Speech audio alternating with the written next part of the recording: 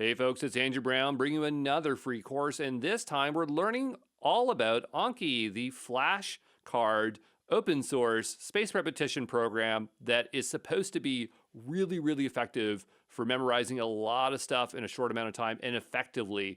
I've known about this program for a very long time, and I've avoided it for a very long time because I always found it really hard to learn and to customize. It turns out that it's not hard to use, it just was missing the perfect course, which I've created here for you. So we cover everything that I think is practically possible and useful to learn Anki, such as creating decks, filtering decks, subdecks, adding plugins, creating your own plugin. Yes, we code our own plugin in this course.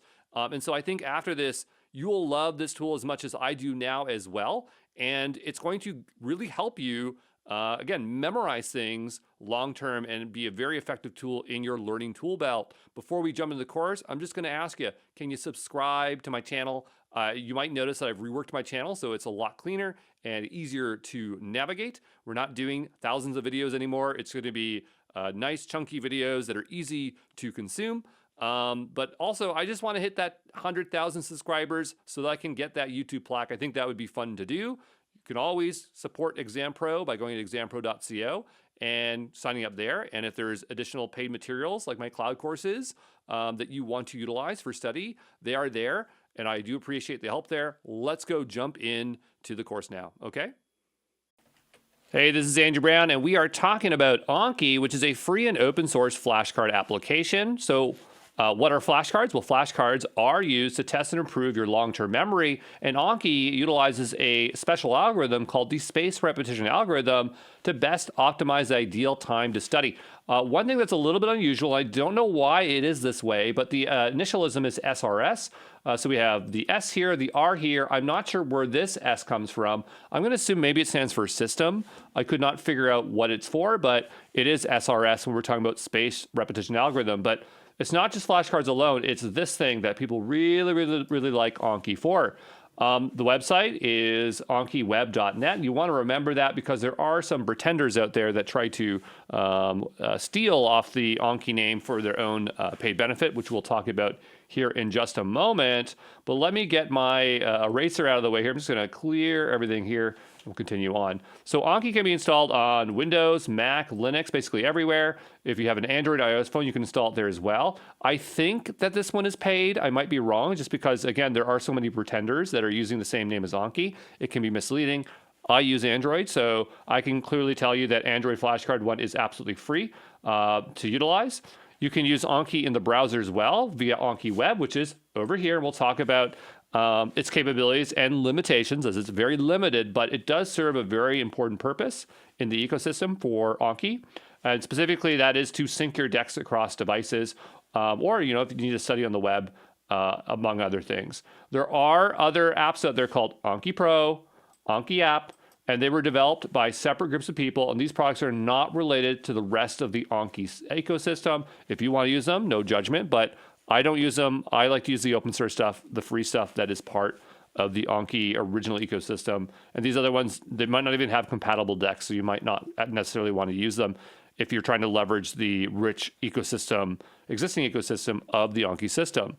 So here is a screenshot of Anki. We're going to see a lot of it. This is actually my personal deck where I've optimized it for Japanese language learning. That is the use case that I will be showing.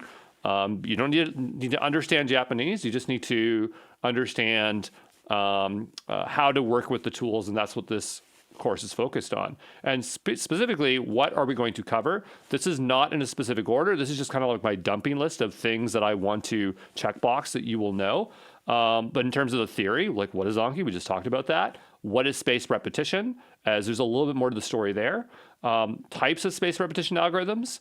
The autonomy, anatomy, right? Anatomy, autonomy. I don't know. The structures, we'll say the structures of an Anki deck. I always get that word wrong. What are subdecks, flags and tags, card states? For hands-on, it's how to import an existing pre-made deck, how to configure Anki, how to create a deck, how to create fields and data, how to create and style cards, how to add media to cards, images and audio, how to install add-ons, how to tag fields, how to search filters across fields, how to use custom study via tags, how to create subdecks, how to export fields data and open in Excel, how to bulk import data, how to sync across devices, computers via a sync server. And I think that's everything. Oh, how to create a plugin, how to export a package deck. I can't see if there's anything else here underneath. I usually have another screen to see that. But we're going to cover a lot of this. Again, not in this particular order, but this is generally what I want you to know. The big one is showing you how to make your own plugin, as I'm a developer, and a lot of people that watch me are developers as well. So I'm going to speed you through it so that you can get the full value out of Anki. But yeah, that's the start of it, and we will start jumping into the theory and mix in the hands-on as we go, okay? All right, let's talk about what is spaced repetition learning. So spaced repetition learning works by spacing out the next time for you to review a flashcard. It doesn't necessarily have to be a flashcard. It could just be the thing that you want to try to recall, but in these systems, they're flashcards, so that it will stick with you in your long-term memory. So here is the graphic that I made. I could have animated it, but I did not. And so I'm going to take out my pen here, and let's try to make sense of what we're looking at. So the idea is that you are going to have a flashcard, right? And it's going to have some piece of information that you are trying to remember. And when you first learn it, at that instance, as soon as you learn it, if you were to recall it instantly in that moment, you'd have 100% retention, right? Because you just learned it. You know, if I said, this is a dog, and I asked you, what is it? You'd be like, this is a dog. That's 100% retention. But the idea is that as time goes on, and let's say it's a particular period of time, whether it's a 1 day, 3 days out, your memory of that information is going to keep going down and down and down and down and down. Okay, and so the idea of this spaced repetition learning is that we are going to hit a desired retention of a particular number, and generally we usually use 90%. There's ways we can tweak that number, but the idea is that when there's a 90% chance that we are likely to remember this, that is when we want to see this card again. Okay, and the idea is that by doing that, then we're bringing our retention up to 100% when we get it right at that point in time. And now we can increase the interval to the next time. And so there's some kind of space going on here, like space, and we're repeating the space and increasing it each time as we go here. So here, the next time when we're about to hit 90%, see, this is farther out, right? It's even farther out. Then we're going to show it again. And so that is how the spaced repetition algorithm works. Okay, so that's the simplest part of it, but we really need to understand a little bit more about desired retention, because this is the thing that you need to set, and how you set it is going to determine how much you want to remember and the style of learning you want. But hopefully that makes sense as a start, okay? All right, so we're taking a look here at desired retention. This is very, very important, especially if you have the right algorithm that allows you to set it. So desired retention controls how likely you are to remember cards when they are scheduled for review, so the next review period. And on the left-hand side, we have a workload of minutes of study per day. You can see if that you have this at .99, or basically almost 100%. It's not exactly 100%, but just shy of it, that you're doing a lot of work, right? A lot of work. So 3 times the work, and that's not very efficient. So you're trying to figure out how much to space them out so that you reduce the amount of time you study versus the amount you will remember, right? And so usually the magic number is like 90. So, and the idea is that if you went up to, let's say 94, I think that's 94.95 maybe here. It's hard to say when you look at this stuff.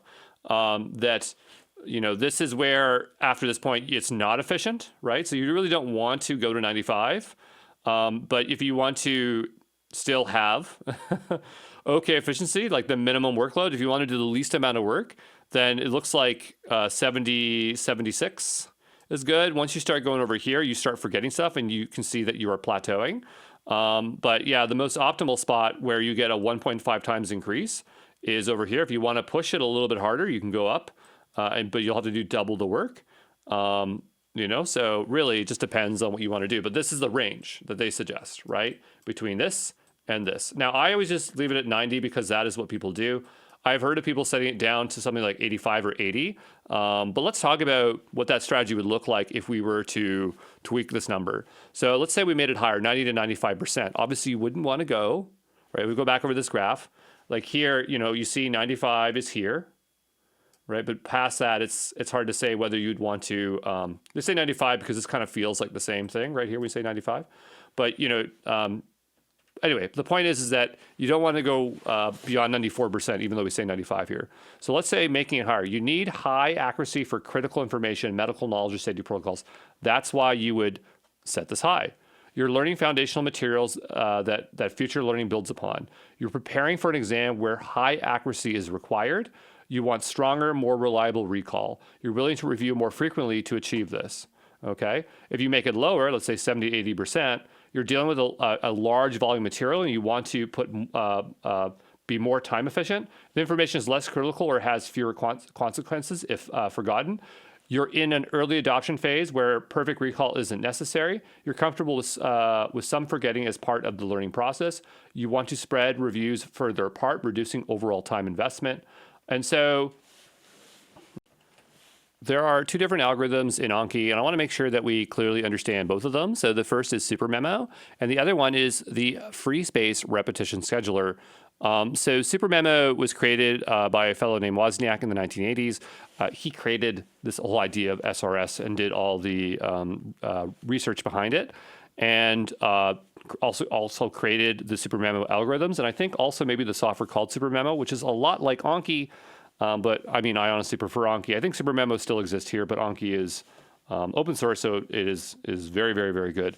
But anyway, there's multiple iterations of this algorithm, and the one that we find within Anki is called Super Memo 2. And Super Memo 2 has been Anki's main algorithm for its entire existence up till 2022, until the FSRS came along. The reason we don't see newer versions of Super Memo 2 is because the Super Memo algorithms are proprietary. I'm not sure how they got a hold of Super Memo 2, but the point is that everything after that we're not allowed to use because they can only be used in the Super Memo application. As far as I understand, that the iterations on Super Memo 3 to 18 is not significantly much better than Super Memo 2, so it's not that big of a loss. But the Free Space Repetition Scheduler is apparently way, way, way better than Super Memo 2, and it was developed by Jarrett Yee. And the way it was developed was it was built on neural networks trained on large data sets of review history to best predict when is the best time to space out the intervals for review. And I'm going to strongly recommend that we use FSRS. Even today, when I install Anki, the default is Super Memo 2, and I switch it over to FSRS because we're going to have different options, like being able to set our desired retention and some other things. And so this is something you absolutely want to do on day one and not make the mistake of leaving it on the inefficient Super Memo 2 algorithm. But there you go. I just want to talk about these three terms in particular because I think that they come up when you research FSRS or space repetition learning, and it might help you to hear these three terms. So FSRS is based on the three-component model of memory. The model asserts that three variables are sufficient to describe the status of unitary memory in a human brain, whatever that means, but it sounds like the components of memory. So what do we have? We have retrievability, which we represent as R. So the probability that a person can successfully recall a particular piece of information at a given moment. It depends on the time elapsed since the last review and the memory stability. And I hear memory stability quite a bit when I'm researching this. So again, that's another thing that is worth looking here. Stability, the time in days required for R, retrievability, to decrease from 100% to whatever the target amount is. And so we're saying 90%, but we really mean the desired retention here. For example, S equals 365 means that the entire year will pass before probability of recalling a probability card drops to whatever the value we're looking for. We have difficulty, so the inherent complexity of a particular information. It represents how difficult it is to increase memory stability after a review. We could use this in formulas and talk about this in greater depth. I don't think it's worth our time, but I just wanted to introduce you to these terms because if you do some research yourself, then you can remember this three-component model of memory and it will help you out, okay? All right, in this video, I'm going to show you how to install Anki. I simply did the search Anki, and we're going to AnkiWeb.net. Now, there are other products that pretend to be Anki, like Anki Pro and things like that. Just make sure that you're going to AnkiWeb.net, which is the free open source version. Looks like they have changed the homepage literally this week, so that's fine. But we'll go ahead and download Anki here. We have a few options. We have Windows, Mac, and Linux, and you can see over here that if you're on Android, it's Anki Droid, and if you're on iOS, it's Anki Mobile, making it very clear which ones to utilize. Now, you will have to update Anki from time to time, and that requires normally downloading it, especially when there's a major revision. At least for Mac there is. But I'm going to go ahead and download that there. And once that's downloaded, we're going to go ahead and install it. So we'll give that a moment to download, okay? All right, so that's now done downloading. Over here, I have the installer. Let's go ahead and install it. So this should be pretty straightforward. It's going to install it here. What's important to notice is where it is installing it, because later on, if you want to do mass imports or things like that, you need to know where the folder directory is so that you can bulk import graphics and things like that. But we'll go ahead and install that, and it should be installed fairly easily. On Mac, the process is even simpler. You just literally drag over it to your applications, but we'll wait for this to complete, okay? That is now complete. We'll go ahead and hit close, and Anki should be installed. So you won't be able to see it, but I'm going to open up my Windows menu here and type in Anki, and I'm opening it up. And the first thing it's doing is asking me for my language. I'm technically in Canada, but United States is going to be the closest type of English to us. So we'll go ahead and do that, except we spell color C-O-L-O-U-R. Are you sure you want to display in English United States? Yeah, well, what else could I do? I'm not sure what else I would do here.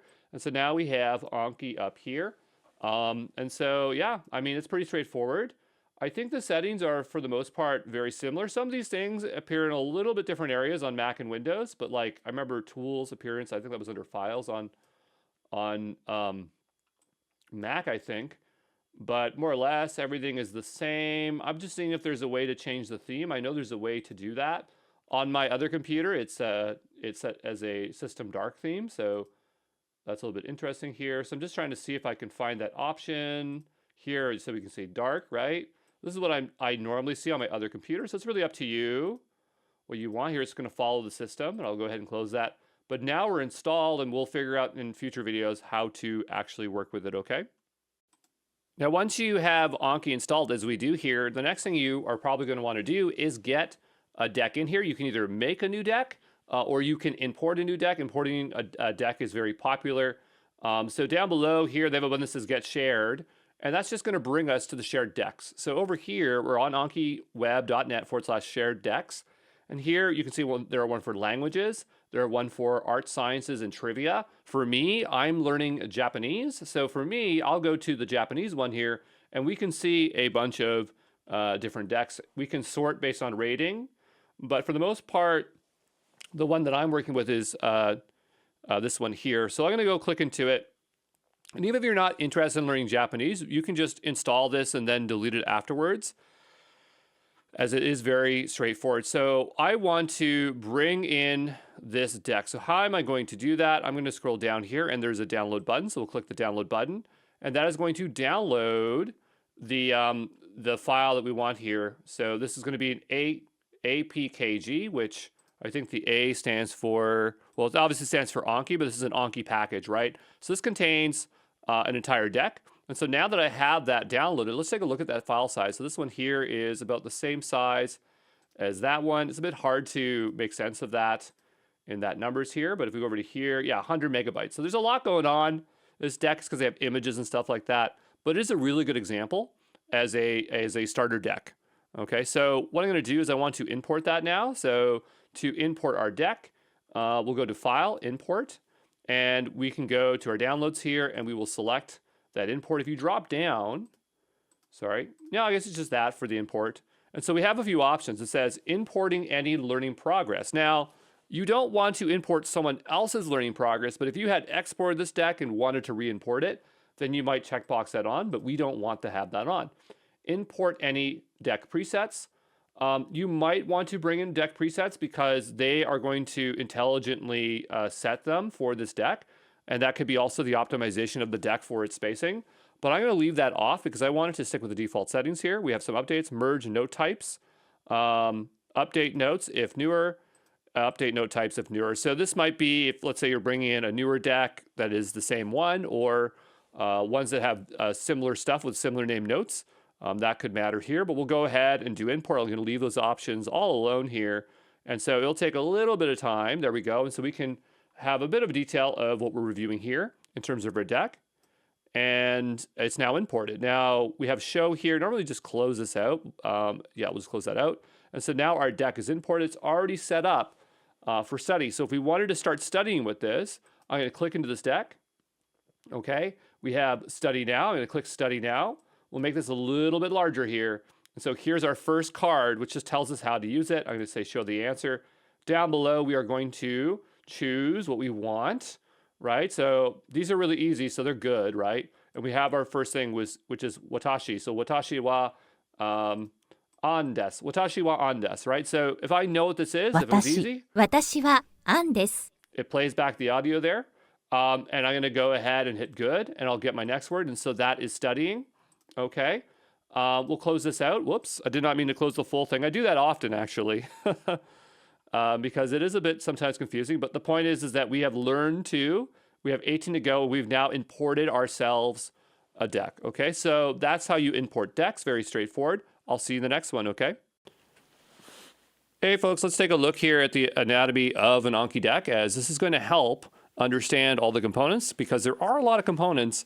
And at first it seems really complicated, but once you start using it, it's pretty darn easy. So let's talk about what a deck is. So a deck contains notes and cards. So those are the two things that it contains. And a note is defined by its note type. So note type defines the data model of fields that are going to be utilized in that note, right? So if you have a note type, the note type will have fields. The fields in here, let me get my pen out here, so we can kind of talk through this. So a field could be like the front of a card, the back of a card, an image, a link, whatever you want to utilize as your data in your cards, okay? So think of it as a scrap piece of paper where you're writing all your data points onto, but it's not necessarily what you're going to use as your flashcard. You have a card type. This represents how a note is displayed. So this doesn't have data in it, but it basically is a markup template. And it basically is HTML with a templating language where you can reference your field. So if you have a field called word, right, then you can reference that, that word inside your HTML with like curly braces, handlebars, and displayed on your front and your back end, and apply styling. So it has a front end and a back end template. They accept HTML as markup. It accepts basic JavaScript for interactivity, handlebars for injecting field data. Styling is via CSS that you can apply to the front and the back of your card. Okay. The note itself, which is over here, has a note type, right? So what fields do we need to fill in for our note? And it contains the actual data. Okay. So it basically is the template of a note. So you say note type or note template, and then this is the actual note being filled out with our data. Then you have a card. So the card is what the end user sees when they're studying, and it references a note. Now, what's interesting is that a note can have many cards, right? So that's really interesting, because if you have just generic scrap note data, you can represent it many, many different ways. Okay, and so that is something that we will see as we will learn how to take a note and make it into multiple cards. But there you go. Let us take a look at card states, as we do have a lot of different states. Now, I need to point out that I had to normalize this representation, because the way they look in the UI versus the documentation, the API, they don't fully explain this full system. And so it gets a little bit confusing, especially when you want to pull this data out and work with it. And so I'm hoping that this diagram will help you out. It's not that it's complicated. Again, it's just a lack of consistency between docs, the data, and the UI. So what is the first state? The first state is new cards. So these are cards you've never seen before, and that's exactly what they are. So cards that have never been touched. We have a state called learning, and I kind of group it in this thing I call learn, okay? Because you have learning and relearning, which are basically the same thing, except relearning is when you have forgotten a card, you can remember it, and so it kind of goes through a similar process of learning. So when it's in a learning state, what it's going to do is it's going to go through learning steps, right? So if you see a new word, right, and you get it right, it doesn't automatically go to review. No, it doesn't do that right off the bat. What it does is it has to go through a series of steps. And those series of steps are simply intervals of time that you define yourself, and we'll see that later on, before it is promoted to review. And then once it's in review, it's going to act in a different way, okay? So that is something to remember, is that learning is going through learning steps. Once it is past its learning steps and it goes to review state, review is cards shown again after an interval of time. And this is that interval of time that is via the space repetition algorithm, right? So learning steps are defined by the user or the defaults, whereas the interval of time for review is the space repetition algorithm of that desired retention rate, okay? And so the way we define review is we have young and mature. And young is intervals of less than 21 days, right? So like when we're using the filter language to say, show me young cards, you can't do that. You have to just say cards that are 21 days or less, right? Less than 21 days. But in the docs, they'll call it young, right? And in the UI, they'll call it young. Mature is anything greater than the 21-day interval. So we have interval of less than. One of these has to be equal or less than. I'm not sure which one it is. So maybe it's 21 days and less is young. I'm not sure. Or maybe it's 21 days and greater is mature. I can't remember. But the point is that that breaking point is at 21. If you get a card wrong, it goes back to the relearning phase, and then it goes through its own relearning steps, right? And then once it gets promoted back, it will go into, I think it will be, I'm not sure if it'll go young or mature. I'm not actually sure. I actually never thought about that till now, but I do know, I do know it goes back into its review state. So whether it takes back up the labels mature or young, I think it becomes young again. Because if you got it wrong, it would logically make sense of that, but I'd have to look it up. We have the option to bury a card. So burying is like, imagine you are working through a bunch of cards. There's just some cards you're just not getting. You're having an off day. Maybe you want to go look up that card, learn a bit more about it. And so if you were to mark it, let's say wrong, like let's say it was a card that it was reviewed, and you can bury at the learning stage as well if you want to. But if you have a review card and you don't want to mark it as again, because it's going to go through that relearning phase and reset it as young, that what you can do is mark it as bury, and then it will just hold on to it, and the next day you'll just review it the next day. So it's kind of a way to give yourself some breathing room to go research a word or your target information and not completely reset the maturity of that card. And it's very, very useful. Or maybe you're just running out of time, and so you didn't really get a chance to do those 3 cards, and so you just want to push them to the next day. And I mean, if you do have a deck and you do have a few cards that aren't there, I guess you could leave them. But if you are using like the time tracker thing, the thing that tracks whether you are studying or not, it might not count unless you do the full day. So you might want to quickly just bury those cards.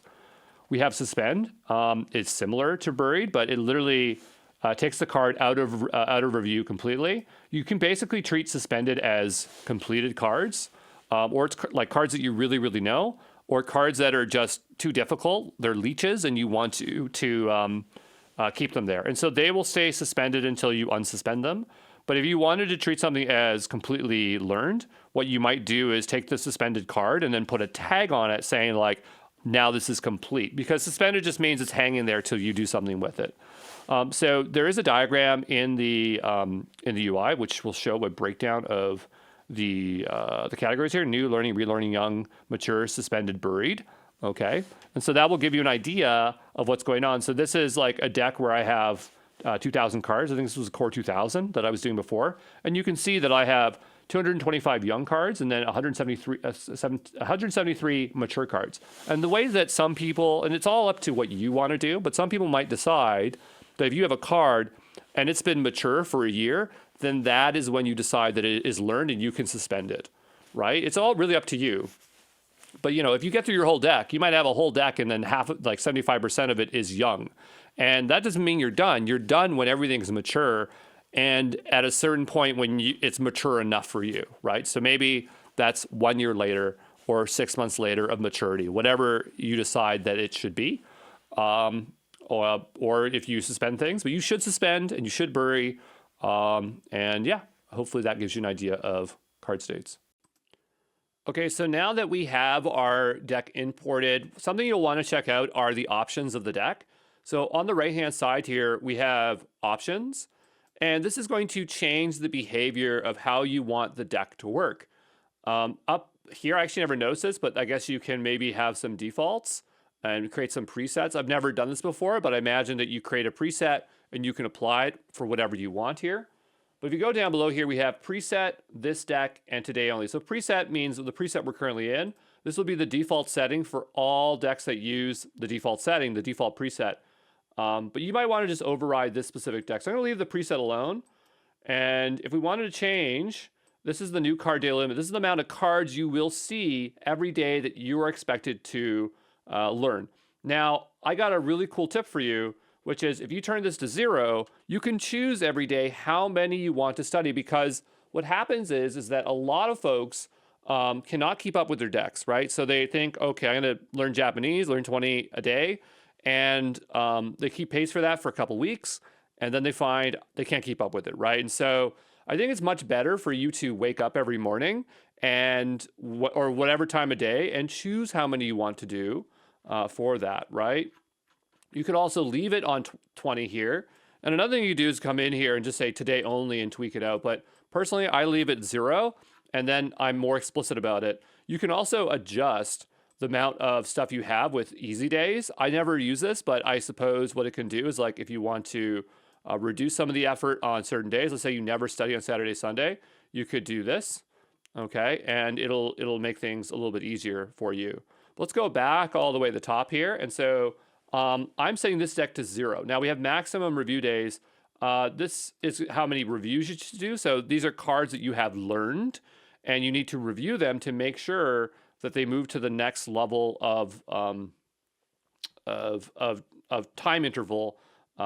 And so the recommendation here is put the maximum number here. So no matter how many cards you need, you should review them all. Now, this is, of course, a personal choice of what you want to do, but in the Japanese language community, they say to set this to 9999, because if it's something you're supposed to review, you're supposed to review it, right? Let's see what else we have. New cards, ignore review limit. So I've never had to touch this. We can click into any of these and it'll explain what it is. By default, the review limit also applies to new cards. So no new cards will be shown when the review limit has reached. Now I've just set it to 9999, so this doesn't matter. We have limit starts from top. So by default, the daily limit of higher level decks do not apply if you're studying from its subdeck. And so this is a subdeck thing. If we get to subdecks, we will talk about that later on. We have new cards. So new cards is the interval to how long something stays in the learning phase. We have a slide on this, and I explain it very clearly. But the idea is that when you have a new card presented to you, right? So no matter what the card is, I wonder if we can, I'm going to say, I'll save the changes because I do want those changes. But let's say I'm in here, right? And I'm studying, this is a new word, right? Let's say this is a new word. I want to go over to my options. Can I get to options when I'm studying? I can't, but the point is that when you have a new word here, right, and we go back to our decks here, okay, you have a new word, it's going to be in the learning stage, right, and it moves out of the learning stage after it's gone through these steps. So you're going to first see the card immediately, and if you get it right, then you'll see it a minute later, and if you get it right again, you'll see it 10 minutes later, right? And then after that, it is after you've said good on the last minute, it moves it into review, right? And so that moves it from the new learning stage to the review stage. And so you have 1 to 10 minutes. It's really up to you what you want to do, but I'll put 10 minutes here. I have seen, and this is in the preset we're doing it, by the way, but I have seen like some defaults have 1 day, which to me makes no sense, because if you're going to review something the next day anyway, that's like what the review interval will do. Then you don't really want to put, like, you can, but you don't really want to put 1 day interval in here. You put like 1, 10, 30, whatever you want. I usually just leave this as 10, as I think this is good. We have a graduating interval. So the number of days to wait before showing a card again after the good button is pressed on the final learning step. So here it says 1 day, right? So if we did 1 day, that makes no, you can do that, but it's a little bit silly. So we'll leave that alone. We have easy interval. So the number of days to wait before showing a card again after the easy button is used immediately before. Now, when I study, I don't use the easy or hard buttons. You can use them if you want, but you just have to get into a habit of either using all the buttons or just easy and hard, and we will come back to that. But I never, ever use easy or hard. To me, it's I either know it or I need to study again.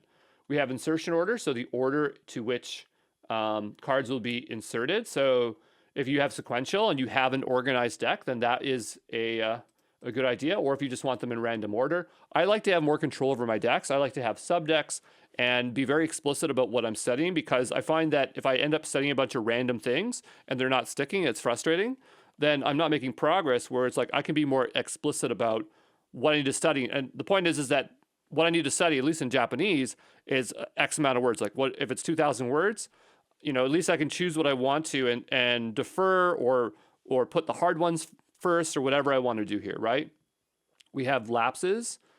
So lapses is if you were to get something wrong, you hit the again button, and this works the same way. But the point is that, you know, if you get it wrong, it'll show it to you again. It's now in the relearning phase. You have to get it right 10 minutes later on, and then it goes back into review.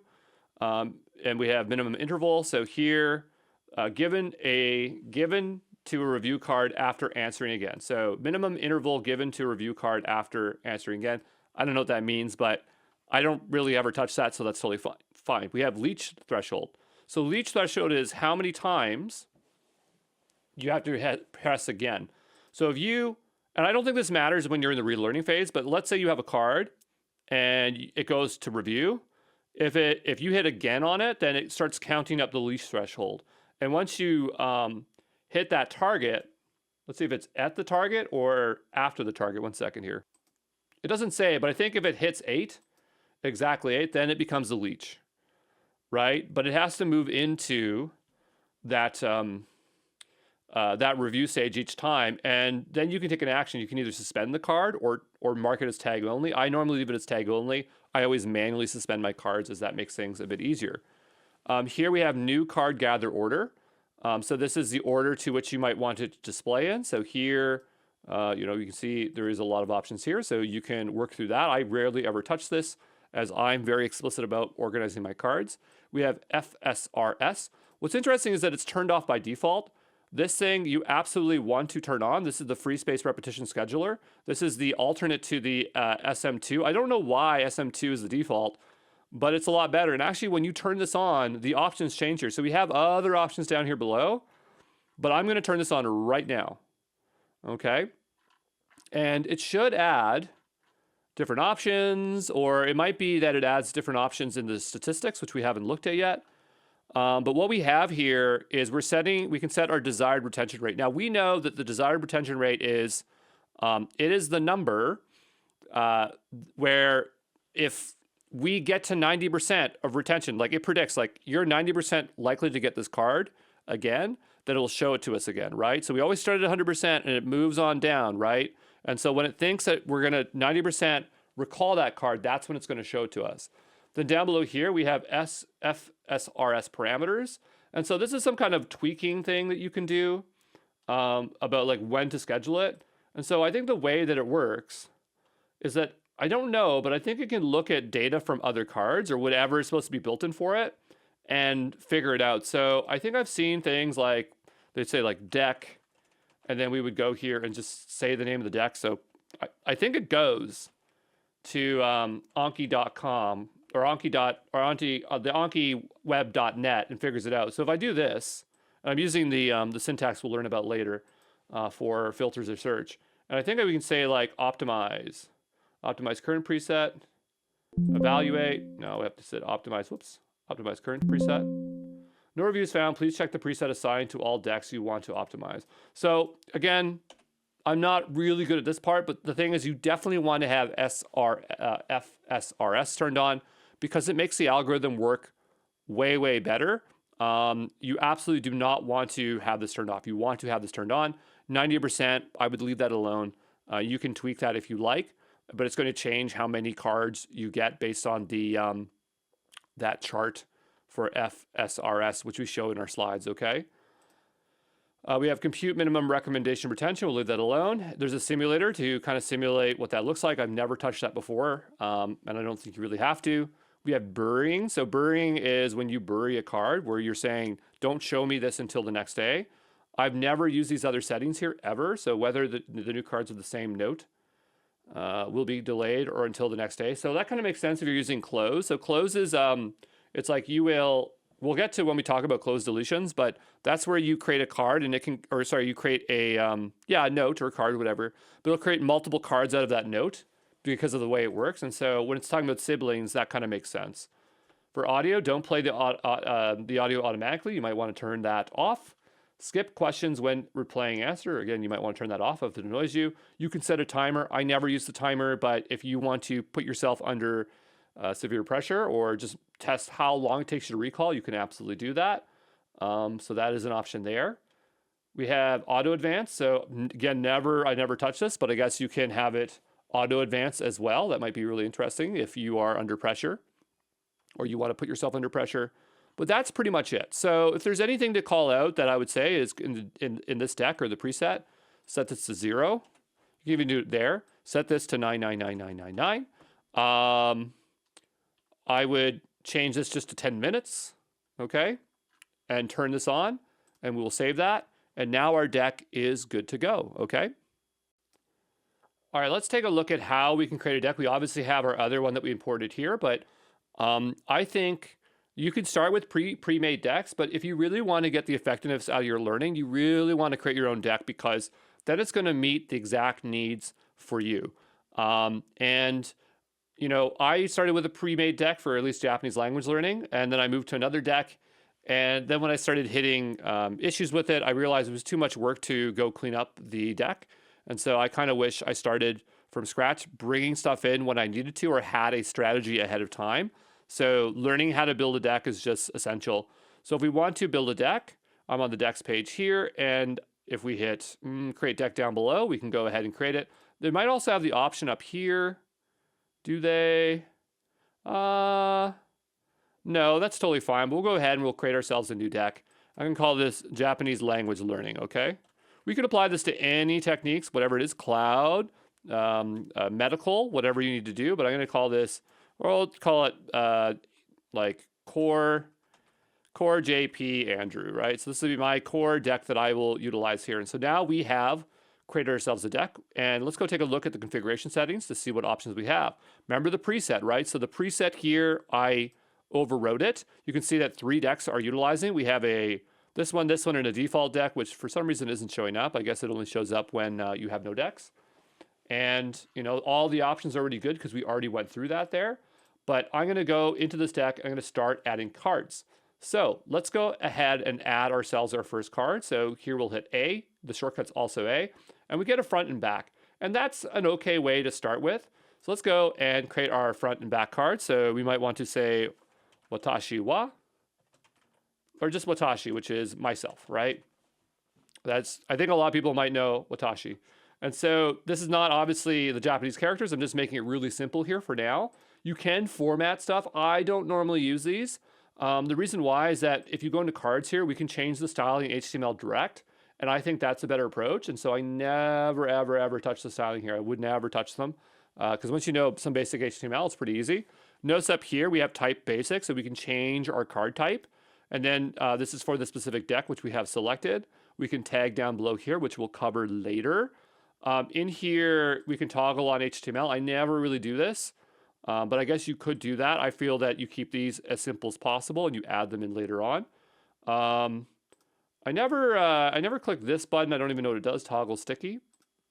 But the idea is that we want to add that card. So go ahead and add that card. So we have watashi wa, and we have, was it okane?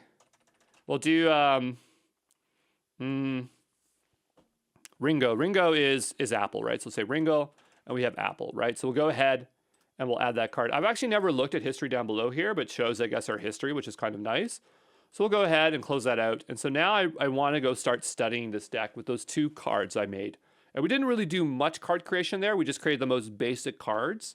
But we'll go ahead and get this ready. So I'm going to go options. And we'll say, I want to study today. I want to study Well, hold on here. So I'll just discard changes. So you can change it there, but what I normally do is I go down to custom study, and if I will always go here and just say increase today's new card limit, which is the same as going to options down below here and choosing this. I wonder if I can make the fonts a bit bigger. I'm noticing that the UI is really, really small. I do apologize. I don't know if that's a setting I can fix here. User interface size. Can I do that? Okay, and let's close that out. Bigger font, bigger font. Oh yeah, there we go. You're welcome, folks. That is way easier to see. I'm not sure if we're gonna have a bit of a trouble with that, but now you can really see what's going on here. But let's go back into our core deck here, and I'm going to go ahead and, yeah, I said I want to start studying this. Remember I set it to 0? So yeah, if we go here, we can go here and just update it here, but I don't do it that way. I go to custom study and I increase today's new limit. And so we only have 2 cards, but I'm gonna say 2 cards. And we're gonna learn those 2 cards. So I'm gonna go ahead and hit study. And so we have watashi. So I have to remember the English translation, which is myself, right? So I say show answer. Did I get it correct? Yes, it did. So we have good. Notice here it says 10 minutes, right? So if I say good, it's going to go to 2 days. And then here it's 15 minutes, and then it's 13 days, okay? So we'll go ahead and we will say good. And now I don't have to worry about that for a couple days. I'm gonna go to show answer here. We have Apple. And, you know, as an example, I think it might be interesting to go back to the decks here and just change the configuration for a second. I wanna see if we change this to 1 minute, because I was kind of expecting, I was kind of expecting it to show a little bit more here. So let's go back over to here and we'll study. Okay, so now it says 1 minute. Okay, there we go. So you notice it says 1 minute or 10 minutes. Or if it's hard, it's whatever. So here we'll say good, 10 minutes. And then I'll say show again. We have Apple. I'll say that is good. And so now I have learned my entire deck up to this point, right? So pretty straightforward. If we go over to our deck and browse it, we can see our cards that we have here, right? So I know the screen's a little bit big. I might have made it a bit too big. But on the left-hand side, I believe, you see we have new cards. This is from the other deck, that deck there. If we go to learning, we can see that we are still learning watashi, right? And then ones that are in review here, that's from the other deck. That's from the Kaishi deck. But these ones are in review. Okay, so just kind of giving you an idea of the state of where your cards are. But we'll talk about this interface here in a little bit, but I just wanted to show you how to make the most basic cards. But we will dig deeper and see more stuff that we can do to our cards, okay? All right, so we've learned how to create some cards or in our deck, but that way of setting up just front and back is really, really basic. And I would like to do a little bit more to make our decks more interesting. So let's go back into here, and I'm gonna click into the core JP, and what we can do is go ahead and hit browse, right? And in here we have our cards, right? So we have cards up here, but we also have notes. The way you have to think about notes is notes contains the actual data that you have, and then cards is the way you can display it. So you can actually have the same data, the same note, with different cards displayed in different ways, if that makes sense. But we'll get to that later on. I just want to focus on notes. Normally I have this set to notes because I usually don't have more than one card type in a deck. But let's go and stick on notes here. If we go to the top, we have fields, cards, and preview. Preview lets you preview your cards very quickly, so you can see what they look like. But we're going to click on fields here. And so fields, this is the actual inputs that we have. So we have front and we have back. Now I don't do front and back. I will just have a bunch of fields that I need and we'll change them accordingly. So I'm going to rename this one. I'm going to call it JP for Japanese. I have a tip for you here. If you name these, you can make it really easy on yourself if you don't ever have spaces and you keep them nice and short, because you have to reference these via code, and whether you're making a plugin or whether you are styling your card.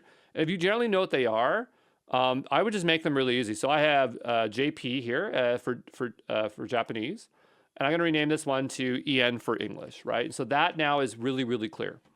Okay, exactly what those are. Now, if I go ahead and save that, and now we go over to cards, you'll notice here it says JP. This used to say back. But now it says JP here, and it says, well, it doesn't say front here. So for whatever reason, they have some kind of special ones that let you show the front side. I never do this. I take this right out here. But I would just have, if I wanted to show both the JP and English, I would just go ahead and do JP and English like that. So we'll just put that lowercase JP and English. And so there we have it. A little bit of mess up there, but we'll add a little bit of formatting. I don't want to get too much into formatting right now, but you can see here that we have our front and then there's our back, right? We can actually make this an HR, I suppose, so that just divides it. Okay. And so that's us starting to work with fields. We can add fields from here as well, which is not a bad idea because I do want to show a bit more here. Imagine that instead of having Ringo here, which means apple in Japanese, we actually want to show the photo of that. So I'm going to go ahead here and, oh, I guess it just inserts it. That doesn't actually add new fields. But we'll go ahead and save this card. And it doesn't matter which one we click on. We'll just go to fields here. And I want to add a new one, and this is going to be image. Okay, so we're going to add an image here, and I'm going to save that. And I'm going to now see on the right-hand side here that we can put an image in. Okay. And images, you can drag and drop them in here, or you can use this little button here to bring them in. I like to drag and drop, but there are some limitations with dragging and dropping. You might also want to process your images before you bring them in here, because if you have large images, that's going to account for the large file size. Notice that that other deck we brought in was 100 megabytes. It's because it contains images. So if I go down here to this other deck here, and notice it has way more fields. If we scroll all the way down here, somewhere, maybe over here, it has an image, a picture, right? And so that's what's making that deck really, really large. I try, if I can, to use SVGs or vector images, but you know, you can also just reduce the images with any kind of image editor, file editor. I'm not going to show that in the course here. That is something you can do. There is, I think, a plugin called Image Resizer, which will resize stuff that you can utilize, but we will maybe take a look at that if we get to plugins, or when we get to plugins, okay? So I need my browser here, and I need to go get an image. So I'm going to just say Apple image SVG, okay? And so here we have some, and I'm looking one for free right now, so just say free. And hopefully one that I don't have to sign in or do anything. Where is a free image? Oh, they'll probably make me sign in.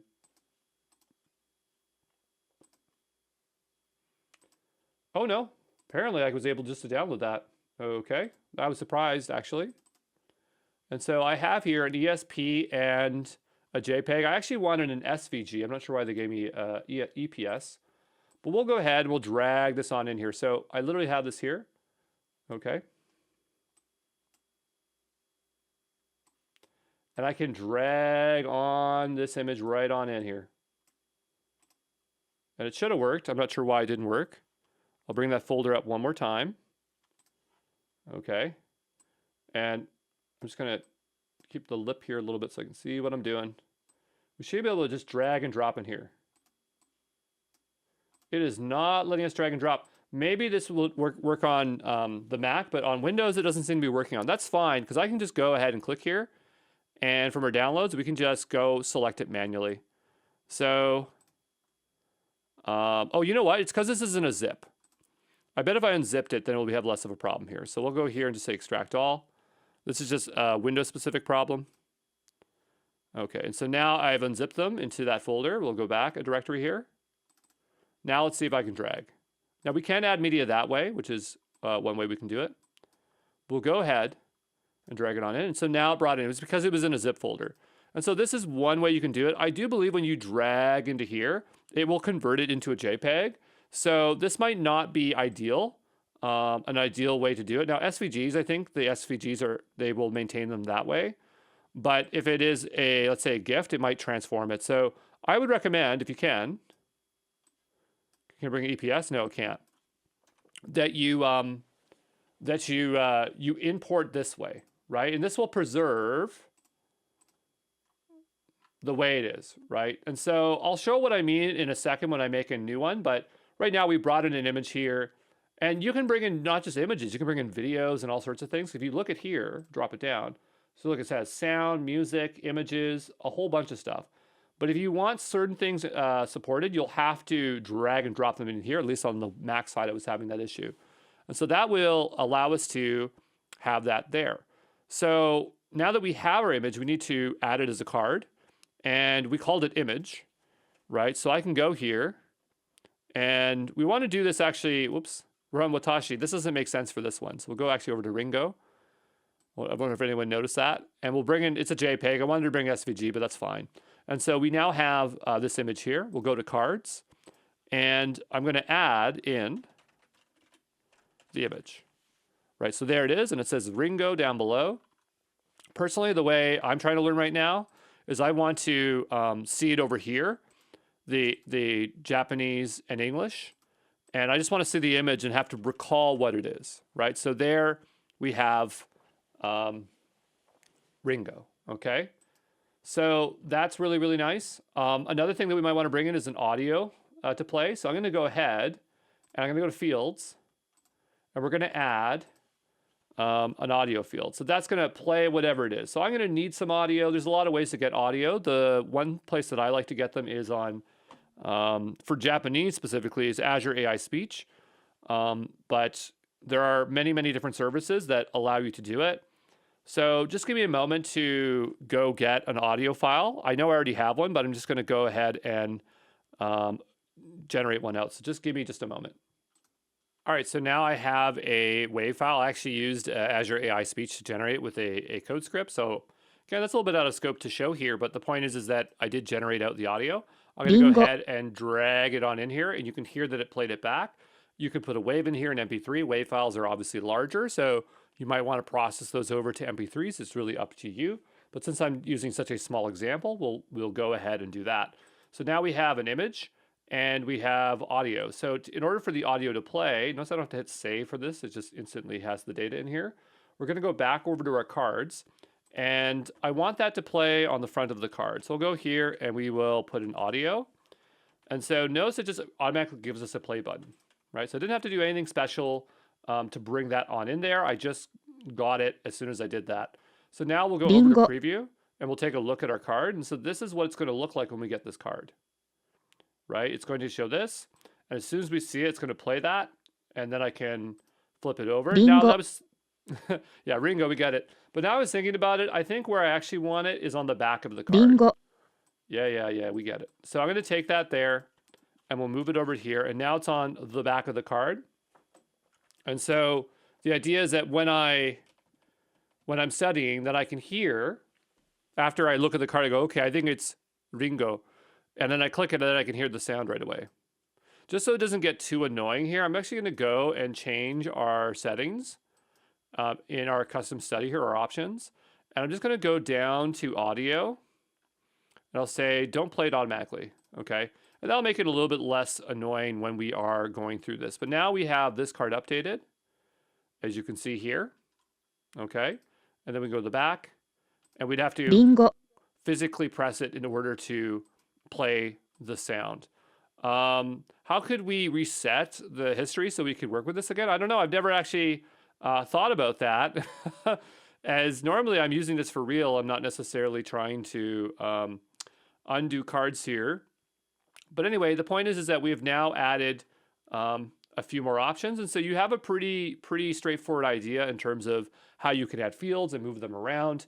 I think the big thing that I would like to do is actually style the card so that it looks a lot nicer. So that will be the next step that we do here, okay?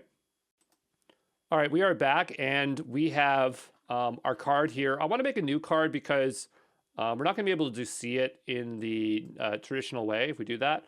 Right now I am in the correct deck, I believe. Sometimes a bit hard to tell, but we'll click back into here and we'll go add and we'll bring this on over here. And so we need to fill in a new one. So I need a new type of card. Maybe we can do orange. And so I need the Japanese word for orange. And so far I've been using English spelling for this stuff, but I'm going to go over here. We'll say orange. And now we have orangey. And so I'm going to actually put in Japanese text. Now this isn't using any fancy characters, but now we have orangey. We'll put in the English. So this is orange. And we need to place in the image. So I'm going to need an image. We're going to go, since free pick worked out so well, we'll go back over to here and see if they have an orange. I wanted an SVG, but whatever, it's fine, it doesn't matter. The point is that I told you that you can do SVGs if you want to. And we have a few different ones here. This one's actually quite nice. And I'll go here and I will download this one. Here we go. And I learned my lesson last time to unzip it. It keeps giving us ESP files. I don't know why. I mean, ESP files are fine, and I do have Adobe to open them up, but I'm not going to go through that hassle here, especially if you folks can't follow along if you don't have Illustrator. But anyway, we'll go over to here. And so we have our, not that one, but here we have our image. And by the way, when you drag in images, they're actually storing it in the, I think I've already said this, but they're storing it in the Anki database. The Anki database is an SQLite database that is on your machine. So you are creating the size of the deck. You can delete the image. It's not like referencing the original image, so at least I don't think it is. But we'll go ahead and we'll drag that one into here. We should really test out a GIF at some point here, just so I can show you what I was talking about, where if you drag it in, it might not work. And so now I need the audio sound. I'm going to go generate that out. So I have, if I could find it here, you don't have access to this, but I have a secret repo here where I have some code that will generate it out. Again, this is just my own stuff. And so I want to generate that out. Okay, and I'm going to just make a new input here. We'll call this fruits. And I'm going to paste that in here. And I'm just going to hit up. And we're going to do fruits. And it doesn't say it's, I got to name it right for that to work. This is using Azure AI. I used LLM. I just said, hey, go let me use Azure AI for Japanese, and it worked. I found that one was the best one for my target language. So in here, we should have, if I refresh this, fruits. And so if I go here. Orangey. Orangey. Okay, so we now have orange. And I'm just going to reveal that in my file explorer. There it is. And I'm going to drag it on in here into our audio. Now, I do recommend that when you're working on a deck, so like we are working on this deck, because later on you might want to reassemble it, repackage it, do something with it. You should really make a folder for it. This is what JP Andrew core deck. And in here, this way, if you have images or audios, and if for whatever reason you need this stuff again, you can rework with it. Now, you of course can export your decks and your assets, but I strongly recommend to do this. And I'm going to just try to get into that good habit right now of doing that, so that I'm showing some other thing. You probably also should rename this stuff, because when you drag it in, it actually keeps the original name. And even though you don't see it, not in every case, it does make it a little bit better if you do that. So we'll go here and say Apple. All right, we'll go back up a layer. And so I'll get rid of these two folders here. And we'll bring these on into here. Just keep on cleaning up here. Why not? And now I have these images here and my audio file here, right? So now, I already lost we have Ringo, right? I'll put this here, orangey. And in here, we'll scroll on down. I'll bring this on in here. Orangey. Okay, so now we have our two here. So we'll go ahead and we will close this out. We'll hold on, we'll add it. We'll add it.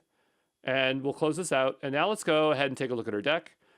We're out of cards to study today, so I'm going to just increase the limit by 1 here. There we go.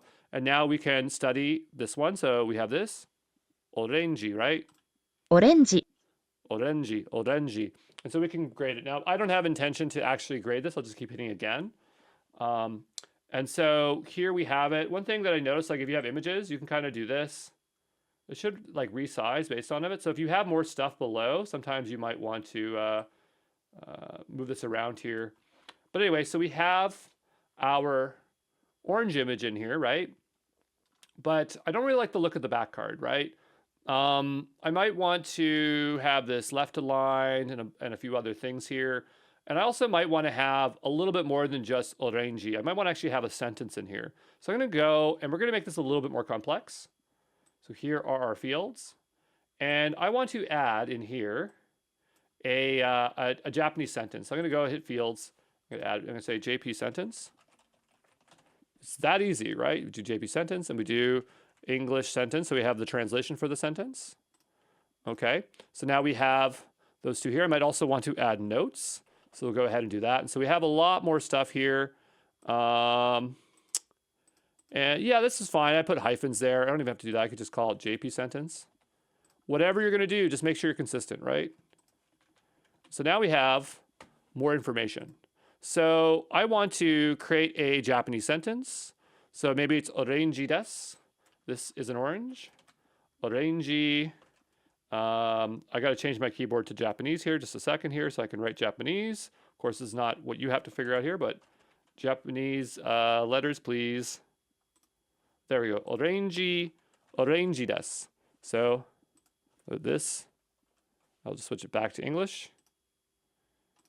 This is an orange, right? That would be its translation, okay? So now I have this one added in here, and we might want to have notes in here. So orange and orange, the word orange, or we'll go up here, we'll say orange is the same word for the fruit and the color, right? So that's kind of a bit of a note here. So we'll go ahead and we'll close that out.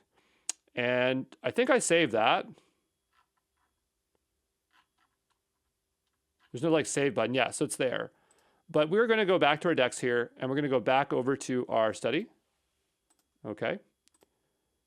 And, oh yeah, we don't see it because we're not rendering it out. So we'll go to our cards. I might bring the font down a little bit. It's a little bit hard for me, folks. I did make it big for you folks, but I'm going to bring it down to maybe 150. We'll make it a little bit more reasonable here. I can't even see the save button here. Yeah, we'll close. That's fine. We'll close this out. We'll reopen up Anki. It's nice to know that we can make the interface larger. And so, yeah, this is now more reasonable. So we'll go into our core here, and we will hit start. And so here, this is fine. But once your decks kind of grow, you might want to change the formatting to make it a little bit easier. Let's go ahead and add our additional fields that we want in here. I'm not sure why it has that weird little delay. I'm getting weird little delays. Probably because I'm recording while I'm doing this, which is fine. But anyway, so we have that side of it, and I want to get that sentence in there. So we have that word, and then we'll want our JP sentence, If you don't know what they are, I suppose you can just go down here and add it like this. We say add field, JP sentence, like this. I don't really want the font and stuff there, but we'll just want that. We kind of forgot what the name is. And so now we have orange desu, and it's kind of hard to see what's going on because it's overlapping. And then underneath the English, we're going to want orange. This is an orange, right? So that's not going to really work for us, right? So we have to think about how we want to format this. I'm going to take my English here, and I'm going to have that one under this one. I'm going to take this one and here. And so we have HTML that we can utilize. That's what I want to talk about, is like how we can work with HTML to style this as we now have more fields. We also have notes here as well. So we'll say notes. Okay, if we have notes, it would display there. And so let's go ahead and first save it. I just want to see if we get any errors or anything if we load this up here. We don't. Okay, good. So we'll go back over to our cards here. Yeah, I don't know, so slow loading here, but I'm going to add some styling. So we'll see here we already have some styling. So there is a card somewhere. If we take this completely out, what happens? Yeah, it just does that. And so I usually like to just take all of it out initially. Okay. And so what I'm going to do is I'm going to put some styling here. We can even bring the image to the back of the card if we wanted to as well. We might want to do that. All right, so we might want to do that and then have this here. We might also want to make the image a bit smaller. But let's start wrapping stuff up with HTML. So here I'm going to say div class image. Okay. I don't think all HTML is supported here, but enough of it's supported that we can do whatever we want. And so that is a little bit too big for my taste. So I'm going to go here and make it a bit smaller. So we'll say image, and we'll say max width 100 pixels. And see, now it's a lot more manageable on the back side of the card. And the front side doesn't really matter, but here you might want to have a way of normalizing your cards. So I'm going to say div class image front, right? And if you really want to, you could probably wrap the whole thing in front. So we could just say this is front. It might already do that, but I don't know. I'm just going to add it in anyway. I'm not really sure what the underlying card structure is.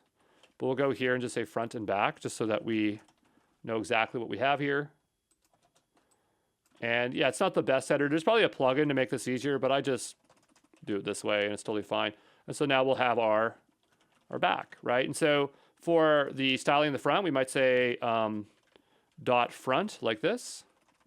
I don't think it has SAS, so I think you're gonna have to do everything one level here, which is not a big deal. Put a space here, there we go. Oh, sorry, that's the back, that's the back. So do that for the back, okay. And then maybe for the front of the card, then we can say, you know, we can be max width 300. Okay, so now we go to the front.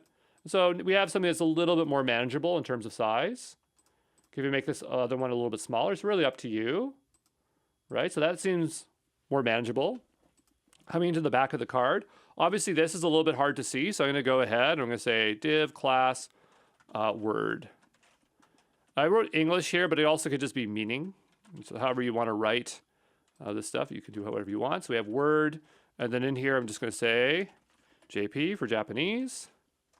The shorter you write it, the easier it's going to be. Okay, and then we'll just say that. And then here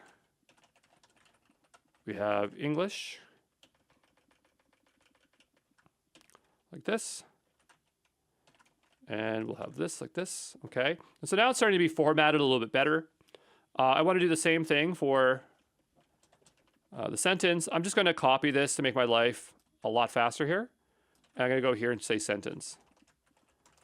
Sentence. Okay, and so we'll say sentence. And sentence. Right, so we have JP sentence, English sentence. Which is fine. The styling here needs to be a little bit improved. Now the background here doesn't have anything there, which is fine. I'm gonna go and I'm not sure why this is highlighted white. I guess it's just the text. I'm not sure why it's doing that. There's nothing in our styling that should do that. But I'm gonna go here and we will focus on the words. We'll say word here.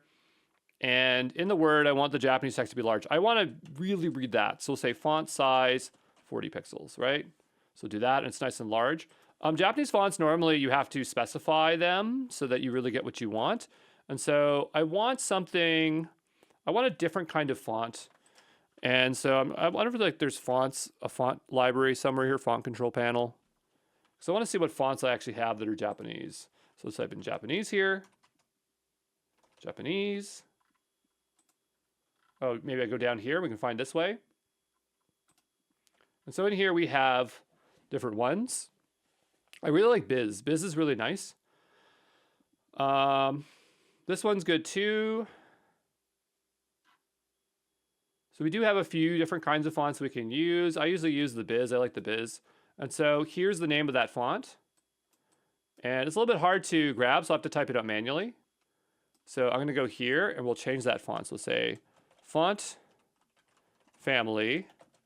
And this will be Biz UD Mincho, right? And then we might want to say sans serif as a fallback, right? So that's normally what you do. And so you can see that font is distinctly different from that one. We might also want to bold the font. So maybe we say font. I don't really want to bold it, but I'm going to bold it for this case here. And so now we have it bolded. But I'm going to take it out because I don't really want it bolded. Now the English text underneath, I do want it there, but I don't really want it to be like really pronounced. So I'm going to go here. I'm just going to make it a little bit, the font I think is fine, but I'm going to make the color lighter. So I'm going to go 000, and I'm going to add an alpha channel here. That's for alpha. And that way I can kind of control what I want this to be, right? Because I don't really want to give emphasis to the English. I really want to focus on the Japanese font. So I like that, and I think we can take the exact same approach for our sentence. So I'm going to go here. I could literally just call it JP and EN, but I'm going to just duplicate it because I might want to slightly change this stuff. And so I don't mind having a bit of duplication here. And so now we have our word and our sentence. Now these are kind of close together and it's kind of making it a bit of a mess. So I need to put a bit of a space in between them. And so for the sentence, I'm going to go here and just tell it to, well, I might do it on the word here actually. We'll say on the word here, I want to give it some margin bottom. So say margin bottom 12 pixels. If you do not know HTML, go watch my course on basic HTML and CSS, assuming that I have one. I'm sure I'll make one. But anyway, so now we have orange, and this is an orange, right? Orangey des. This is an orange. Or it is an orange. I don't know. This is an orange. It is an orange. It's probably it is an orange. That's probably the proper translation. And then down below we have our notes. And see, this stuff is kind of blending in. So what I want to do for notes, we'll go here. But yeah, it really opens the doors when you can do pretty much whatever you want. But I'll go here and say solid 1 pixel RGB, 000, 0.5. I'm trying to put a border on the top of that notes. Do we actually have that wrapped? We do not. So here I'm going to say div class notes. Okay. And we have that. And so here we have a bit of a border. I'm going to give it a padding top. 16 pixels. Okay. And I'm also going to give it a margin top. 16 pixels. So I might also want to bring that down a little bit there. There we go. 4, depends on what you like. And so now I have my card here. Again, I don't know why these backgrounds are white. It might not show that up in actually the display of the card. We'll have to take a look and actually find out. But I think that looks pretty good. This button here is totally fine. It's really up to you what you want to do with your audio buttons. But again, you just wrap it and move it wherever you want. I'm going to go ahead and save that. Let's take a look at our actual card now. Save that too. And we'll close that out. And so I'm going to go back to our deck and we will try this again. And where's my styling? Please tell me it took my styling, right? I saved that, right? Please, please, please. I didn't save it. What did I do? I'm going to pause here and just go type that all in again. I do apologize. It'll take me just a moment to bring that back, okay? But I should have hit save. All right, so I rewrote that. I think everything is basically the same. Might be a little bit more condensed. But anyway, the point is that I've now updated that. I think I actually had that at 200 because that 300 was still pretty large. And so I want to be very careful that I save this. So I'm going to go down the bottom left corner. Save. It says that it saved it. I don't know what happened there, but that was really frustrating. If we go back to cards, it is saved. Good. There are a few caveats, but let's go make sure. There are a few caveats that I want to show in just a moment. But we'll go back over here and we will look at our deck now. So this is what our deck looks like. I don't know why it's adding white here in the background. I do not know why it's doing that. I want to go take a look at the other deck here and its cards. Does it do anything special for the card here? No. But I don't know why it's adding white around the text. It's really, really annoying because I don't have like a background on it. Let's go back over to here for a second. And maybe this is nitpicking. It doesn't really matter. But I don't like that we're getting that white in there. Maybe it's being applied to the card, the actual inputs. Let's go take a look here. Cancel. Because I don't know where that's coming from. What's this? Remove formatting. Remove formatting. Let's go over to this one here. Maybe it's in here for some weird reason. Remove formatting. Remove formatting. I don't know where that's coming from. I've never seen that before. And so now I have changed that there. Let's go back. Yes, so that's where it was coming from. It was actually somehow applied when we did a copy and paste. That never happens on my Mac, but normally you can fix that by just putting it somewhere else or just hitting the clear. And so now those are gone. The only thing that's kind of like that is the image. I might want to go and just adjust the image a little bit here as I want a nice little border around it. So we'll go back over to our deck. We already did it right now. There we go. And we'll click on cards. We'll styling. And for the image, let's go above here. and we'll put a border on that. So say border solid 1 pixel RGBA 000 for black, and then we'll do 0.3, and that just kind of gives it a nice little border. I think that looks nice on it. And so, you know, you don't have to be this particular with your stuff, but you know, for me, I don't know. I think it really improves the way it looks. Want some margin on the bottom there. Practice makes perfect, right? And say margin bottom 16 pixels. Obviously, we're only reading it for the back side of it, but that's fine. We'll go ahead and save that there. And so now this is looking really good. So I would say that's a good start. The one thing is that let's add another card here, just another fruit maybe, because I want to show what happens if we don't have a note or something. So I'm just going to close that out here. I don't mean to close Anki completely, but that's always what happens because the interface, tiny bit confusing. But I want to go and grab from here another kind of image. I'll say, I keep doing SVG even though we don't get them, but another type of thing might be banana. One's not as fun. How about we do grapes? Grapes SVG. Repic's actually pretty good. And so, ooh, I like that one. That one's kind of nice. We'll go ahead and we will download this one here. Okay. And so what I want to do is I want to extract this out. So say extract all. As we learned before, we need to extract them out. And I'm just going to rename this to grapes. Normally, I actually name them as the Japanese word in the source thing, but it doesn't matter. This is just us showing off stuff here. We'll drag that on into here. Try to rename the files before you import them. It does make the names neater and nicer.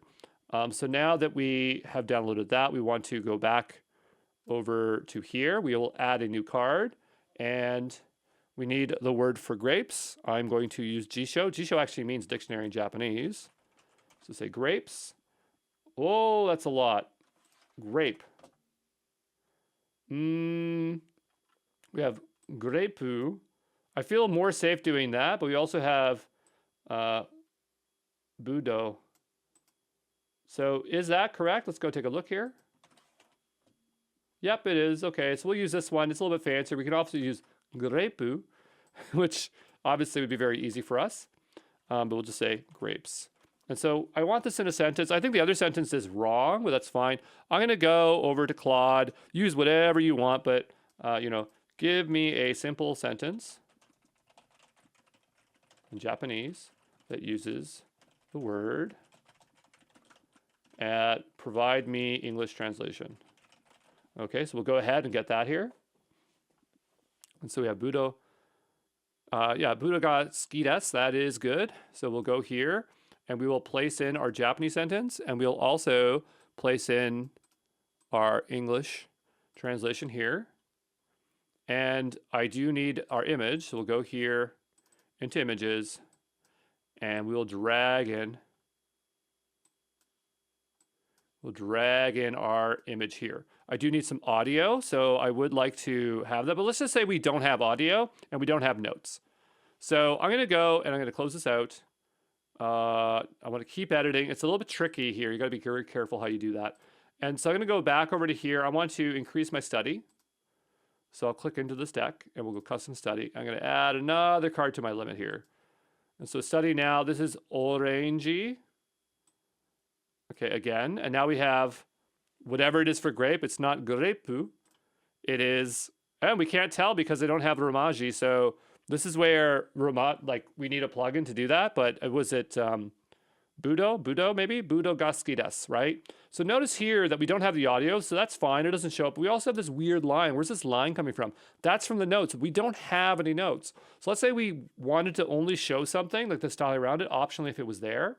So if we go back over to here, what we can do is we can go and there's a syntax, this handlebar syntax we're basically using here.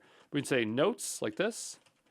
And we can go here and say notes like that. I think that this is, I mean, it looks just like handlebar syntax. Say handlebar syntax. Okay, this is something a long time ago, but we have the handlebars, looks very familiar. And then there's like block helpers. Let me see here if they show the examples. Like if else blocks. Maybe there is a cheat sheet for this. But I don't really know much other than, I mean, I know handlebars really well, but I'm just saying, like, within the context of this, I just know the block expressions where it's like, if this is here, then do that. I'm not sure why this backslash is here, but if, and to the end here, right? There could be more block expressions, but that's all you really need to know. And so now, notice here, it doesn't show that line, right? Because the notes is what's giving it the styling of that line, and this is empty. And so that way we can have it optional. We can do that for audio as well, but we're not wrapping anything, so it doesn't really matter. If we didn't have a sentence, we could also do that with the JP and English sentence as well, and do that as well. But for that, that's fine. So there might be a few other things that we might want to do with this. So, you know, maybe I want to show optionally the sentence, maybe not the word, but the sentence in the front of the image, and maybe I can take a look at the sentence to peek into to try to figure out what the answer is. But I don't want to always show it there. And so I think what I'd like to do in the next video is I want to show you how you can use JavaScript in your cards for some more advanced stuff. So we'll stop the video here, okay? All right, we are back. And what I want to do is I want to have just the sentence, just the Japanese sentence on the front side to see if it can help me remember what this word is in context. Okay, so we'll go ahead here and I'm going to bring this back here. Right? And so I have the sentence here, but I only want to see it if I need it. I don't want it always to be there. And this is where we can bring in JavaScript. So we can actually put in here, I'm not sure how limited it is, but from what I have been using so far, I've been able to use it. And so we'll put script tags here for JavaScript, right? And so we should be able to select and manipulate this stuff. We could probably do it on classes, but what do I want? I want like a little button here on the left-hand side that I can expand and close to change the sentence. So what I'm going to do is I'm going to put in, I actually don't want the English sentence. I just want the Japanese. But what I want here is I want to have that collapsible thing. Okay, on the back side, we always want to show up, but only on the front side, not always. So I'm going to go here and just say div class toggle. And so this will be our little toggle. And I'm going to put a little plus here so that I can control that. Okay, I'm going to go first style that. So we'll go here and I'm just going to go and say, so I only have the single toggle. We'll say toggle here, and I'll give it some background. So say background, RGBA. What's really interesting is like we're styling this for light theme and for dark theme. I'm not sure what we do for that, but I'm not really worried about it right now. So we'll go here and say 0.5. Okay, I want to treat this like it's a button. Hold on, I want to bring this color down a little bit more like this. I don't know if I want to change the transparency. Yeah, we can change the transparency to do this. It really depends what it'll look like on the other side. We'll have to take a look later. But I'm going to go here and we're going to give it a padding. So we'll say padding 4 pixels. Okay, that seems good. Border, we'll say border radius 4 pixels, round it a bit. And I'm going to leave it alone right now because I'm going to actually turn this to be a flex. I think we can support flex in here. Let's find out if we can. So now what I'm going to do, I really only want to do this on the front side. I don't want to muck with the back side, but I'm only going to do this on the front side of the card. I'm going to see if I can change this to be display flex. Display flex. Do we have that? Okay, and then flex direction row. Is that supported? I'm not sure. Column. It doesn't look like it's working. Display flex row. So we might not have that ability to do that. Yeah, I don't think it supports flex because it should have, what it should have done is changed it to a row. Now it could be that this needs to be display inline block. We could do that, I suppose. Right, so that didn't really work. So display flex, I don't think we have flex controls in this, and that's fine. If we don't have that, I can work with that. I can just do it the old style. But I thought that maybe it supported. I'm not sure why I thought it supported it. But even if it doesn't, that is totally fine with me. So what I'm going to do here, unless I made a mistake here, but I don't think I did. I want this to appear to the left side of it. So what I can do this display inline block, but I can also just make the sentence inline block. So that's probably the easiest way to do this. So I'm going to go here, and this is now display inline, this is display inline. So they should, in theory, go side by side. They're not doing it though. They're not doing it though. Let's go back to our front side. We have sentence here. Oh, it's just JP. Let's go back over this side to our styling and front side sentence. Well, let me just try flex one more time. I don't think it works, but it should have. Flex. I mean, I don't think it should have. I'm just saying, like, I wish it did. So we'll go back here and I'll just say display inline. It's probably the easiest way to do it, inline block. And I'll set this here to the JP sentence, right? And so now they should be side by side, right? And they really don't want to go side by side. I'm not sure why it's refusing to do it. Class JP. I'm just making sure I didn't make any mistakes here. And we have the plus here. And we're on the front side. And this is here. Oh, look at here. Because now it's not inside of it. There we go. So maybe flex display does work here. Doing it old school here. So we'll go back over to here, and I don't know if it does, so I'm gonna go back over to here. We'll try this again, display flex. Because if it does, I'd prefer to use that there. Yeah, it does. Okay, and I'll take this out. I don't think we need that. Yeah. And so now I have flex direction row. Flex is just so much easier to use. And then we'll go here and say flex. Well, let me put spacing here. We'll say gap 4. Does it support gap? Oh, it does. Nice. And so there we go. Now we have our little button. But we need to make it so when we click this, it can show or hide it. I also need to give it a little bit more padding here on the left and right because the button's a little bit small for me. There we go. So now what I want this to do is I want this to toggle this on or off, right? Make it visible or not visible. So we'll go back over to here. And so we have our toggle here. When we click it, I want it to do something. There's a few different ways that we can do this. I'm going to try the first way, which is like document get by class. I can't remember what it is. So I'm going to go over to our browser here. It doesn't matter. I'm going to open any inspector over here. I'm going to say document. Say document dot get by class name. And so this should be the way that we should be able to select it. I didn't find class name working last time I used it. I had to use ID, but if it does work here, that's great. So what I'm doing is saying get document by class name. And I'm saying what is the name here? And the name here is toggle. So when we click toggle, right, we want to trigger something here. So I'll go here, and I don't know if it supports constants and lets. We'll say var toggle button. Doing this all blind, by the way. You have to know JavaScript for this to work. You could also ask an LLM. I'm not going to do that. And so, well, actually, you know what? I will. And so here, I'm going to go ahead, and I'm also just going to write hidden on this here, hidden, because I want it to initially be hidden. And so if there's a hidden thing, then we're just going to say display none. That's easy enough. Display none. So now it's hidden, right? We don't see it. I'm going to go back over to here, and I'm actually going to go use my LLM, wherever it is. So I'll go here, and we will make a new chat. I'll just say, when I click on toggle, it should toggle the hidden class on the JP sentence. Okay, and so let's see if it could write us that simple JavaScript here. No. Just, oops. Just give me the JavaScript. Don't make stuff I didn't ask for. That's 3.7 for you. It's very aggressive. Yeah, you always misunderstand. So here we have document content load. I didn't really need that. But we have, I don't know that's why it's calling it toggles.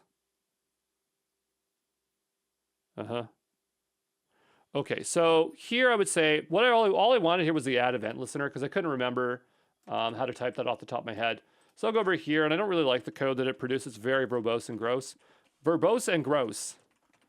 And so we'll say here, like this, we'll go here, right? And so this is all we really need. If we want this one here, it's just class toggle. Is it toggle? Is that what it is? If that works, I suppose that's fine. And so I'll go here and I'll actually get the other one as well. There's only one JP here, but here's is actually using the query selector, which maybe this is get by class name, and there's the query selector. I kind of prefer the query selector, to be honest. If that works, I would rather use that, because then we can just do this. And then for toggle, for this one here, we can just say sentence JP. So, but the only thing is, like, does it return more than one node? I think it only returns a single one. We use query selector, assuming that is accurate. And so I'll go ahead and put JP here. And so do this, and we will attempt, see if this works. Does that work? It doesn't seem to be working. But we have our little script here. I'm going to save it. And even though I don't think it works right now, let's go ahead and try it out. So go back over to here. We'll do studying. Okay, so notice right now it's not doing anything. This is also kind of hard to debug. I'm not exactly sure the best way to debug it. But what I do is I just try to get it to work until I can get it to work, honestly. So what do I want to do to try to make sure that this works? I mean, is there a way we can debug the card? Edit, tools. I've never looked around for it, to be honest. I just kind of fiddled with it till I could get it to work. In the web version, we could figure this out. But I don't know. If there is a way, I'm not really sure. So I'm just going to go back over to here. I'm going to just be a little bit more careful about my code. So we have our toggle here. And when we click it, it should do something. So I wonder if we can do alert. We shouldn't be able to, but we'll try anyway. We'll say alert. We'll see what happens. We'll close that out. That doesn't do anything. Okay. So yeah, this can be really, really tricky. That's why I think I'd rather use IDs here, because IDs are going to be a lot more reliable. And I already know that they work. So maybe there's some functionality that doesn't exist, or maybe there's something wrong with my code. But at the end of the day, you just got to get it to work. And sometimes this interface is just a little bit hard to work with. So you just have to do whatever you can to make it work. So here, I'm going to call this one JP, and this one is going to be toggle. And so instead of doing query selector, we'll get element by ID, because I know that one works for sure. And we'll go back over to here and open up inspector. I just want to make sure I spell it right. So we'll just document get element by ID like this. Okay, we'll go back over to here, and I will replace it with this. And then it's just that. And same thing with this one. Right? And then it's just JP. And so toggle, everything else is the same. Okay, I don't know if this actually is correct. I want to take a look here and just take a look here. So we'll say document get query selector. I'll say div. And then I'll say class list dot. See, oh, it does have a toggle. Okay, great. I just wanted to make sure that that was there. Okay, because I just didn't know. Worst case, I do have this code in one of my other decks. I have to go get my other computer to find out. But in theory, this should work. It's such a simple function, it should work, right? I don't see it working there. But we will go over to here. We'll close this one out. That one's fine. And I think it refreshes when it does it. Okay, so it's not working. I'm going to go get the exact code, because really I just played around with this until it worked. But we'll be back in just a moment, okay? All right, so I looked at my my other deck on my Mac there and looked at what kind of code I had there. And so I noticed that what I was doing is, instead of doing it with event listeners, I just did onClick. And so that might be a more reliable way to get the result that we want.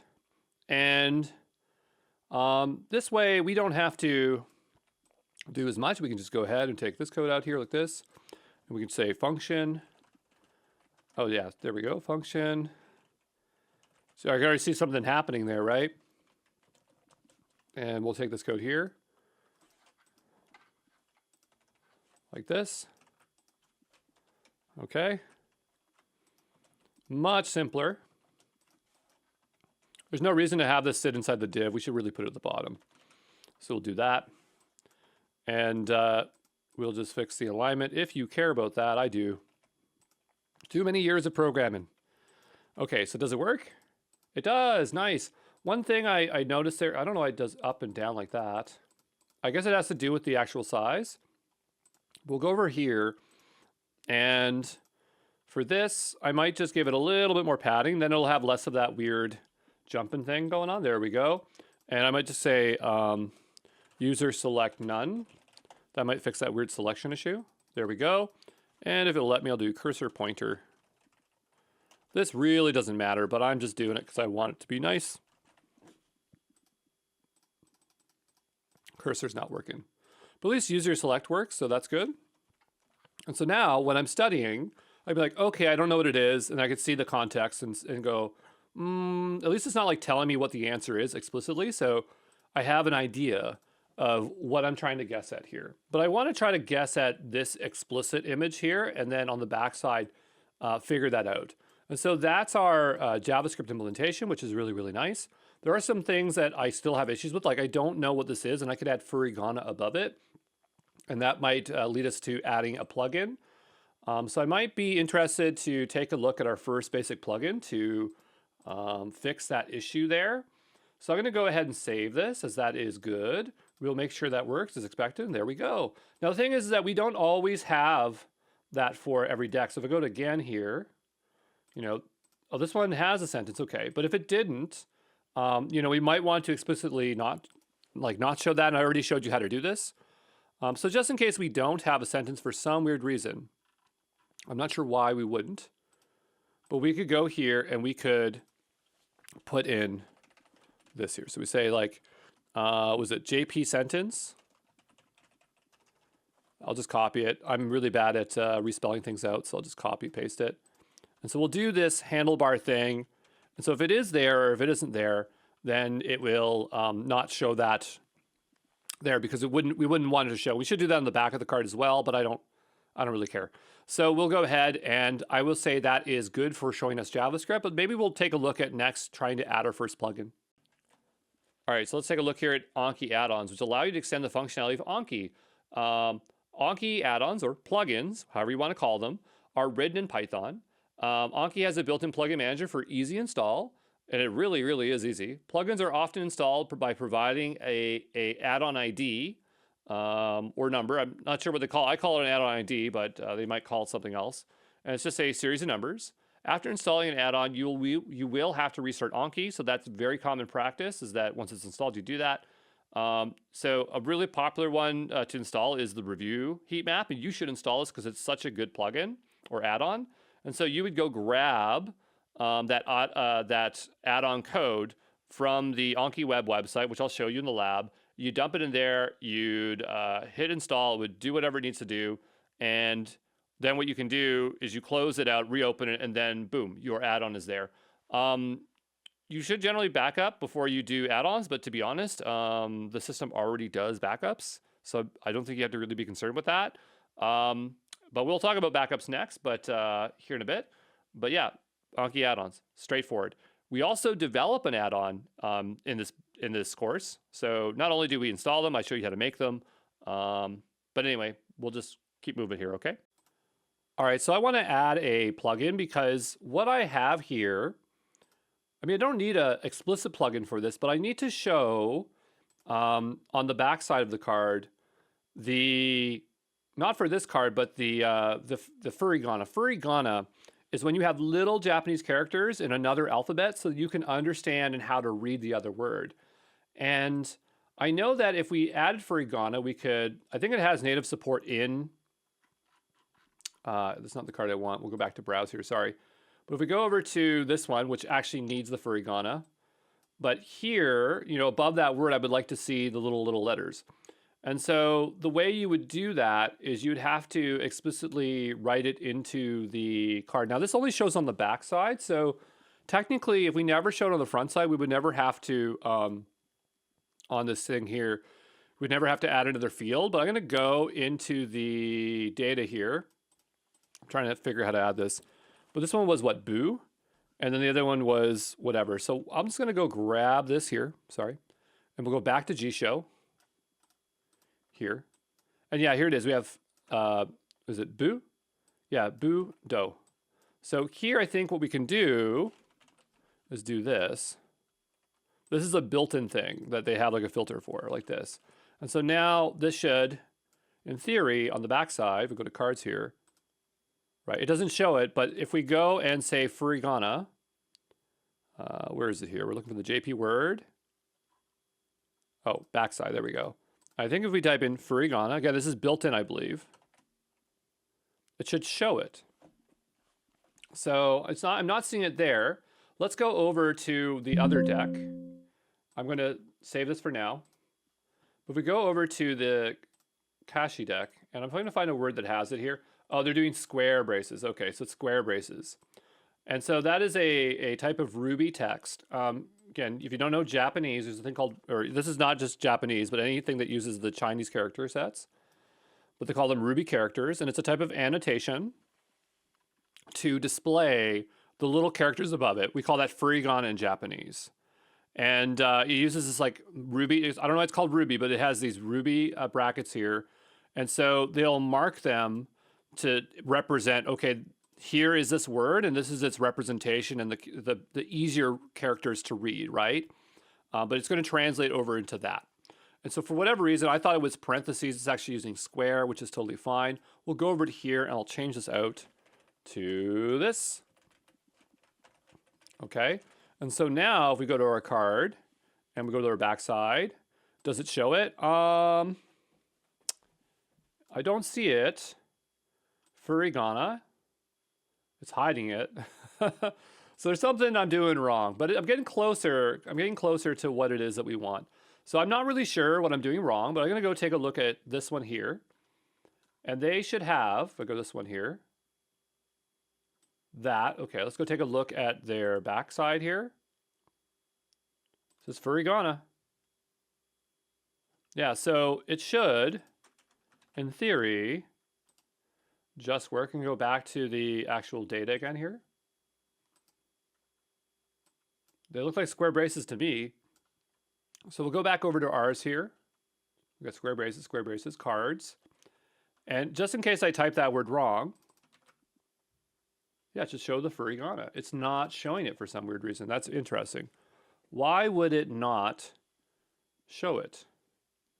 The only thing I can think of is that it has something to do with our styling, right?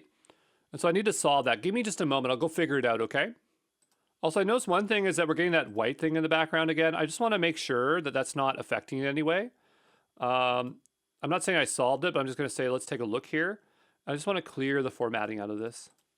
It's really frustrating that it keeps doing that. Let's go back to preview here. Backside. Oh, now it's showing it. Okay. So maybe that was just because there was some kind of weird formatting, or maybe it doesn't show it in the cards preview here. Oh, it does. Okay. So now we have our teeny tiny characters above. That's not great for readability when we're looking at it through here, but that's fine. It really just depends on how we want to display it. Now, I also need it over here as well. So if we go back over to this, into our cards here, into our back end here, we can now add it here as well, right? And so I can go ahead and save that. It needs to have this markup so that it'll actually work. So I have to go here. And now if I do that, and we go back to our preview, okay, so that didn't work out because it's on the front end. If we go to the back here, we can see it there. Now on the front end, I actually don't want it to show up. I don't want it to show this furigana here at all because that's giving too much information away. And the only way we're going to really be able to do that is we're going to have to make another field. So I'll go here and I'll add another field here. So say, I'm not sure what they call the other one, but this will be JP sentence. We'll rename this one here first. So this will be JP sentence, like furry, for furigana. And then here, nobody make fun of it because it says furry, okay? I know it sounds like something else, but that's not what we're talking about. And we'll have our JP sentence. So we'll drag this one up here. And so now we have two fields. And so I can take this one here. Okay, and I'll paste it here. And we'll take that out. And so now we have this one and that one. So if we go over to cards, we're getting to plugins here in just a moment. You'll see. But on the front side, I do not want to show it. So we'll take that out like that. And then on the back side, we do want to show it, right? So we'll go ahead and look at our front. Good. And our back, that. Now, we now have to double enter everything in, and that could be quite a pain when you start getting a lot of cards. So there is a plugin that will actually take a target field and put it into the source field and replace it. And so this thing is really, really, really useful. So I'm actually going to clear this field out so there's nothing in there. And I want to demonstrate that use case. So if we go over to, we now need add-ons. So if we go back to, let's close this out. Does that close the whole thing? Yes, it does. Always closes everything out. Actually, it was in the back there. I don't think we actually closed it out. But if we go here, there's a way to get add-ons. We go to Tools, Add-ons. And so we're going to go ahead and get ourselves an add-on. We'll browse add-ons. It's going to go back to the website here. It's always AnkiWeb.net. And so I need something for Furigana. So I'll go type Furigana here. There's also an easier plugin that I could have showed off, but I'm going to show this one first. And so I need one that fills in or generates the Furigana.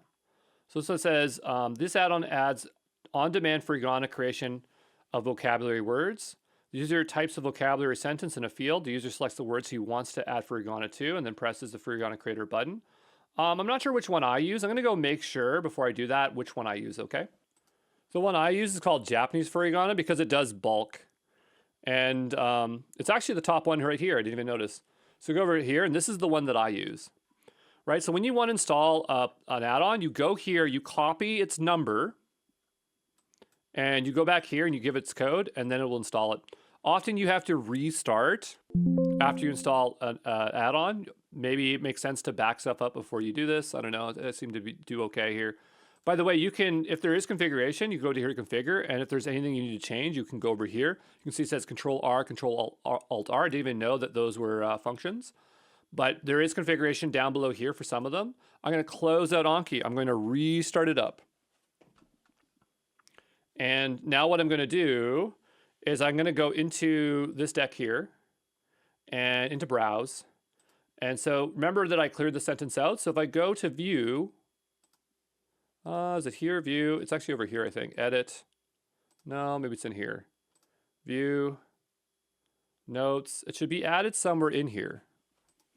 On Mac, I know where it is, but on Windows, here it is. Bulk, generate, Furigana. So the idea is you have to select which ones you want to fill in. So I only want to fill this one in right here. And so I only have this one selected. I'm going to go here, bulk generator. Choose your source field, this one here, Japanese sentence. And then we can do Japanese furry and generate it out. And so this should, in theory, fill it in, and it did. And it did a good job of it too. Even did it for Skides, which I didn't notice I didn't fill it in. Again, this is really useful if you have more. So here in this one, in Kaisha, we could use it as well. Kaishi. So here, like we might want to do like this sentence here and that sentence there. And so we could select those two like this. And then I can go here and do this again. And we would say Japanese sentence, and then sentence Furigana, right? And they would generate them out. I go here, now they're back. Okay, so that's one plugin that we could do. But I can go back over to my deck here. And for my deck, again, I don't want the Furigana to show on the front, which we don't. And now it's there, and we used a plugin. So there's all sorts of kind of plugins. Another plugin I just want to show you that I really, really like is the heat map. And I think it's actually right on the main page here. Go back to our plugins here, all the way back. Review heat map. This one's super, super popular. Another one that's really popular, but I don't use it, is Ankimon.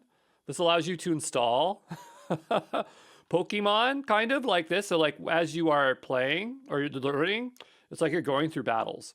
I did install this. I kind of found it to be distractive and not really helpful. But, you know, if you want to motivate yourself, then this one is super, super popular. But it is quite the process to install. I don't want to show that. Extended editor for field. Ooh, that might sound good. What's this? Adds on load the content of the field from the editor into a new dialog, slightly modified version of the WYSIWYG editor for Tiny MC. I don't think I really care about that. Ooh, AnkiWeb view inspector. That would be really useful for us. Wow. Wow, wow, wow, wow. That would be super useful for us. So I think I might want to install this one. Let's go ahead and install that. I didn't even know that that existed. We had that issue already with the JavaScript, right? So we'll go here to add-ons. We'll say get add-ons. We'll put that code in there. So that's one. But the one I really want is this review heat map. This one just shows it on your homepage and it keeps you motivated, showing you your streaks. So this one you absolutely want to install. Everybody should have this one. It should be default behavior. We'll go ahead and we'll add this one. I'm just curious of any other ones that I've just been kind of ignoring. Button colors, good and again. So some people like to do this. They like to really distinguish those two. Changes the button colors. It's a little Anki 1 or a little like Anki 1 or Anki Android. I don't want to get rid of the hard button, but sure, we'll give that one a go as well. As some people believe only in doing good and medium, or sorry, like good and again, and everything else has bias or not good. We have batch editing. I don't know about that one. Review hot mouse. I don't know what this is. But you can see that there is a lot of stuff. Edit field during review. Oh, that's interesting. So yeah, there's all sorts of plugins you can use. The Japanese Furigana one's very high up on here, so you can see Japanese is obviously studied quite a bit with here. You can add hyperlinks, other things, you know, whatever. I think it already has hyperlinks. Maybe that's the older one. What's AnkiCraft? I just saw that AnkiCraft here. The King of Buttons, that one also got my attention. 1 second. Colorful tags, that sounds good. What? What is it? Okay. Get Fabulous. All right, so I guess you're kind of playing Minecraft while you're learning. Okay, so kind of like that one, the King of Buttons. Ooh, that looks really nice. Why didn't I go with that one? Anyway, I'm going to get rid of this one. Get out of here. That one's junk. When we got the King of Buttons, let's do the King of Buttons. That's way, way nicer. Okay, you can see it's really easy to add add-ons, remove them. We'll go ahead here and I'm going to restart Anki. Hopefully we didn't break it. If you put too many plugins, then you should really add one at a time and restart it. And so now we have down here our view map, so you can see, right? This one kind of tells you like what you're going to have in the future. Remember it said it would schedule some 2 days in advance. I'm not sure what it's 2 days in advance. But let's go ahead and take a look here. We'll do study now. And the buttons look different. Show answer. I don't like them. I don't like them. I don't like those buttons. So I'll go back over to here and I want to remove King of All Buttons. It's not for me. Sorry. But the one that I'm really interested in is this Anki Web Inspector because we did have that problem before. Oh, we can hit inspect. Oh, wow. Wow, wow, wow, wow, wow. This will make things way easier. Do we get this also in our editor? Let's go in here. Cards. Cards. Oh, we do. So now what I want to know is like, if I do this, console log, edit, or toggle. So, because now with this, we can really, really see what we're doing, right? So we go here, we go inspect. And I mean, my interface is like blown up. That's why it's a little bit hard for me here. So obviously for you, it would not be so. But you can see we have front, sentence, image. We can see the styles are being placed right there. Our script is right at the bottom, which is interesting. We have QA, and there is some stuff there. So that's kind of interesting. But what I want to know, like, will my console log work here? Console. And if we go down here and click. Yeah, and so that way we could debug and figure things out. So that would have been really useful in our JavaScript section. Would have been really useful if I even spent any time, but that's why I like making these videos too. I learn a lot as well because there's things I just don't look at because I don't think about having to explain it to myself, and I think that's good enough. Oh, we could do night mode here and also test it. I didn't realize we had that as an option as well. Okay, so if we don't really like our font, then that might be something we might want to fix. Mobile classes as well. I didn't even notice that. Fill empty fields. That's fine. So anyway, I think that really covers it for plugins, and I will see you the next one, okay? Ciao. All right, we are back, and what I want to do is I want to take a look and see if we can actually add more types of card displays, because right now we have a card, and it's primed a certain way where we're showing the image first, But maybe we want to have an alternate card, right? An alternate card that will display it in a different way from the existing same fields to help out with our study. So what I'm thinking here is we'll go into here, we'll go to browse. I don't do this very often, but I think it's our time to figure it out. But we see notes, we have cards. Notice there's we have 4 notes, 4 cards. But let's say we want to add a new card, right? So we do have, I'm just looking up here, change deck. No, we'll go into this one here. And obviously we have fields, but what I want to look at here is cards. Okay.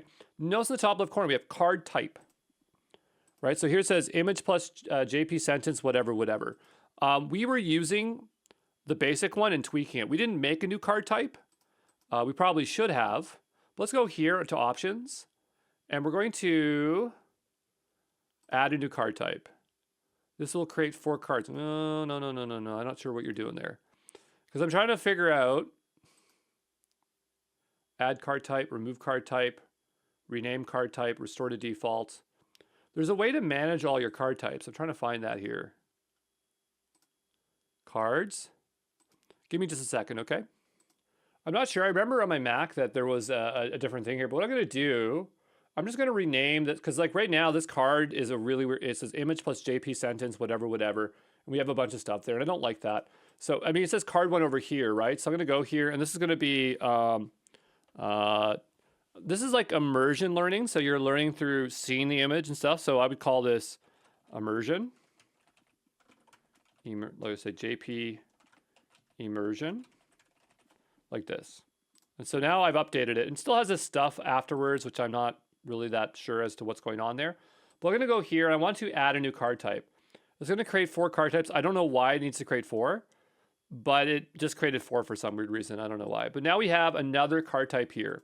And so this one's going to be slightly different, of course. But I'm going to go ahead and save this. I want to take a look here. It says the card template 2 is note type basic has a problem. The front side is identical to card template 1. Okay, fair enough. So it's not going to let us proceed until we do something. So I'm going to first rename this one. And instead of it being the image first, maybe we just have the audio. So we'll just say JP audio, right? And so this one, actually, I'm going to rename it to JP image. JP image, okay? And so now we have 2 different cards. We'll go over to the audio one. And so we want this one to be a little bit different. The key difference is we want the audio, right? So go here, we'll grab the audio, and the audio is going to go, and that's the only thing we're going to hear, right? And we don't even need this. This can go.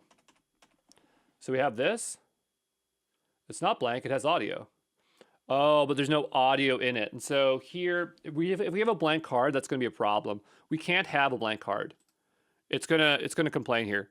So it says here, by combining fields, you enter. I don't think it will let us save this if it's blank. I'll try anyway.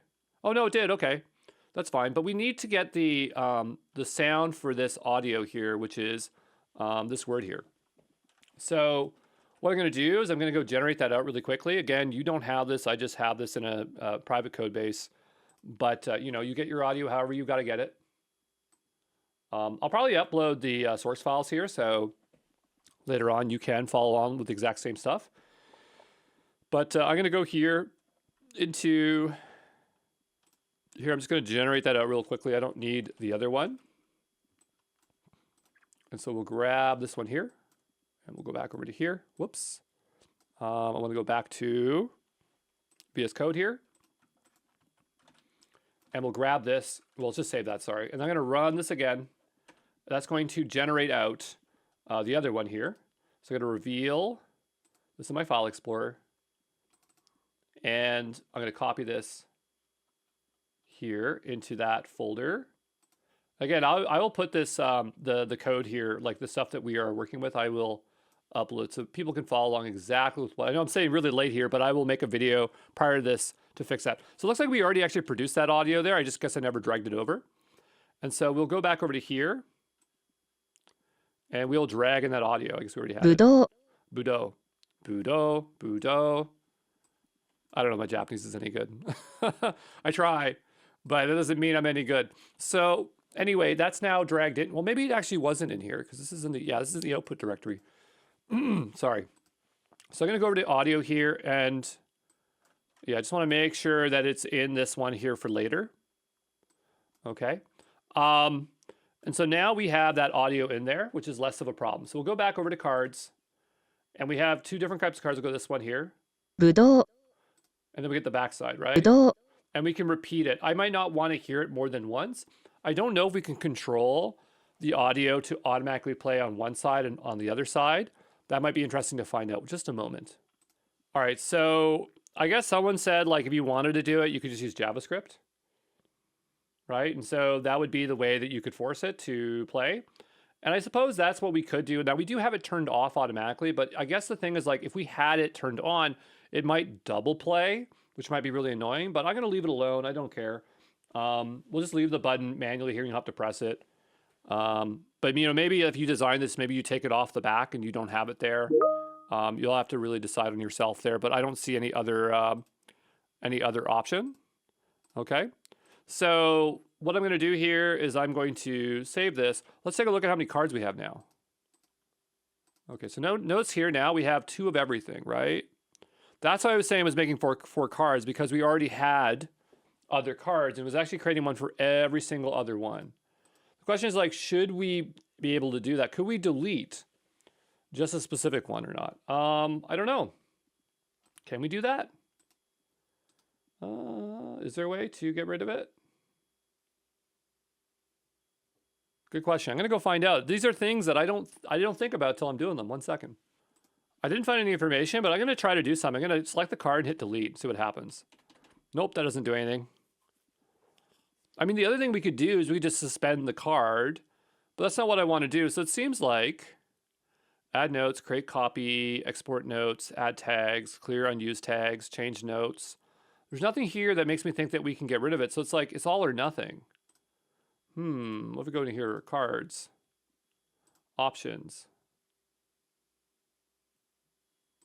Yeah, I don't think we can do anything about that. Give me a second. I'm going to see if I can find out any more information. All right, so I don't know if this will work, but let's see if it does. So if we go and click on any card like the Ringo one, let's say I don't want the audio one for Ringo.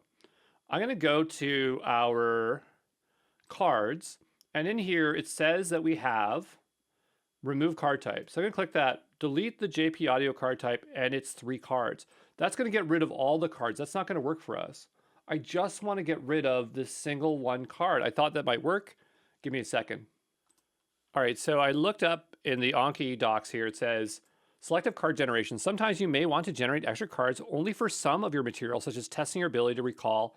You can accomplish this by adding an extra field to your note and adding some text to it. On the notes, you want the extra card. Then in the card template, you make the card's creation depend on if that field being non-empty. Right, so not conditional replacement. And here we can see our conditional replacement, which is interesting. And actually, this is what we did for our notes earlier, which is nice. But saying that we need to do that, but that's not really clear, because what is this conditional stuff? Over here, this fellow says, add a field and add conditional formatting and only fill in when you want the extra card generated out. So still, I'm not exactly sure what they mean by conditional formatting, because conditional formatting, coming back over to here, just a moment here, is we have conditional replacement, right, which is this. It includes certain text and fields or on your cards only if a field is not empty or empty. So it is possible to include certain text and fields. So the only thing I can think of, maybe what they mean is that we have a big conditional here, because if you have a front side that's blank, and we saw that before, it's not going to generate it out. So what we'll do, maybe what we can do here is, and what else do we have for conditionals? Is that all we have for conditionals? Conditional replacement. So here, tags, notes, says expression. If you want to require both fields, you could use 2 conditional replacements. Yeah.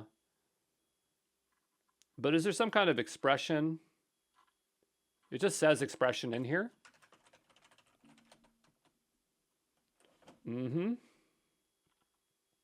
So anyway, what I'm going to do here is we'll go here. It's not the best way, but I guess it's the only way we can do it.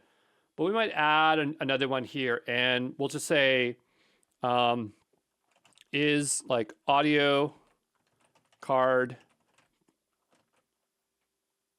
Like I'm trying to think of like a word like is audio card, like because we have different cards we want to have, and there's ones that we don't want to have, and we have image. So like is card audio or gen audio card. Okay, we'll do that, and then we can do one called. We'll just do that one for now, right? So we'll have this one, gen audio card. We'll probably do one for gen image card, like this as well. Okay, and we'll save that. I'm going to go back over to our cards template. And so we have the audio one. What do we call that? Is gen audio card, right? So we'll go here, gen audio card, and then on the back side here, we'll say gen audio card. Okay, so now it says it's blank. That's good. That means that it'll get rid of cards. We'll save this. All right, but what happens if the card is blank? It should get rid of it, right? So we'll go back over to here. Blank side, blank backside. Only card generator looks at the front side of the card. For example, if you have a front template and a black template, then a card will be generated on the F1 is not empty. If you wish to avoid blank backsides, you need to place a required field on the front template as a conditional like this. And that's actually what we just did, right? So the only thing is that it's already generated out. So like, how would we regenerate out our cards? Reset the original position when possible. No. But now we know how to reset a card if we want to. I was talking about that earlier, like how can we reset a card? I wasn't really sure. But I need to figure out like, how do we get rid of those now? Because if we have the audio one, we go to cards, it's blank, right? Does the card still show there if it's not there? Yeah, well, 1 second. Okay, so here it says card generation deletion. So if the blank side is empty, it won't create the card, but it won't retroactively do it. And they have tools empty cards on the main windows. Let's go ahead and give that a try. So we'll go here to the main window. This is the main window. We'll close this one out. Here, tools, empty cards. So here it's finding where ones don't exist. So 1 of 2 cards are empty. And so it will delete out those cards. Okay, cool. And now we'll go back over to our deck here. And so now we go to cards. And so these are empty because they don't have anything. So now if we go back over to here, I'm going to go 1 for audio card generation. And now we have 2 cards. We go over to here and we can see we have the audio one now.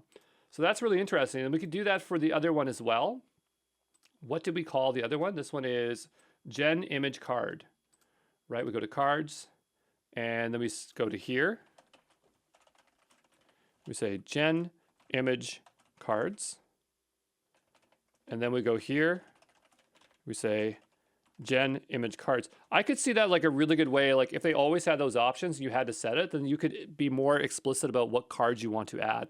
And I kind of like that. So we have gen image cards and there. So gen image card, sorry.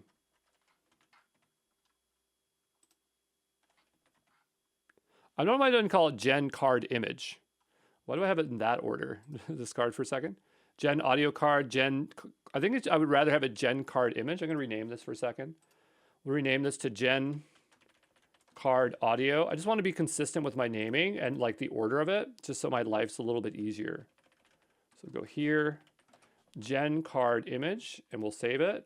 We'll go back into this one here. We'll go to preview cards.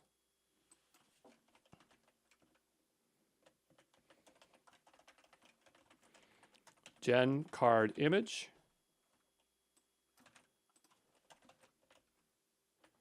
Gen card image. We'll go ahead and we'll save that. So now, technically no card should show up. So if we go back over to our notes here, right? Well, this one's marked as 1, and then maybe this one is only marked, like we have each of those. Ringo we don't want because it's old. And so now we'll do is we'll close this out. We'll go back over to here. We'll go to tools, empty cards. Delete notes with empty cards. I'm not sure why. Oh, there we go. And we'll delete it out. Now we'll go back here to our browse and we go to our notes our cards. But that one doesn't have it here. Gen card image. So I must have messed this up here. Gen card image, gen card image. Okay. Changes below will affect the 4 notes that use this card. Good, I hope it does. But what I was expecting here on this side, 1, 2, 3, 1, 2. Well, it's not doing it for all of them. Ringo. This one doesn't have a value in it, so I'm not sure how this one is being generated right now. And so we'll go back over to here. You can see that it's a bit finicky at the start. Oh, there we go. Now we go back here. Let's completely close this out. We'll try this again. Empty cards. Keep notes with no valid cards. Keep notes. Yeah, we don't want to get rid of the notes. That would probably delete out our notes. That'd be really annoying. And so we have this one, but it's still keeping it around. I don't understand. Like, obviously this one is being smart about it. Right? This one has both. So we have orange twice, but this one doesn't have anything. I'm going to go reset the history here. Let's just reset. And then we'll reset. I'm making them all new cards, as you can see here. They're going back to new as we do this. Right? And so now what I want to do is go back over to here. I'm just going to see if that helps it out at all. Empty cards. Delete. Good. It says 0 cards deleted. Why is it not deleting them? I'm really afraid to delete that stuff. So what I'm going to do, just in case this messes everything up, I want to find out. I'm going to go ahead and do a backup. So we'll go to our decks here, and we're going to go ahead and we're going to export. We're supposed to do this later on, but I'm just going to export this out. Very straightforward. I want to include, the media. The media here. I'll just save this to my desktop for now. And so I'm going to do something dangerous. I'm going to go ahead. I'm going to say empty cards. I'm going to take that off. So now it says it deleted those 2 cards. We'll go back over to here, and we'll browse. And now those cards are completely gone. So that's what I was kind of worried about, that if I did that, I would lose those here. But now we're getting the behavior that we actually want, right? Which is a bit silly. So I'll go back over to here. I wonder if we can import right on top of that. So I'll go back here and say import. And we will go in here and say merge note types. Update if newer, update if newer, if never. We'll go back and import here. 2 new notes imported. 2 notes already present in your deck. Good, that's fine. And we'll go back to browse here. And so we got our cards back and we have those other ones. So it's a little bit tricky to get rid of some. I'm not sure why I can't get rid of those. But anyway, that might be something we need to fiddle around a bit more with.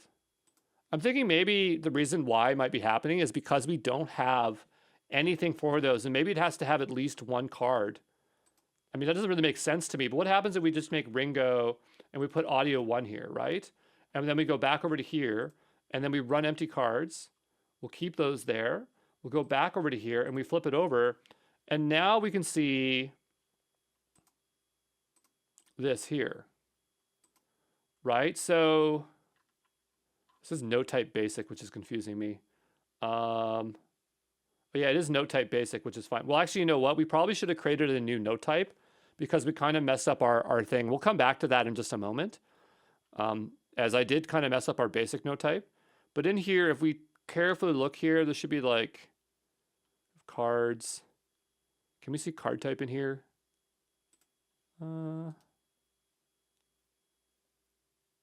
Why doesn't it show card type? Oh, we're on notes. That's why. Sorry. So we go over to here and we have audio in English. Okay, so my theory is true that you have to have at least 1 card in your deck. It's not gonna, you can't just make them all invisible. Something has to be visible here. So that's kind of interesting. But it was also cool that we were able to import our cards. So like maybe, you know, there are only certain words that you want to import into your deck after learning, and that could be a really great strategy for learning. Obviously, we made some detours with export and stuff like that, things that I wasn't expecting to cover. But the point is that we do have that there, and everything's reset. So let's go and experience that as a first time here. So we will go into our deck here, custom study, we'll say, let's do 5 cards, right? The front of this card is blank. How can it show it then? Watashi. And this one has none and none. Oh, right. Okay, so even though nothing is being seen, it's almost like there's a default card, right? So we'll go here. I'll just update that there.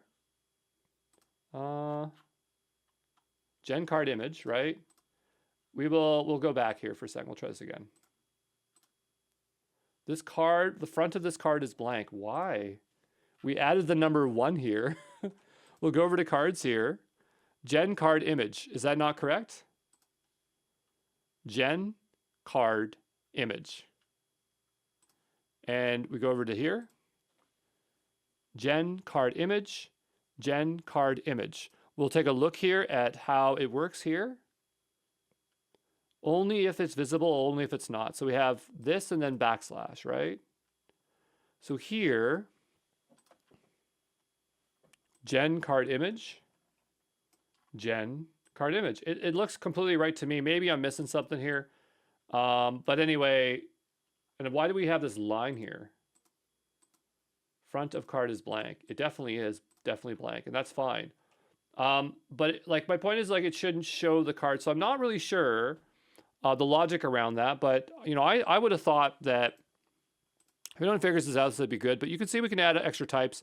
So maybe, you know, you have a default type you always want to add and not the other one. I can't seem to figure this out. If I do, I'll come back in another video. But at the very least, we can see how we can work with different card types. And that's really good. We didn't really cover note types, and we actually overrode our original one. So we might go take a look at that here and fix that, okay? All right, we are back. And what I want to do is look at different types of note types. We actually overrode our original note type because I wasn't paying attention, which is fine because we're just playing around here. But let's go take a look here and click on any of them. We'll go into fields here. And we have somewhere in here a way to manage note types. Maybe if we go to cards here. No. I remember seeing note types. We go up here, view, note types, note types. Where are our note types? Because when we create a note, we can actually create what kind of note it is up here, right? See here? And so maybe we can't retroactively change it. Maybe we can only do it when we create a new type of note. So go back to browse here, change deck, change note type. So I think I might have mangled our original note type, which is a little bit frustrating, but what we'll do, it's not that big of a deal. We'll go here, we'll hit add, and here we're hitting basic. And I want to manage, because I've actually messed up this one here. I'm going to rename this one as JP Core, Andrew, right? So now we have this one. I'm going to go back and add in the original note type, add basic back in, called basic. And so now that's back there if you want it for whatever reason. I personally wouldn't use any of these other ones. They have like N reverse cards, so that's just in reverse. And then you have an optional reverse card and stuff like that. But if we wanted to have another type here for learning in our deck, we could go ahead and we'll add a new one. And we're basically making a copy of an existing one. So maybe we want to clone our existing core, Andrew here. And this one might be a little bit different, right? So, you know, what could you do that might be different in here? Whatever you want. But I'm just trying to think of, for this in practicality, what would I like to do? Just give me a second, okay? You know what? I don't really know what I want here. I was thinking about maybe putting a video in or something. I would have to try to find a video that I'm allowed to use. So what I'll do, I'll try. Let's see if we can find public domain video. Say public Japanese. Is the video bank of the Japanese largest stock video archive. Oh, that's interesting. Premium videos of prestigious broadcasters, but I just want free stock footage. This doesn't sound free to me. So we go here. Is it free maybe? What's the licensing? I don't know, but you know what we could do? I wonder if we can embed YouTube videos into Anki. So Anki YouTube embed videos. Can we do that? You can attach YouTube videos into Anki. Really? Okay, so we'll go here. Well, Anki uses HTML, so you can probably embed an entire website. Oh, that's a good point. So if it is that, we could probably just do that embedding. So we'll just say JP Core Andrew, right? Like this isn't going to really work well if it's something really long, but we can say JP Core Andrew video. Probably not a good practical one, but we will try anyway. And so we've now added our new type. I'm just going to close this out here. And obviously there's some other types we might want to look at. We'll just hit cancel here. And so I'm going to go here and choose Andrew. And so now I can change these fields. We have cloned this one, but I don't want all these fields. So I think here, the key difference is we're going to have a YouTube embed, right? Or another thing that could have been really good is actually showing, doing one for, what do you call it?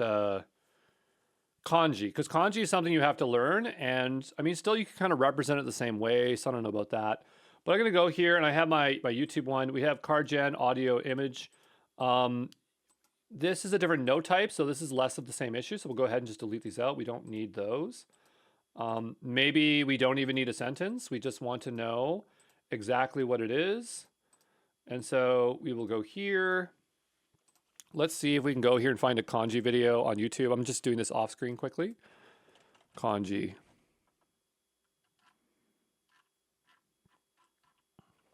Example.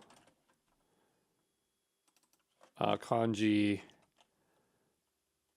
mouth. I'm trying to find like an individualized video. So here's a video. Oh, audio is too loud. Learn Japanese with.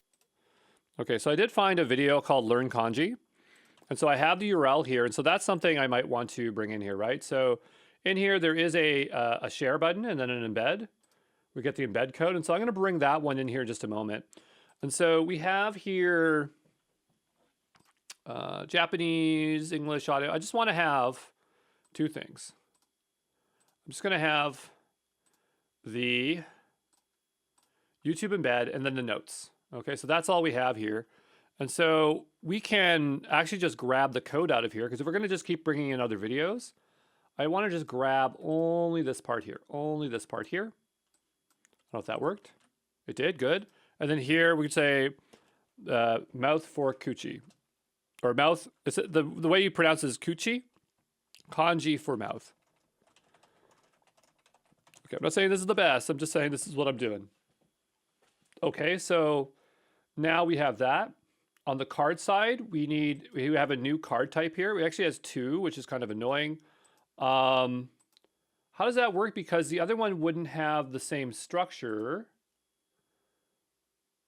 We have to add a new card type here for YouTube. I don't know why we have the other two here. It doesn't even make any sense. So we'll go over to this one here because I don't want to manipulate the other ones. YouTube embed notes. Yeah, we'll go over to this one here. And on the front, I want to have this YouTube code. So I'm just going to grab this here. And there we go. There it is. It's just HTML, folks. We'll go here and we'll just say YouTube embed. What did I call it? YouTube embed. YouTube embed. I mean, that looks like the same code to me. We'll just bring this down here a little bit so that it's a little bit easier to see what we're doing. Not to do all of them, but enough of this to just see what we're doing here. And so I would have thought that would work. I mean, it looks like it should. Invalid href, that's fine. I think maybe, I'm going to say that I don't care if it's invalid. I'm going to go here and just remove the formatting because it might be bringing this in as like an A link on top of it. And so we'll remove the formatting here. Okay. And we'll go back over to here. Yeah, it's in this deck. That's fine. I'm going to add this. Even though that's kind of messed up, we'll go back over and browse. We'll take a look here. We have 3. I don't need 3. I just want the 1. So we have card type 3 here. We'll go preview. Invalid path. So it doesn't like the way we're working with that there. Maybe I didn't get the whole code. I think I did. YouTube embed. The other thing is like we could even refactor this out a little bit more and just get the code. So I'll go back over to here, and because this thing's always the same, it's just the code, whatever we want the code to be here. Oh, is it loading now? And the code's actually smaller than that, so I'm gonna go ahead and save this, and the code's actually just this. We'll go back to preview. And so now we can watch the video and error code in the playback, because this is actually in a playlist, so I'm not sure what issue it has there. But in theory, we would have been able to do that, right? But you can see the problem here is that we do have a different note type, but also create the other card types. And how can we only have one where we don't have the other card type? That's where it kind of gets confusing. I'm not saying I have the solutions here. What's this? Is that our Furigana here? Oh, nice. They have little buttons here too. But you know, I'm just saying like this is a little bit confusing, and I would probably just stick to one type of note type and then have different code types there, because honestly, I don't know how to do it myself, and I'm not going to suggest otherwise. So we'll go ahead, and I want to get rid of those notes. So I'm going to go here and just delete this. If I can I delete this note? Please let me delete this note. Delete. And so that note is now gone. We might still have those other card types there. I'm not sure. We'd have to go add a new card type to see. So go here. And we still do. So I would just say that, you know, maybe there is a way to do it. I don't know the best way to do it, and it seems really complicated. But we did figure out how to work with those individual notes, so that's totally fine. But that's all I wanted to show you for custom note types, and also just to correct our note type and bring back basic. But there you go. All right, we are back, and we looked at creating our own note type, but I want to show you how to make another type of note type that's built in. There's two. There's one called image occlusion, and the other one is Cloze deletion. And these can be interesting for you. I don't personally like them, but you know, if you want to utilize them, you could. But we'll go over into add, and we want to add a new code type. We have Cloze and image occlusion. There we go. And so I want to make a new Cloze one. So we'll go ahead and we will choose Cloze. And so Cloze is really good if you want to have a bunch of cards generated in a single card. Okay. So what does that mean? I'll just show you one second. I can't remember what the syntax is to do the closes. I can't remember off the top of my head. All right, so let's give it a try here. I was just reading up what the syntax was. I didn't fully see an example. This one's not a great example. But they do have this one over here. And what the way to describe it is like, if you want to, you can have multiple closures to help you fill things in. So here it says closure deletion is the process of hiding one or more words in a sentence. So, you know, we could say this, we'll just use that example, right? Like this. But what they're saying is we're actually supposed to do this, right? So we'll add that card. You have a close type, but you have not made any closed deletions. I didn't? Oh, sorry. You know what? It's because I have to use that C1 syntax down here like this. Here we go.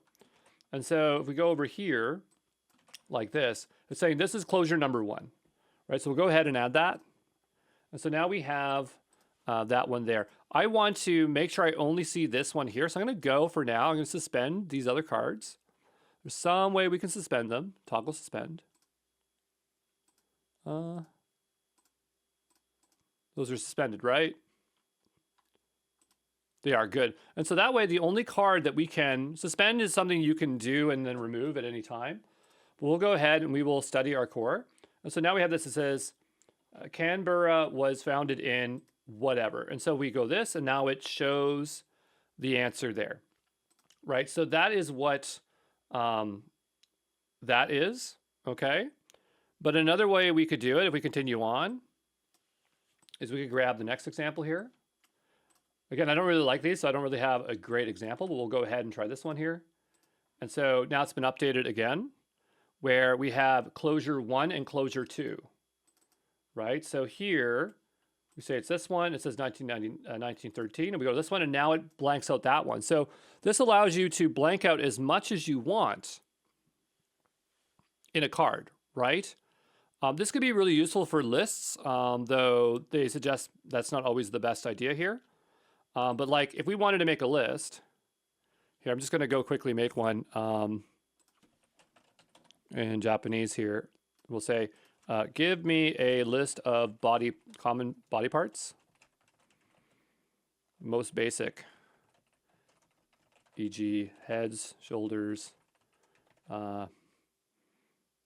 knees, and legs, Japanese, and then English, e.g. Japanese, and then English. Okay, so go ahead and do that. I really want a really basic one here. There we go. So that's way too much. I said basic. The top 6, okay? Yeah. A little bit too much. So I got a little bit aggressive, and I'm gonna go back and edit this now. And so we'll bring in this one here, and let's go see how we can do our stuff here. So we'll say C1, is that what it was? I think it was just C1, right? Let's go back and take a look at the syntax here. It's double curlies. And I would just say, I don't know, it's not really for me. I'm gonna just take this out. I don't need, these are all in Hiragan anyway, I can read them. So we'll go and take that out, and that out, and that out, and this out, and this one out, and this one out.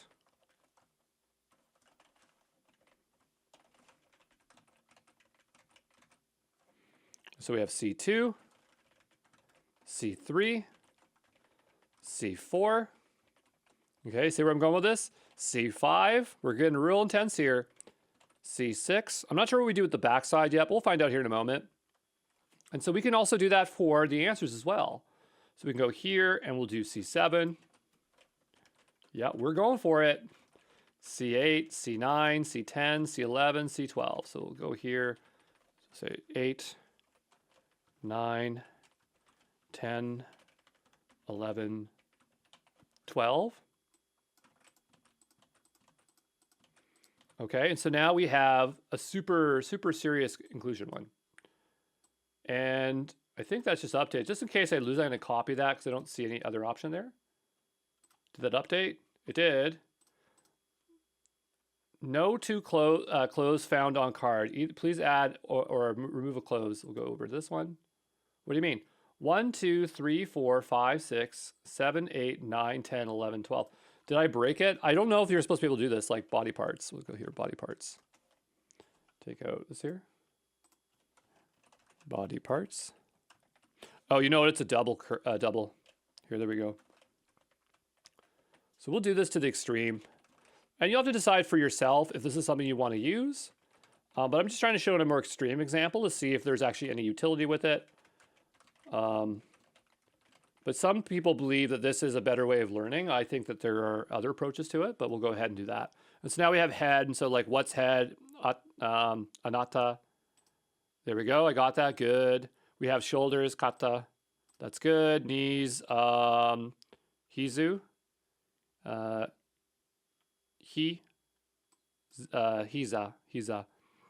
Okay, here, and the same thing. Ashi, te. Right, it went back to that one that we already knew. And eventually it should go to, well, it depends on when you have queued up, but it would do the other ones as well. All right, so you can see how you could utilize that. But the problem with this method is that we're seeing all of them, right? So when you can see all of them, you know, that doesn't really help in this case. But I'm using it in an extreme form, whereas if you only have a single sentence or two in the reverse, that's something you can do. Let me just read a little bit more because I want to know if there's something we can do with that back card. But remember, this is all we really do with this here. All right, so a couple other things we might want to look at here for these closed deletions. They're saying that we can nest them, and we also can substitute what we want to be in there. So here we could say : city, right? So we'll go back and edit this here because this one's obviously an extreme version. So that, you know, this part of, we'll try like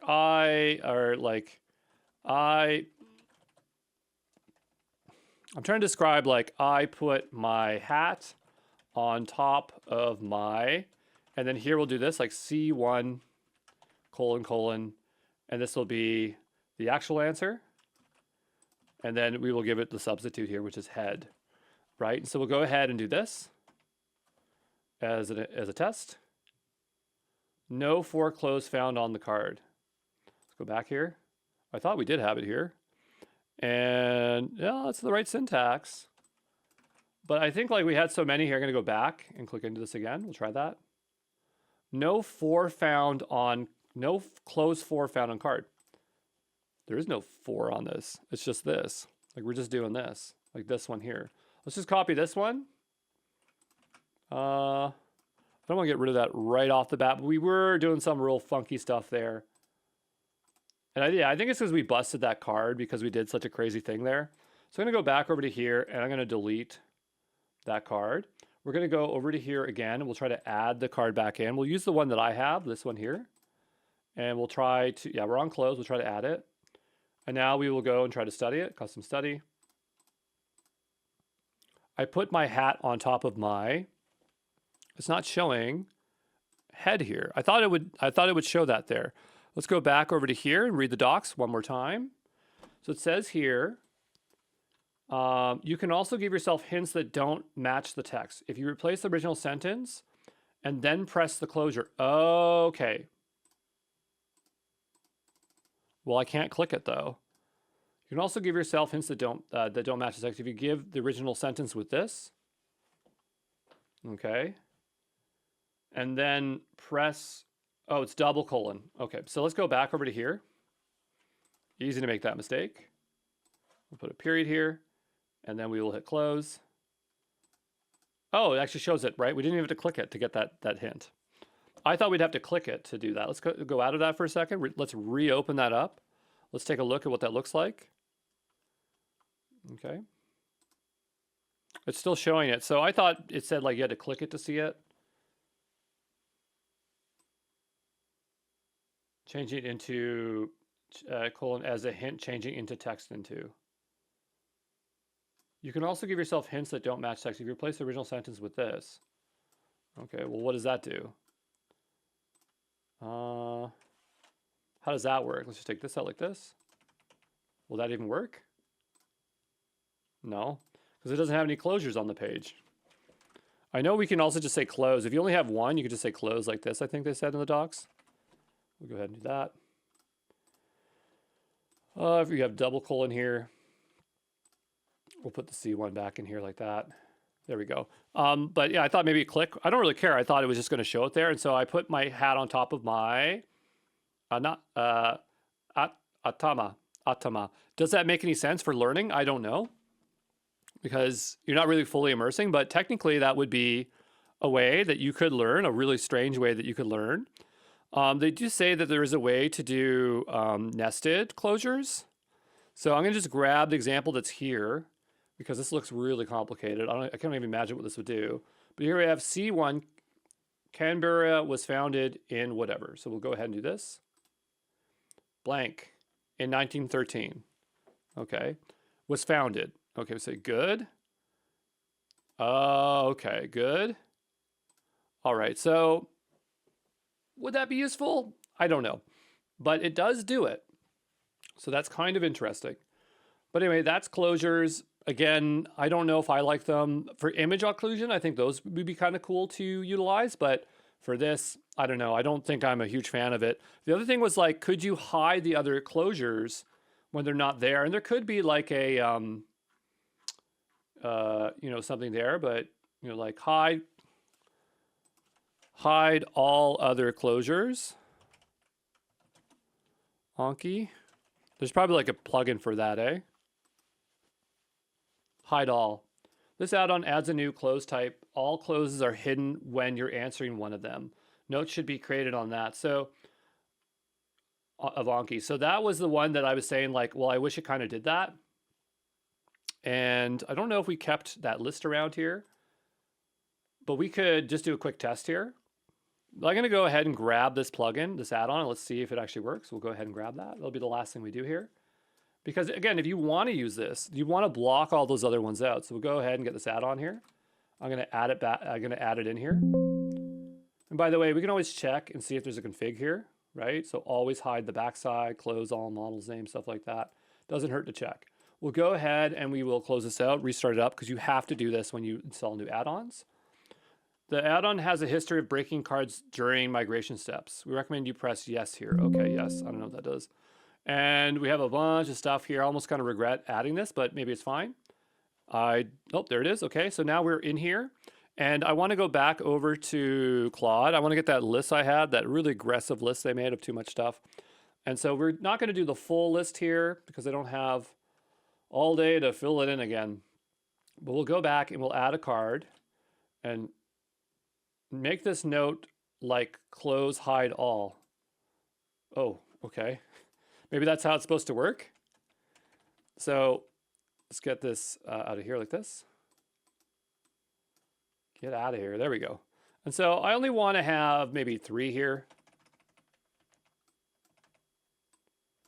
Right, this. And then like this. I got to put the double, don't I? We need the double.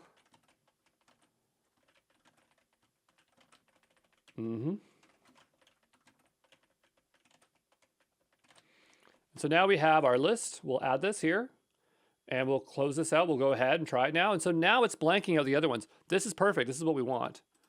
I don't know why we need this here. I wonder if we remove that, if it wouldn't work, but we'll go ahead. And so now it's actually doing what we want as our normal behavior. Let's take this ugly thing out of here. And now it shows them all. Can we put it in the backside here? Why does it not? Oh, here it is. We'll add it in here instead. There we go. And so I guess what you'd probably do is throw it into the back extra here because we don't want to look at that, right? But now we have that functionality if we want it. And we might want that if we look at image occlusion, which I think is a really good addition. But again, you have to decide how you want this to work. You might want this for like number counting. I could see that being really useful. Numbers are really annoying in Japanese. The counting system is. So I don't know. You really have to decide when you want to use this stuff or not. But there you go. Okay.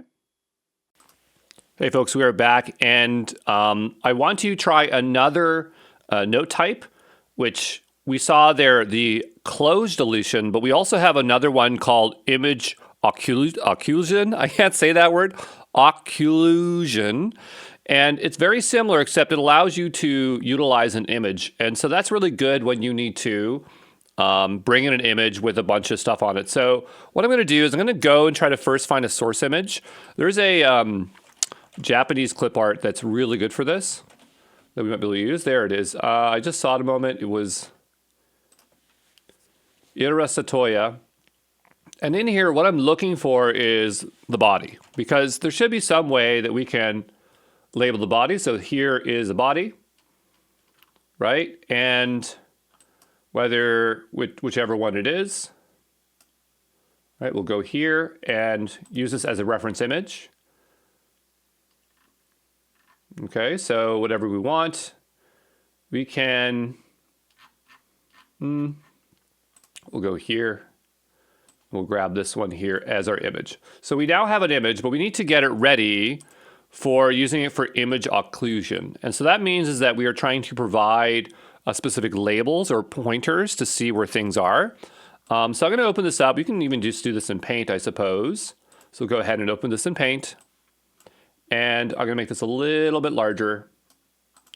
And I'm going to go ahead here and paint in the background.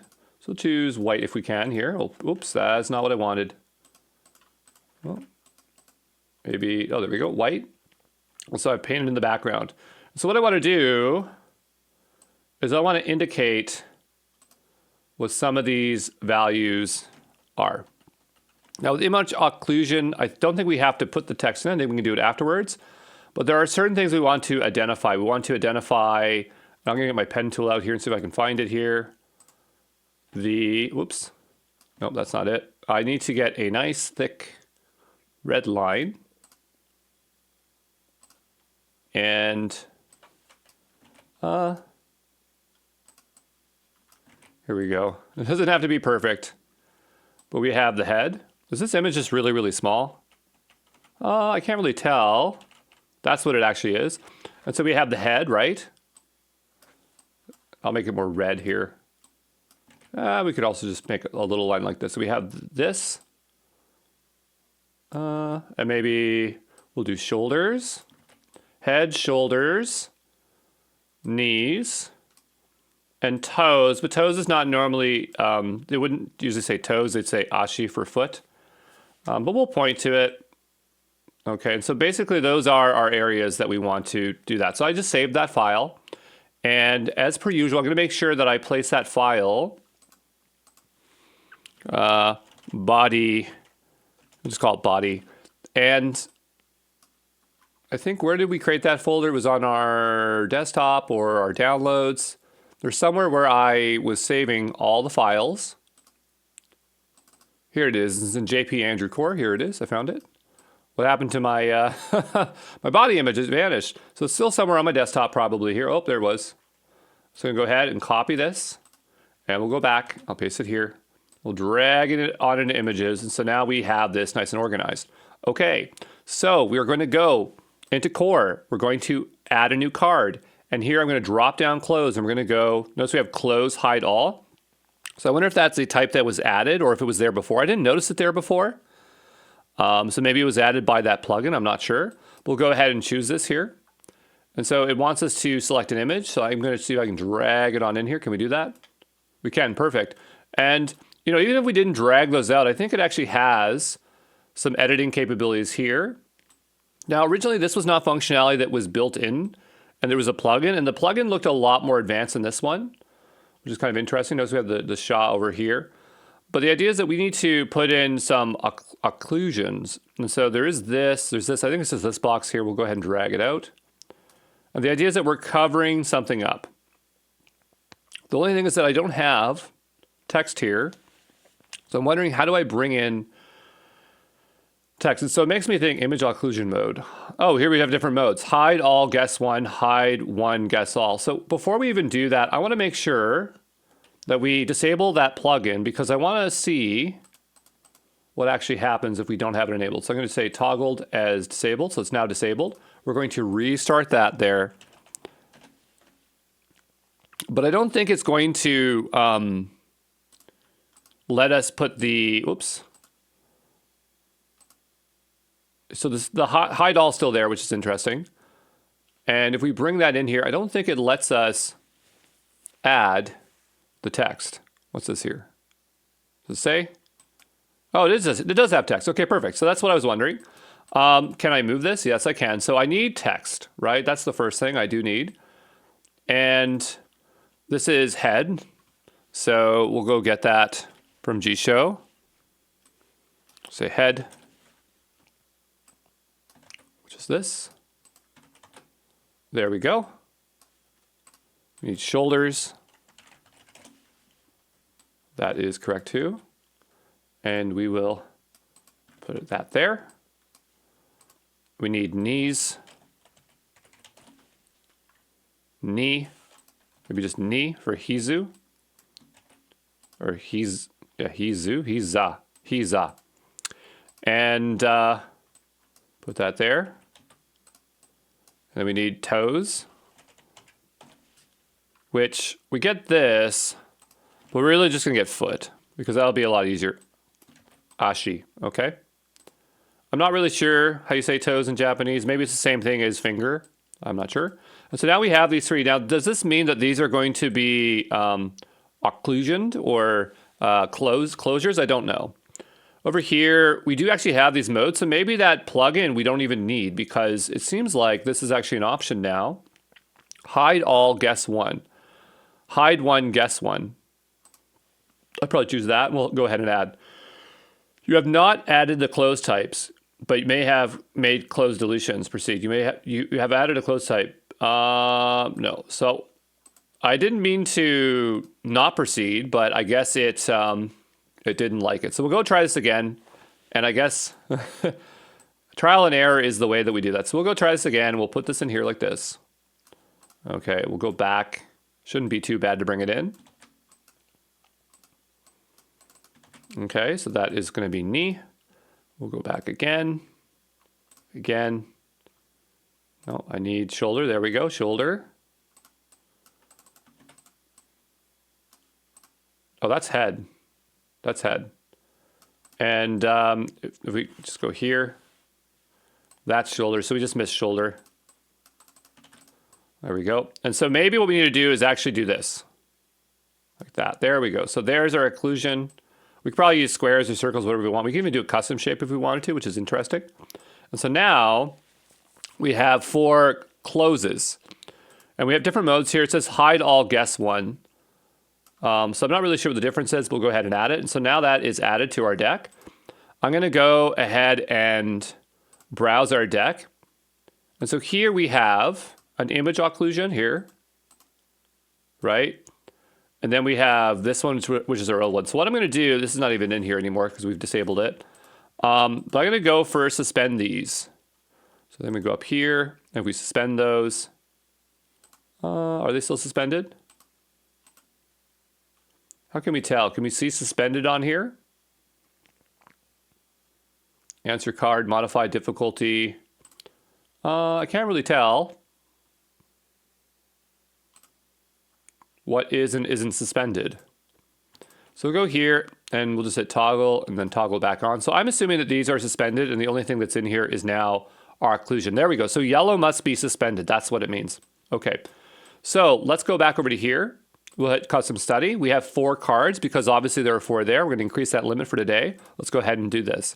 So here we can't see the other ones. That's what we chose. And we're figuring out what that is. So that's anatta. There it is. Good. And then the next one here, kata. This one is hiza. And then the last one is ashi. So there you go. You can see that could be a really, really useful one there. And obviously the mode that we had it on was the better mode. The other one I think would show them all, which wouldn't be very useful. So, I mean, we can just test it really quickly here. I didn't mean to close it. You see, I'll do that quite a bit, no matter how much I use this. We'll go back over here. We'll browse and we'll go back to notes so we can see the individual note. And we'll go back into here and we'll just change it over to this mode here, okay?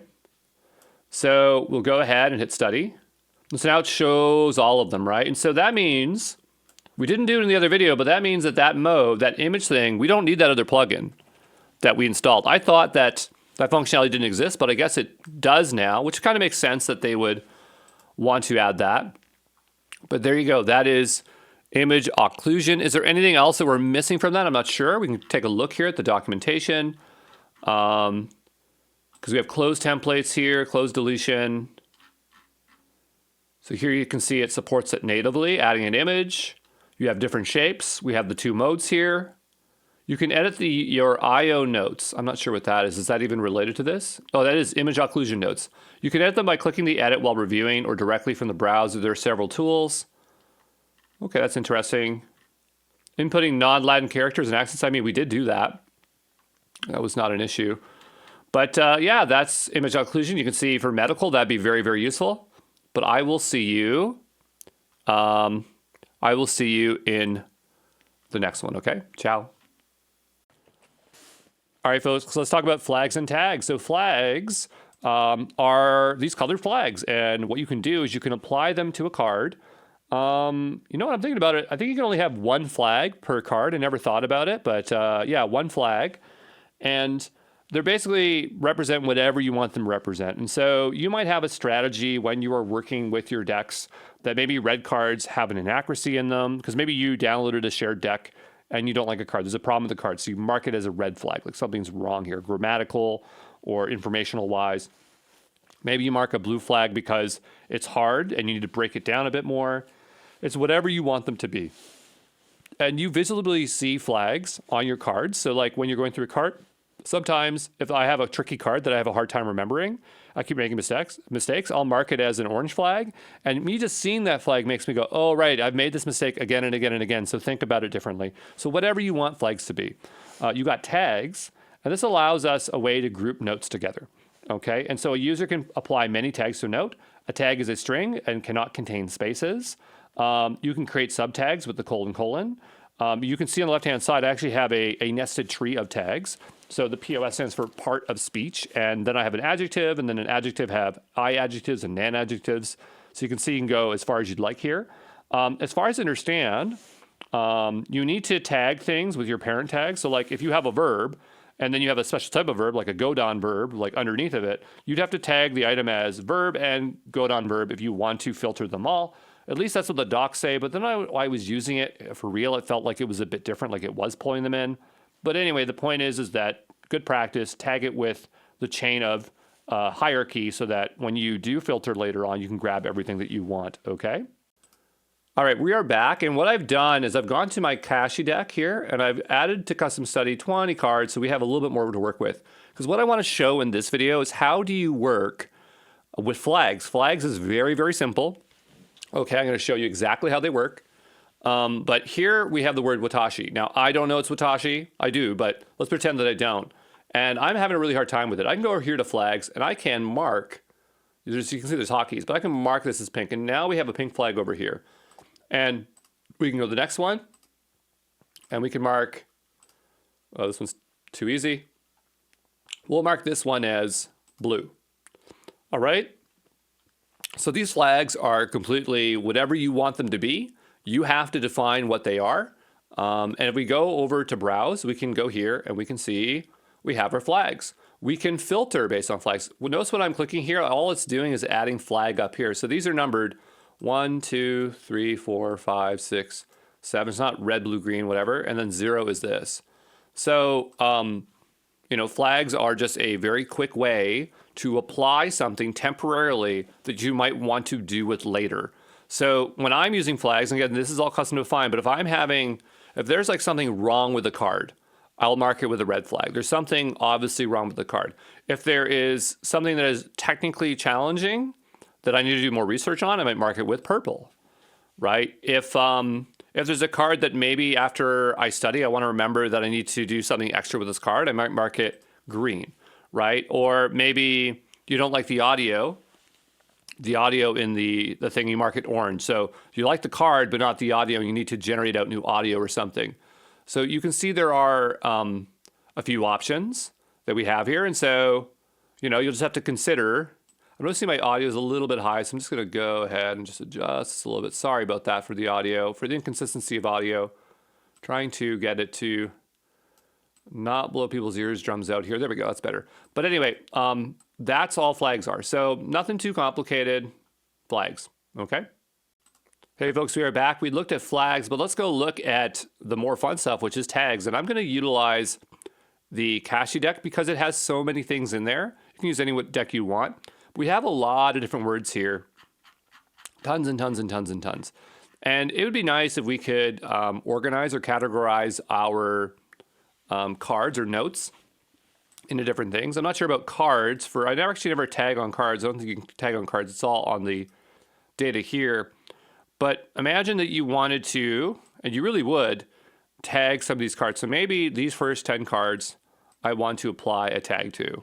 So what I can do is I can go here and I'll just say, you know, study 1. And so now that has a flag, okay? Study 1. And I can keep doing that here, study 1. I'm not sure if there's a mass tagging. There's probably a plugin for it. But the idea is I'm going here and I'm just applying a few tags here. Now, when I do that, if you go here on the left-hand side, notice we have tags. Allows me to quickly filter here, and we can do that.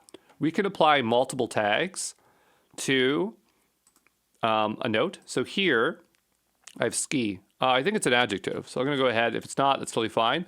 But we've added that there. We have this. I believe that's a pronoun, kare. Okay, we have hito, which is probably a person. So we'll put a noun here. This is a pronoun. Okay. This also is a pronoun.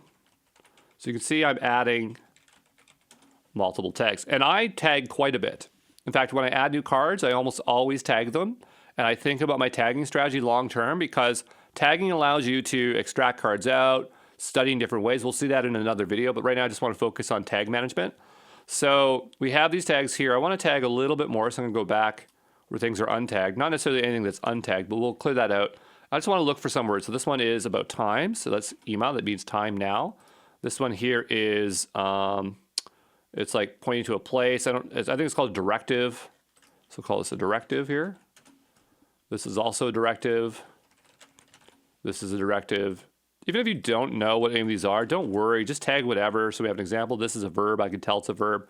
And so I'm just trying to build up some tags here to show this is an adjective. This means omoshiroi. Is it boring? This is a verb. This is a noun, but it's also about a person. So we can mark that as a person, right? So we can do multiple tags. And so lots of stuff that we can do there. And so once we have our tags here, this is fine. But we can actually organize our tags and have things underneath stuff. So we had time here, and this is, I don't know if it's a noun, but let's see if we can find something that we could put something under. So we have a person here, but this is also a noun, right? I'm trying to think of a good example of tagging groups here. So let's go back to our tags. Let's clear this out here. And I'm just trying to think of something that will make sense. So we have like verb here. The point is that you can group things in. I'm actually just going to make a generic tag. So what I'll do here is I'm going to actually make one. Imagine that I have different study sessions, and I'm going to have like a root one here called like _J for Japanese. What I can do is that I can actually drag, or not drag, but I can actually change another tag to be a sub tag of it. So see this tag here, I can rename it. And if I do _J, oops, we say _J, _J, colon, adjective. It's now underneath here, right? See what's going on here? We'll rename this one. Same thing, _J. I think on the Mac you're able to drag. I'm not sure why on this one you can't. And then we'll do the same thing here. And so what I'm doing is I'm creating a structure that we can work with. One thing about tags is that if you want, like even though we're putting these tags under here, like this here, if you want to get everything that's under this one, I'm not sure if it shows, oh, it does show everything under here. It was interesting because the documentation or someone else said that you had to apply subtags to get the tagged information for that, but I'm going here and this is working fine. It's actually filtering correctly. But anyway, the point is that you can create the structure and go as deep as you want. And so, you know, you might want to have tags for different things. You might want to have things for adjectives or time words or whatever, or body parts, right? So we were just looking at body parts. And if we were to go here and I wanted to search, what was it? We had ashi. So we'll just say head, right? So we just look for the word head. Here, that's the word head. So I can say body. And then we say foot, right? And that's the body, right? And then we'd have something like knee. We have knee here. There it is. That's the body. We'll consider something like face. That's face, okay, and that's the body. So now we have this tag here. I might want to group this under my J. And you know what, when you have a deck, I really do recommend making a little short tag for that deck, because if we have other decks, we can tag them here. If we go into this one here, I can tag, this is a fruit, right? But notice here that it's sitting under here. So it might be a little bit hard to distinguish where things are coming from. And so I recommend making a top level one here just so it's less confusing. But anyway, so now we have body. And this is going to be very useful when we want to create subdecks or filter decks for very focused study. We can go further and subdivide here. So if we wanted to, like there's different parts of the body, like specifically the face, we could go here and say _J, body, and then say face. Okay. And so now we have this here, right? We could go and try to find something else like ears, ear.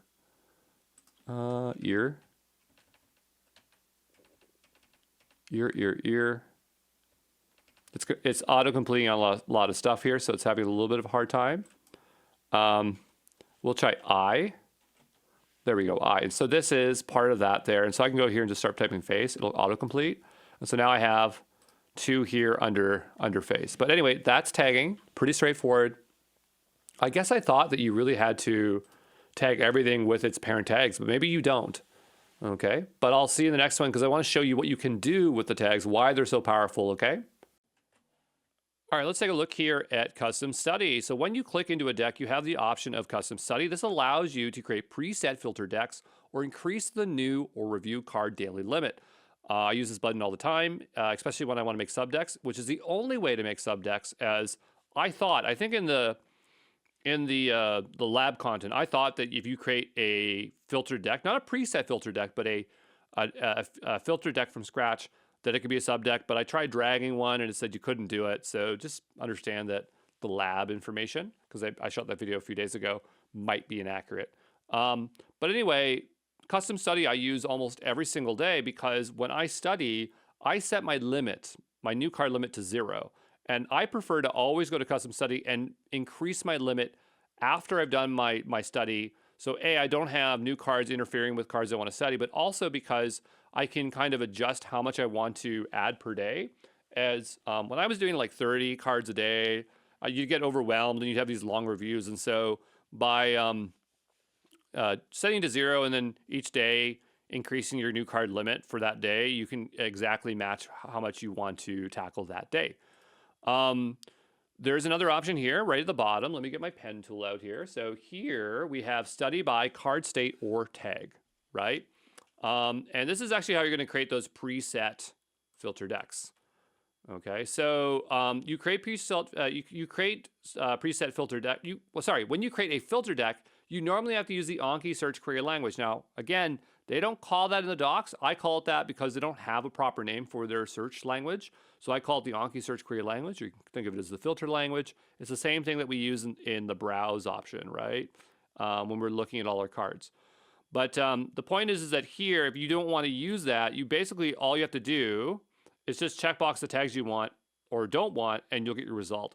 When you do checkbox this thing, you do want to max out the number. I used to do 9999, 99, whatever, so that I always get all my cards, and I make sure it's on all cards in random order. Sometimes I click review by accident, and I get a weird option. Here it's going to set them to not reschedule. And you can toggle this on and off as the options afterwards. You'll notice that it's just like a regular filter deck, but strangely enough, only in this way through custom study can you then drag it, make a sub deck. I don't know why that is. And in the lab, I might say the wrong thing because at that time I thought that I could make a direct filtered deck and then drag it as a sub deck. But they're like, nope, you can only do that through custom study. So I was like, all right. So I might be inaccurate there for the labs. But the point is that the reason you might want to have this turned off is because let's say you're cramming. For an example, you just want to select a subset of tags and you don't want it to affect your stability, review stability. That's where you're going to turn this off. But now if you did want to, let's say you just wanted to find a way to just, let's say you're like really bored in your deck and you said, I just want to study all animals in my deck. And then you find them, you tag them, you add them as a custom study, and then that's a sub deck. You could turn this to be on, and then it would still count as being in the review state, right? So it just depends on what you want to utilize that for, okay? But there you go. All right, so we saw that we can create filter decks via custom study, but there is a more advanced direct way to do this, and that is by going to Tools, Create Filter Decks. And so here we have full range of options right off the bat. Filter decks can be useful for catching up when you've fallen behind your reviews. Imagine you miss a week of study and have a backlog of 800 cards ready to review. What you could do is you could create two filter decks. One for just due filter. So you'd say is due prop due -7 days. Overdue filter, which is things that are over 7 days, I believe. And so the idea is that you just do the just due, you can study at a normal pace every day. And when you have time, you can tackle the overdue deck. So that's an example of how you use filter decks. Now, there's lots of ways to use them. It's really up to you. Like when I just get bored of randomly studying things, and I'm trying to do more targeted study to get through chunks of words, I will look for things like animals or specific actions or a thematic topic and create filter decks on that and make sure that it has rescheduled cards based on answer checkbox. We said earlier that this is checked on, that it will count towards your study. Whereas if it's turned off, it's like that's an isolate study session, right? And so they can be really, really powerful. Filter decks cannot pull in cards that are suspended, buried, or already in different filter decks. For this reason, a search in the browser may reveal a search in the browser, not your web browser, but the browser page within Anki may reveal cards do not end up in the filter decks. I think we kind of observed that through the labs at some point. Filter decks cannot be dragged into subdecks. You need to do custom study, which creates a filter deck anyway. I don't know why that is, but maybe it's only on Windows. I don't know, because I'm on my Mac, my Windows, my phone. But I noticed that I could not create a filter deck like this, and drag it as a subdeck, despite a custom study being a subdeck. or a filter deck, sorry. But we'll take a look at subdecks very, very soon here. Let's talk about review stability, as this is a term that I keep mentioning, and we kind of mentioned it earlier in the course, but let's just really make sure that we remember what it is. So filter decks are cards linked from a home deck. Cards that are reviewed within a filter deck will change the review stability or the cards even when returned to the home deck, when that checkbox is on, right? So what is review stability? You'll review cards at the desired retention rate at 90%. So review stability is the interval of time it takes to go from 100% to your desired retention rate, which is basically setting your next interval, right? But there you go. Let's take a look here at subdecks. So subdecks are decks that appear nested under your home deck or your main deck, whatever you want to call it. But I believe that the docs literally call like a top level deck a home deck. So you can have multiple home decks in your collection. Subdecks allow you to isolate cards from your home deck for more focused study. Cards still belong to the parent deck. You can safely delete subdecks without losing notes or data. So there's no fear in deleting those subdecks. You're not going to lose your cards. You're not going to lose stuff there. Subdecks are created by creating custom study decks and dragging the deck onto a deck. I think I mentioned earlier that you cannot create a filter deck and then drag it there. You have to do your custom study. I don't know why that is. I feel like it doesn't make any sense, but anyway, the point is that if you do it this way through custom study, you're always going to have the means to change the filters anyway, just like a full filter deck anyway. So maybe you should always do that. I might say contradicting things in the labs because at that time, I believe that filter decks were the end all be all for everything, but maybe this approach is always go through custom deck and then tweak it from there afterwards. Here we have some options. So when you are doing your deck, you're going to see some options here. So we have rebuild. So move cards from main deck to subdeck. So when you first created this, the cards aren't going to be in the deck. You press rebuild and they're going to pull them into that deck and they're not going to appear in the other deck, right? This would also help, I think, for a filter deck as well. So this is not specific to subdecks, but it is the option that we need to focus on. If let's say you have like compound words, I have like 1,000 compound words here. Maybe like 500 in this one. And if I was to rebuild, this would populate with like something like 500 or whatever, which one of these numbers would populate as 500. And if I come back the next day and I didn't get through this whole deck here, and I just want to study my regular deck, they're going to be locked up in here. And so you might just hit empty to then send them all the way back to your home deck so that study gets back to normal. And so that's something you're going to possibly want to do, especially if these things are not scheduled and going towards your contribution of your, towards your, like it going to the review state and pushing it out farther. That's something you might want to consider there. When you are working on a deck and it's not scheduled for review, like to change your stability retention, you'll see that the end option or the good option will say end, meaning like it will return it back to its main deck. So hopefully that makes sense, but we will see it in action in the labs, okay? Let us take a look at filtering with the search query language. So when browsing a deck, you can quickly search filter to filter for specific cards using the search query language. They don't actually have a name for it, so I just call it the search query language. I guess you could call it the filter query language because it's also filtering.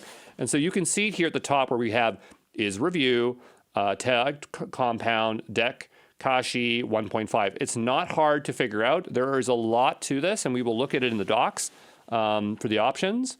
But yeah, it's very, very straightforward. So for example, let's say we wanted to filter all fields with the notes for dog. It would do that across all fields of notes, right? We have word dog. So now we are specifying exactly the field called word and only for information inside of that called dog. If we're looking for flag, blue is 4. So they're represented by numbers underneath. And so that's how we would get that there. If we wanted to get cards with stability greater than 21 days, mature cards, right? Because remember, there isn't a there is learn, or sorry, there is review, but is review could be mature or young. We'd have to get the property of its stability, which is how we represent its maturity, right? Stability, that's why I introduced those 3 factors earlier in the course, and we say greater than 21. Stability is greater than 21. And so those are the little caveats there. Again, there's a lot of information there. One of the best ways of working with these filters is not just in the browser to look at your cards and find stuff, but to create filter decks. And we will use the filtered language. Again, it's not hard to use. It takes seconds to learn. Yeah, there you go. Hey folks, we are back, and now I want to show you what we can do with tags. Now you can see that we have this little query language here, but tags allow us to do more focused or isolate study, or just being able to sort and work with our data in different ways. So let's say that I only wanted to study body parts, right? So we're going to go over here in our deck. I'm going to click into Kashi. I say Kashi, but it's Kaishi. And if we go down below here, we have this custom study button. And in here, you'll see we've been adding this new daily limit. There's also review cards, which I don't want to do. Review forgotten cards, ahead, preview. These don't really work as I would expect them to be. But if you look here, it says study by card state or tag. Study by card state or tag. So if we click into here, we can select based on tag and make a new custom deck. And so if we go here, it says select how many cards you want. So 100 possible from this deck. New cards only, do cards only, all review cards in random order, all cards in random order, don't reschedule. So this one, if you've already done the cards, like if they've been in review, then it won't work for this. But I would probably select all cards in random order. You don't want review cards. All cards in random orders, don't reschedule. So we'll click this, and now what we can do is select what tags we want. So I can go here, and I'm going to just select body. Okay. We can also exclude tags. We can select multiple tags if we want, but I just want body. Okay, so we'll go ahead and we'll hit OK. And now if we go over here, we have a custom study deck. Now it didn't rename it, so we'd have to rename that ourselves. But I'll go here and we'll just say body. Okay, and so now we have an isolate deck. If we go to our options, we've just created a custom filter. And all that thing did is it made this search filter for us, so we didn't have to write it in ourselves. And the other thing is that when it said don't reschedule, this thing is not checked boxed, right? So when you're studying, right, and this isn't checkbox, that means that anything we do here is not going to affect the original deck's ordering, okay?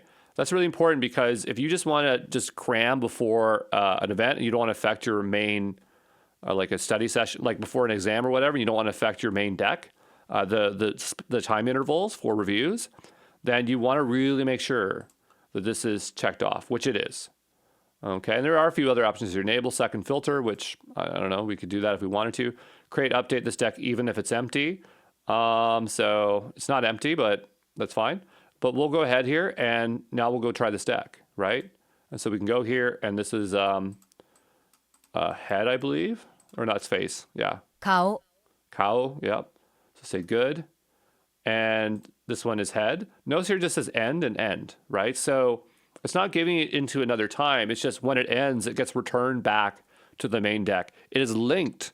This card lives originally in the original deck, the top one there. But the point is that right now it only exists in the custom deck. So I think that if we wanted to even utilize the original deck, we wouldn't be able to study these here, right? They would just not be available. But anyway, the point is that we go here, but when we hit end, it returns it back to that original deck.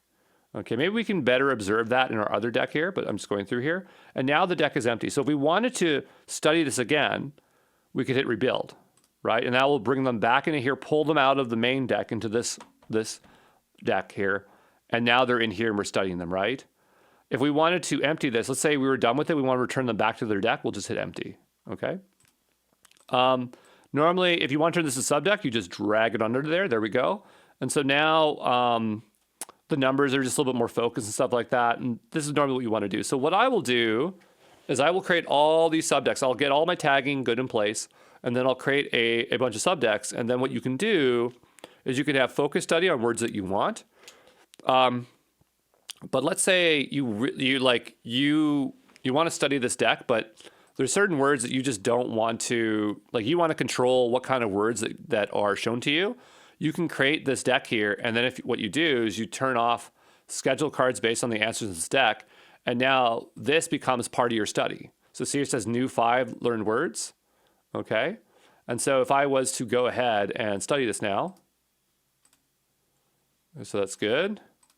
Good. See, it says 10 minutes and not end. It's like we're really studying in our real deck here. Okay. I go back over to here. And if we were go to check Kashi here and we go over to body, that one's empty, but no, there's none in here right now because it emptied back into the original deck. But if we were to go into here and I wanted to check things that are learned, or maybe under review here, these are all now considered in review. Okay, so this is a great way if you have a really large deck, because I was using this deck here and I started getting words that I just couldn't remember. And I just went, I want to stop learning randomly and I want to select exactly what it is that I want to learn. And one way to do that is to create yourselves a custom deck and specifically make it a sub deck. I can delete this and it will not delete any of the cards. See 0 deleted cards from the body there, and we'll have no issues there at all. But I want to show very clearly that when you are studying that it won't appear in the top level deck. So let's go ahead and I want to go back to this deck here. This is our, that's our Kashi deck, but I want to close that and we'll hit browse. So this is our main deck. And so we have a bunch of cards that are suspended. So we're going to toggle that off. They're all back, right? And so let's say we want to study Ringo. I'm actually going to take out some of these because they're a little bit too complicated. They're not that complicated, but I'm just trying to make it a little bit easier for us. We'll go ahead and we'll suspend those. And so now we just have Ringo, Watashi, Orenji, and Orenji from the other perspective, right? So I'm going to close this out and I'm going to do custom study. We're going to load it up with 5 cards. We're going to increase the new limit. And so we can see that's blank. That's okay. I'm not sure why that's blank, but we have Orenji. オレンジ、 Good. リンゴ、 Ringo. リンゴ、 Ringo.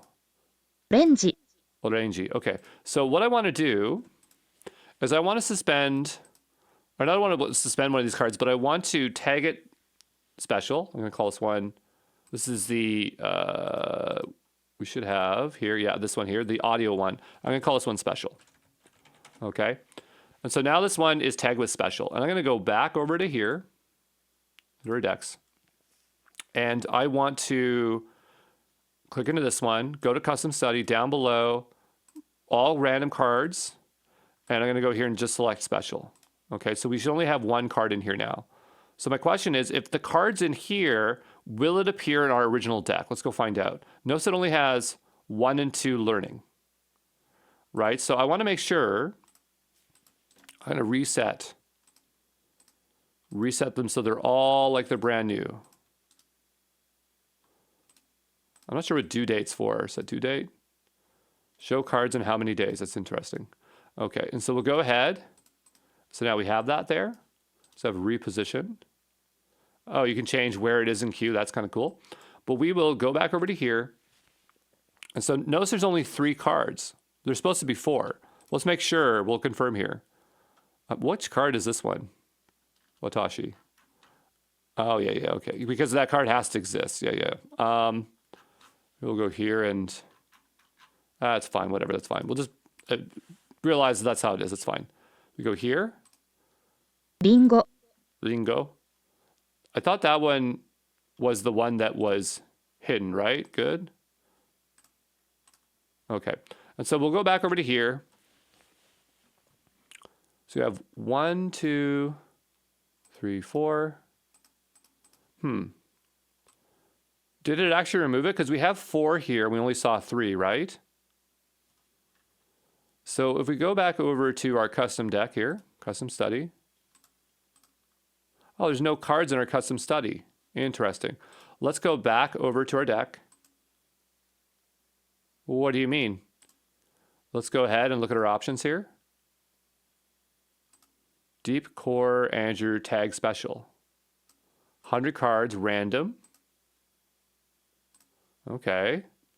That's a bit odd because it should work. Let's go back over to here, Ringo. Special. It is tagged as special. And this one is the audio card. So we have tagged it. Okay. And so it should appear there. I'm going to just put 1 on both of them here. That brings back both the Ringos. I'm going to go ahead and suspend Watashi so it's less confusing. But what we're trying to do is we're trying to observe whether it's actually going to be in that custom deck here. So go back here. Maybe the problem is that they're currently in learning. So I'm going to go and just, again, reset. Reset. Reset. As if they are new cards. Because we really want to observe that this is true or not. We always need to double check here. So we'll go back to our decks here. We go custom study. Oh, right now it's not in this deck. We hit rebuild. Now the 2 cards are there, so they're special. But now they're in this deck. So if we go back over to this one, right, and we say custom study, we can only get 2 cards. So they're not going to appear. Only orange will appear in here. Orangey. Right? オレンジ、 And オレン orangey. ジ、 Yeah. Okay, great. So if we go into here, our Apple cards are here. But the point is that they're no longer, they're part of the deck, but they're no longer here. But let's go ahead and we'll study this one. Right? And we've ended both of them. We go back over to here. Now we have more that we can study here. 3 that are new, right? 2 that are new from the apples and 1 orange that we did not click on, whatever. And so you can kind of see how that works. We could drag this underneath. Okay, so it's a little bit more organized and rename it. And so here we just call this apple, right? And so we have our subdeck. So hopefully that is really clear. I want to show you how to make custom filters. We pretty much did, but I just want to show you the other place that you can do it. And that'll be good in a moment, okay? Hey folks, we are back. And in this video, I want to show you how to do custom tag filters, or whatever they're called here, create filtered deck, okay? Because we did create custom study, but really what you want to do is you want to use this option because it's a lot more verbose and gives you a lot more control. So if we click on this, this is the same interface we saw if we go over here in a deck, right? We go to options. It's the same options here. What about this one here? Yeah, this one has a lot more options. So you can see that this main deck or parent deck the options do not look the same. And so when we did that custom study, which was when we go here and click custom study in here, this is just creating a filtered deck. That's all we're doing here. But we're going to click into this one, not that we need to, and we'll click create filter deck. And so now we have the options to search, right? And so we know that there is a searching or filtering language here. We go over to here. And in here, it kind of explains all the things that we can do. And it's pretty simple to filter. Okay, so you know, if we wanted to only have cards that are, let's say new, let's see here, new. So is new. So if we only wanted new cards, we could say is new, right? And then it would only sample from new cards. So we can go ahead and we'll go ahead and I'll just take that off here and we'll say build. And so now we have 100 cards for review. It's only 100 at the max limit that this deck can have, right? If we go back over to here, we can go back to options, right? And we can look through here and think of other stuff we might want to do. We might only want to bring up things with specific flags. Now, remember that we colored a couple things maybe, like red. So we can go here and do rebuild. It says no cards match, so some cards may be excluded, and that's totally fine. So we'll go ahead and rebuild. And it won't let me do that because there are no cards really for it to do. So we'll go back over to browse. And I'm going to mark some as flagged as red. So we'll go back over to here to notes, wherever that is in Kashi. And I haven't really flagged from here. I always flag when I'm actually studying. Here's flags. Yeah, we have one there. That one's red. And we will mark another one as red here. And then another one here is red. So you can see how, by doing this, right, then we can go back over to where we were modifying our deck here. And then I just want the red flag. So I believe, yeah, that's the red flag. And we'll say this here, rebuild. And so now it only has those red ones in there. If we go to browse and go to filter deck, we can see that these are all the ones that are flagged red. I'm not sure where it shows flags. I know that they're there. Can we see the flag this way?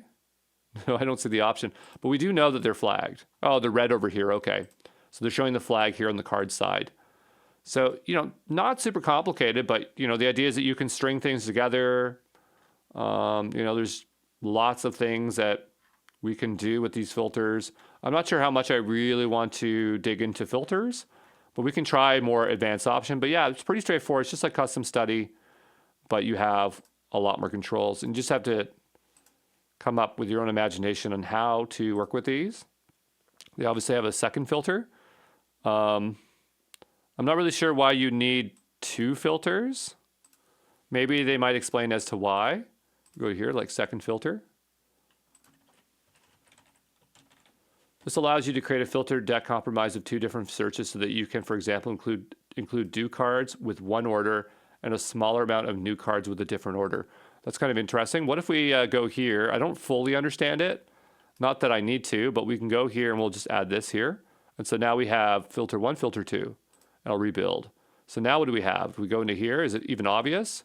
Not really, but I guess you had 100 and a 4. So I guess the thing is you can set different limits on those cards. So maybe if you wanted a different mix of those, you could do that. Let's go back over to here. Oh, that's not what I wanted. Get out of there. I wanted these options here. Yeah, because this has a different limit, right? And so I guess you could have a bit of mix matching there, which is interesting. But yeah, that's pretty straightforward. So we'll go back over to here and we will just delete our filter deck. But yeah, this is the way that you probably want to create it because we have a lot more verbose controls here. But I'll see you in the next one, okay? Ciao. Let's talk about backups. So Anki has local, automatic, and manual backups within Anki app. Something we should understand is what is a collection if we have not covered that prior. A collection is all your materials stored in Anki. That's your cards, your notes, your decks, your note types, your deck options, everything. And so when you are backing up, it is backing up a collection. And Anki by default automatically backs up your collection. So here we can see that the minutes between automatic backups is 30 minutes, with daily backups to keep are 12, weekly to 10, monthly to 9. So we're going to have a lot of backups. Manual backups are performed by the export option. So we do export quite a few times in this course. And here you can see it's set to the Anki collection package, the .col pkg, and that will do an absolute backup as opposed to an export, which is just exporting some data. This is exporting, backing up properly everything, your entire collection. You can back up to the cloud using AnkiWeb via the sync feature. You can also set up your own server, and then technically you'd be backing up to, I guess, your own server or your computer there, but other computer, but there you go. Well, let's talk about exporting data. So Anki has export options, which are useful if you want to back up manually an entire collection locally, which we saw in the backup section. Export a specific deck's notes to use for analysis. You could also export cards. I don't find that very useful, but we'll take a look here. So we have Anki package deck as one option, the collection deck file, which is all decks basically. We have notes in plain text. This is the one that I use the most because it's giving you all the raw notes data, and often that's what you want to work with. You have cards in plain text. I never export this. I wouldn't know what the use case would be for this. Maybe if you want to print them out or something, I'm not really sure. Yeah, there is that as an option. So exporting as notes in plain deck is actually a TSV file. It exports out a TXT, but it actually is tab delimited a table. So this is really good because when you want to import into something like Excel, and you could do this in Google Sheets, but I would go in Excel to the data tab and go to get data. Now you can just open a TSV directly in Excel. However, if you do, and let's say you're doing this with some kind of language like Japanese, the encoding of the file is going to be different and you're going to get gobbledygook. So if you are using this for language learning, use this method. If you're not, you can just open it the regular way. But yeah, I go here, get data, and I make sure I have the encoding that I want it to be. The reason you'll want to do this way is you can set the correct character encoding for import. So Japanese characters need UTF-8, and the default for Excel is something like ASCII or something. So again, getting the correct encoding is going to get you the results that you want. So there you go. All right, so in this video, I want to show you how you can export your deck and open it in Excel. I think that that is something that a lot of folks might want to do, whether it's Excel or let's say Google Sheets. I'm just going to use Excel here today, so if you don't have Excel, sorry. But the process is pretty darn similar. And so I'm just going to create a new Excel spreadsheet. Not that we need one just yet. But let's go here and export the Kashi deck because it has a lot of data in here. That's going to be a good example. So on here we go to the cog and we say export. And so here we can export in different formats. This is exactly how you back up, right? So you can back up a collection, which is everything, a specific deck, which is what we're on right now. We have notes and cards. I've never had to export cards for any reason because they are formatted differently, but maybe you might want to do that. And so here we have a few options. HTML and media references, I don't want that. Include tags, I do want that. Include the deck name if you want it. Include unique identifiers, you might want that. So you only might want the media if you're backing up, but normally, you know, if I'm sending doing something with it, I'm doing that with that there. Let's go ahead and hit export. And so we need to export this to somewhere. So I'm gonna go to my downloads into here, and I'm just gonna make a new temporary folder here called export. Okay, and then we will go ahead and save that. And so now it's exported those notes. The trick with getting into Excel, if you try to just open it up in Excel, it'll be kind of a pain, but the file that was exported is a TSV file. Even though it has a .txt extension, often TSV files have that extension. The point is that TSVs, tab, delimited spacing, that's how it separates the columns. That's the default format that is exporting out to. So if we want to import it into here, what we need to do is go to our data tab and hit get data. We don't want to just open up directly because we need to deal with the file format of it. So there's this, but we can also just click here from text, CSV, and this will open a new window. It looks a little bit different on the Mac, to be honest. So I was kind of expecting something a little bit else there, but that's fine. It'll still work this way. And so we're going to go into our export, and there's our TXT, and we'll hit import. And so we should get another screen here. And so it's suggesting like what Unicode do you want to use? Because if you import this directly, it'll use whatever the default is, UTF, or not that, it would be like non-ANSI or ANSI something. And all these characters will be garbled. But I want these characters to come in so they are not garbled. And so I can go ahead and load them in here. Okay, and now they're in here. I don't like that it does this in Excel. I'm not sure how to get rid of that. Well, I mean like on import, but if I just take off that table there and drop this down and just take off that, we now have everything exported, right? So somewhere here's our tags. You're gonna have to kind of figure it out. Yeah, here's our tags in the end.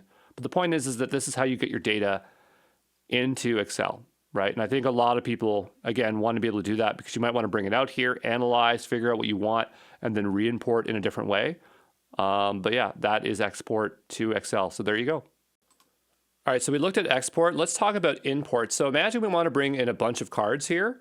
It should be really straightforward. What I'm going to do is I'm going to make a new Excel spreadsheet here.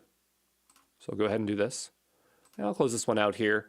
And so I'm going to try to match it to whatever my fields are. So this is easy for import. So we have, if we go here, JP, EN, and a few other ones here. So let's go here, and I know this is a bit small, so I'll make it a little bit larger here, folks. But we'll have, our first field will be JP. Okay. Second one, EN. Maybe JP sentence, here like that. Okay. And so we have the start of the data we want to bring in here. So I need to grab a few words. We will not spend too much time grabbing words here. Grab the bare minimum here. I'm just going to open up Gshow. Or actually, we use Claude for this, right? So we have Claude here, and I'll make a new sentence here. I want to learn 5 random Japanese words. Provide me 5 with a sample Japanese sentence along with its translation. So we'll go ahead and do that. Okay, so here we have some words, good. So the first one is sakura, or sakura, which are cherry blossom trees. The Japanese love their cherry blossom trees. And go here. I guess I need the English translation as well, right? Do we even have that? We do. EN sentence. And so we will grab this here and paste that in. Probably not going to do all 5. We'll do 3. 3 is enough. We'll take this one here. And we now have travel and trip. Like that. We will grab the Japanese. And we will grab this next one here. Then we have Yume, which is dream. Okay.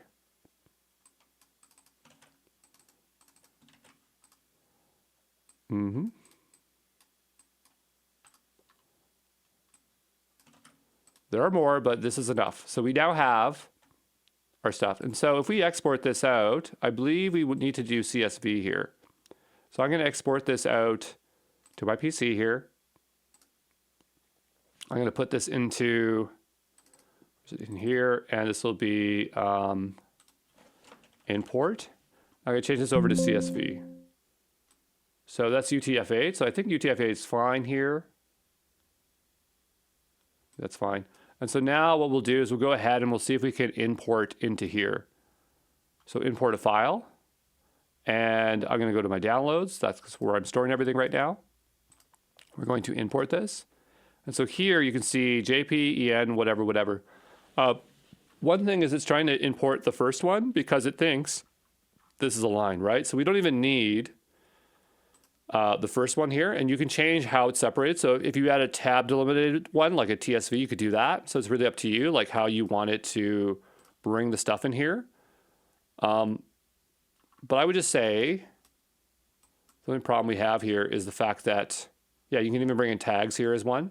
I would say the only challenge here is the fact that we don't want that first line. We'd have to delete it out, and that'd be kind of annoying. So what I'm going to do is go back over here. I knew that would happen. But we'll go ahead and we'll delete this out here, and we'll save it again. So now we'll go back to import file. There's an import. And so now we can bring that on in here.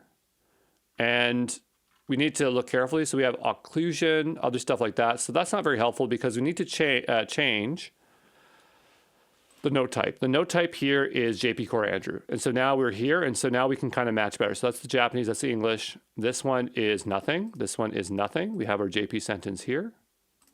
And we have our English sentence there, right? How are we going to get media in? We'll talk about that in just a moment. But we will go ahead. Yeah, now those are imported. So we go here, and these cards are now imported into our deck. So that's pretty straightforward. But what happens if we want to bring audio in and images and other things like that? You have to reference them. You have to drop them into the correct location. So there is some place. Let's go find out where it is. So bulk import Anki folder. Because what they say is that you need to place them into the directory. Someone made a script.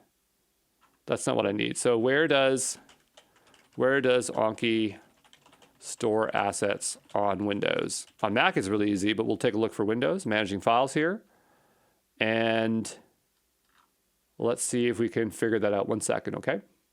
Sorry, so here it says on Mac, it's over here, which is pretty easy to get to.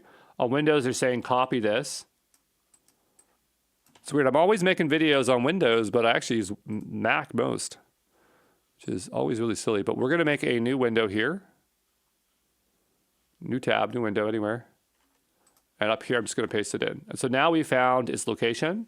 And so I believe that somewhere here, we can place the assets. Right, so I believe these are all the assets. Yeah, this is MP3 file. I'm looking for images somewhere in here. There we go. See, these are all the images that are coming in here. And basically, I believe we can just drop our images in here and then we can reference them. So if we want to bring in images for this here, we will have to reference them. I'm going to go over first to Kaishi. And notice here, Where's it image? Where's image? Here. Suppose we can do it that way. What does this one have? So yeah, that actually uses a short key here. So here we can see it's actually doing this. So I would suspect what we can do is we can go over back to our spreadsheet, wherever that was here, and this is one that's not filled in here, but we can go here and we can just clear this out.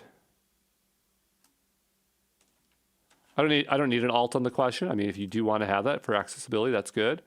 But here, like, if we just want to set all of these to be the same, I believe that this will work. So we'll go ahead and save that. And we'll go back and re-import the stuff that we just imported. So what we need to do is go back to our core deck here. And these are the 3 that we imported. I'm going to go ahead and delete those. Right-click, delete. Bye-bye. There they go. And we're going to go back to Anki here. And I want to re-import. Okay, so we're referencing these here. We'll switch back over to our JP core. Notice I can update or preserve or duplicate, which is really cool if there are other ones. And then we'll go down here. We have cherry blossom, whatever. So for image, we're actually going to choose that. For audio, nothing. For sentence, we are choosing this one. For the English, we'll choose this one. There we go.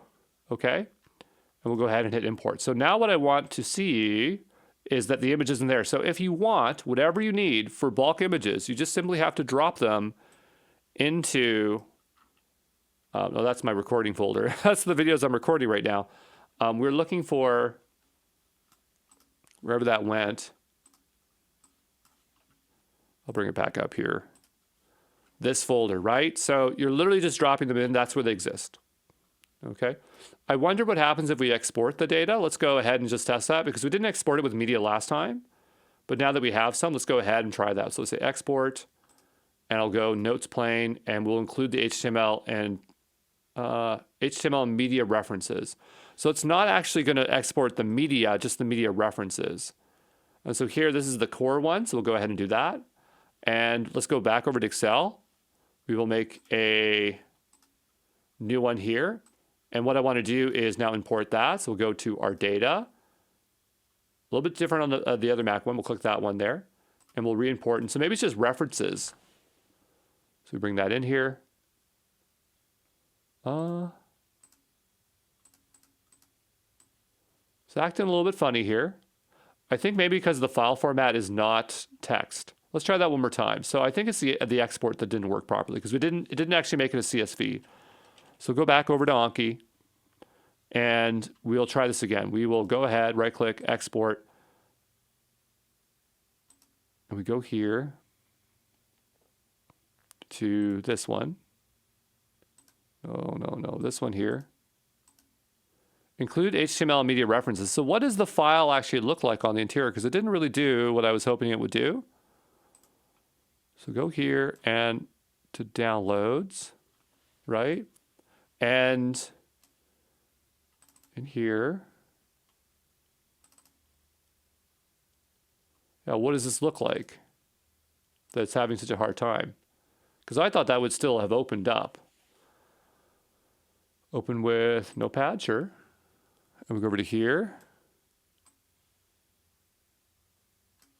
I don't know, it still kind of looks like tab. No, this still is a tab delimited file. So I don't normally export with HTML and media references. So I'm just, again, trying to figure out what's going on here. So we'll go back over to our data. Make this a little bit bigger so we can see. There we go, text. And we'll try this again, import.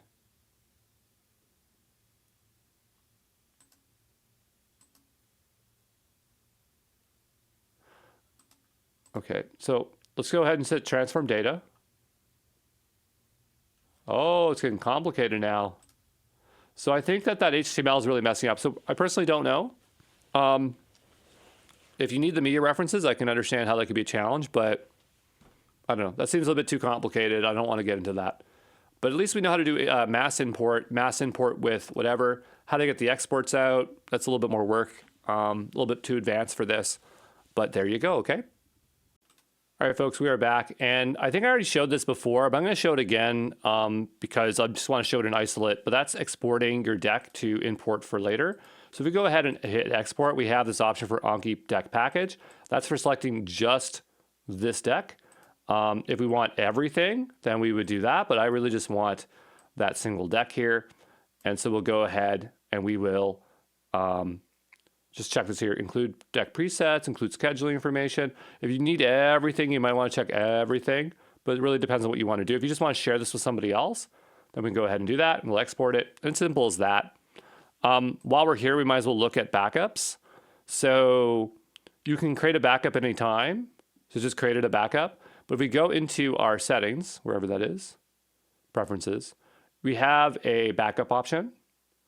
And you can see how often it's backing up. So it says Anki periodically backs up your collection. After backups are more than 2 days old, Anki will start removing those here. So minutes between automatic backups, every 30 minutes. Daily backups to keep, 12. Weekly backups, 10. 9. So there's a lot of backups going there. You can restore backups via file switch profile. Let's go there. I've actually never had to do it, but we'll hit switch profile. And here we have open backups. And so there's all our backups. And they're just collection packages, right? I believe that is the main one that we are exporting out. Let's go back over here for a second and take a look. If we go back over into our export, yeah, they're just collection files. So it's just automatically doing collection files. And they're there, so it's very straightforward. If you have any problems, it's very easy to restore them, but there you go. All right, let's take a look here at what is AnkiWeb. So AnkiWeb is a free-to-use limited, I should have put an asterisk on there, but it is limited in its capabilities, web-based version of Anki. And so here's an example of me using Anki. You'll notice that I somehow have a certain amount of storage. I have my collection itself. And then these are the decks that are being synced from my local machine to here. You don't really use Anki directly too much. Like, I guess you can create a deck here, but I don't think that is the natural and normal way to use Anki. Normally use Anki via your desktop computer. That's probably the most popular way, or your phone. And then this is kind of your backup or your little hub for things. So Anki lets you practice your decks from any browser. Anki has no support for add-ons. AnkiWeb lets you share your decks with others for download. So when you do sync them up here, they are private initially, but you can make them public. If you really, really want to have a deck that syncs across multiple devices and you don't want it to go here, you can set up your own Anki server. I don't think I showed in this course, but it's not very difficult. There's a repo for it. It's easy to spin up. Anki is where AnkiWeb, I should say, AnkiWeb is where Anki add-ons can be found to be downloaded. So shared decks are here at /shared decks, and then the add-ons are here at /shared add-ons, and we're definitely going to see those as we work through this course, okay? All right, let's take a look at what syncing a deck is. So you can sync your Anki decks across devices using sync feature.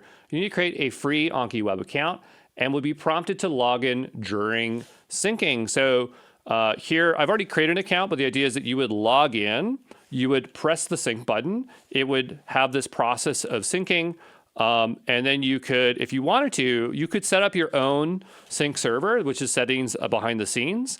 But for the most part, you know, AnkiWeb really works very well. When you sync AnkiWeb, all decks will sync with no option to choose specific decks. The decks will remain private, but might not be encrypted. So that might be one reason why you might want to use your own server. Or if you just don't want your deck to be leaked for any reason and hit public, then you might want to consider that, okay? So, you know, those are our thoughts there in terms of deck syncing. One thing I did notice is that often it syncs when you close the app. And another thing that I did not write in here, but you have to be very careful what button you press, whether you download or upload, because it doesn't know the direction of changes. And so often I will say, I have to think about what I used on my last machine and which direction I wanted to sync, because you could end up wiping out your cards So just consider that. You do get backup, so there are ways to restore if you run into issues.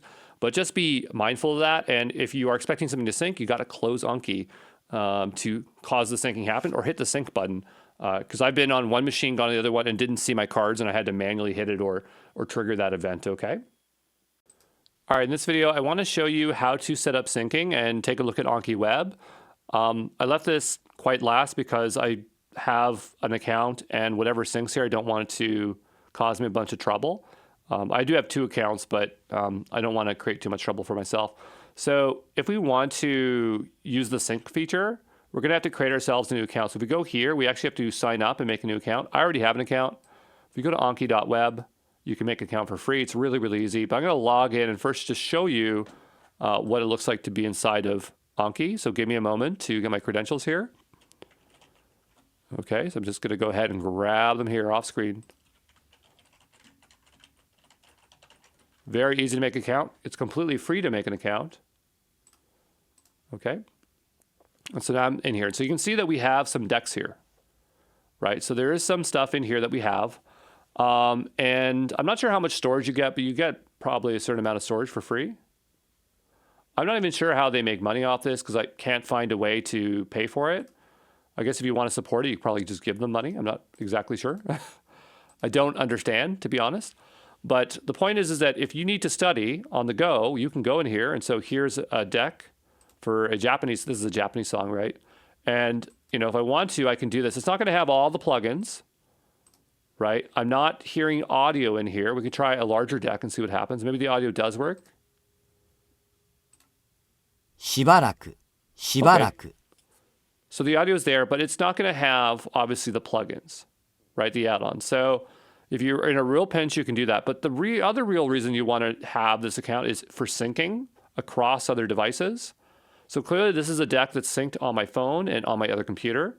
And now if I was to log into this other account, then it would sync across your computer. So that way, or devices, so I can go and have the best study experience anywhere I want, right? We can also here share and make something publicly available. I'm not going to do that, but the idea is that you can checkbox this, and then that goes into the to share with everyone. Also, same thing with add-ons. They somehow get uploaded. I don't know the process to it. I didn't really care to look into it right now, but you can do that there. So really, this is just a way of syncing to other places. And anyway, I'm logged in. So maybe we can go ahead and turn on syncing. Now, I do want to point out, I'm going to go ahead and just sign in here. I'm not sure if it shows my password here when I put it in, so I'm just going to paste it in. Oh, it doesn't. Okay, good. So go here, and we'll go ahead and sign in, right? So I'm not sure how it's going to handle these ones here, but we'll go ahead and see what happens. So it says here, there's conflicts between the decks. You must choose which versions to keep. Select download from AnkiWeb or upload to AnkiWeb. I'm going to download from AnkiWeb because that's the real one I want. And so now this is here. And now this is syncing with all my other ones. So you can see I have a bunch of cards here. And it's going to take time to sync, right? So it's not going to be instantaneously, but obviously the more stuff you have, the bigger it is. That's why I think having SVGs or bringing in images yourself is a better idea. I really don't like this. This deck is fine, but it's just really large, right? It's like 100 megabytes, and that's very frustrating. So that is one thing that's kind of interesting there. And I know we never looked at stats, did we? But yeah, when you're studying, we'll talk about that in a separate video, okay? But anyway, so those are syncing over there, and they'll take time. Now, I do want to point out that you can set up, I probably won't make a video on this because it's not that it's hard, but you can set up your own syncing server, right? So if you go here, you can set up your own self-hosted syncing server. Self-hosted syncing Anki. I'm sure it's not hard to do. I go here. Okay. Oh, it's cargo, so it's written in Rust. Okay. So it looks like you can install it, or you can use Docker to run it. It doesn't sound particularly difficult. You can find user contributed Docker file instructions here. We'll go over to here. That's probably the easiest way to run it. So if we go over to here, there's a Docker file, and it already has it. And so, you know, if you have a cloud service, you just run this. It's going to produce a URL, and you can use this to sync. Why might you want to run your own server? Because then you don't have to worry about it being in AnkiWeb. If for whatever reason you're worried about AnkiWeb, you could Not that there's any issue with it, but if you want to do that and keep everything off of that and have everything private, you absolutely can. And so that option is there. But that anyway is AnkiWeb and also sync. Very straightforward, as you can see here. Yeah, there you go. Ciao. All right, let's take a look here at studying specifically about these colored numbers you're going to see and also grading. Because I remember when I first saw these colors, I kept looking down below and I didn't know what they meant, but now I distinctly know what they are. And so the colors, when you are looking at cards, if you see the little red one, that's the ones that you're currently learning, so they're no longer new. New are obviously cards that you have yet to see, and green are ones in review. So very straightforward. But yeah, as you work through this, you're going to see things end up in that little red area quite a bit as you try to push them into green as you go.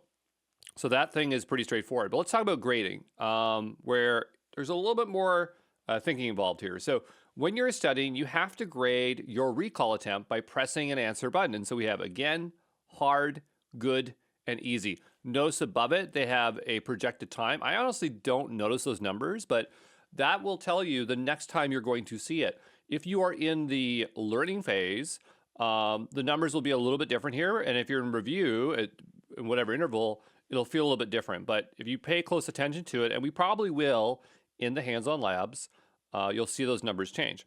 But anyway, let's break down these 4 buttons. So first we have again. So this is when you're incorrect or cannot recall, you're going to hit the again button. Pretty straightforward. If you don't know it, you hit again. You have the hard button. So your answer is correct, but you had doubts or took a long time to recall. And so that would be the hard option. We have good. When your answer is correct, but it took some mental effort to recall it. And then you have easy, where it's like you instantly knew what the answer was. So, of course, we have a few of these different buttons. When I utilize grading, I only use the again and good button. This is mostly because I'm used to the old algorithm, which is Super Note 2. But there's an article about, us being biased in terms of grading. And so hard and easy ends up being something that we might select when we really shouldn't be, because we are trying to see ourselves favorable in terms of not being absolutely bad at something or maybe being absolutely good at something. So this is where you might just want to stick to the practice of again and good. It's up to you. The new algorithm, FSRS, it is optimized to really work well with these 4 options. So, Super Note 2, people wouldn't stay away from hard and easy, but now you can use all 4. It's really up to how you want to utilize it. There's plugins that will remove the hard and easy buttons, leaving only again and good, and even color them. So, it just shows how that some people really believe in this again and good thing.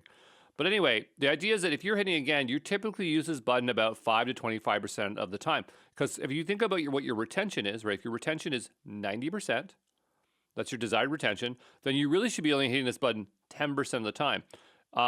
Because the idea here is that these are cards that you're forgetting. If you are forgetting cards often, again and again and again and again, then they're considered leeches, and you need to deal with your leeches in some manner, okay?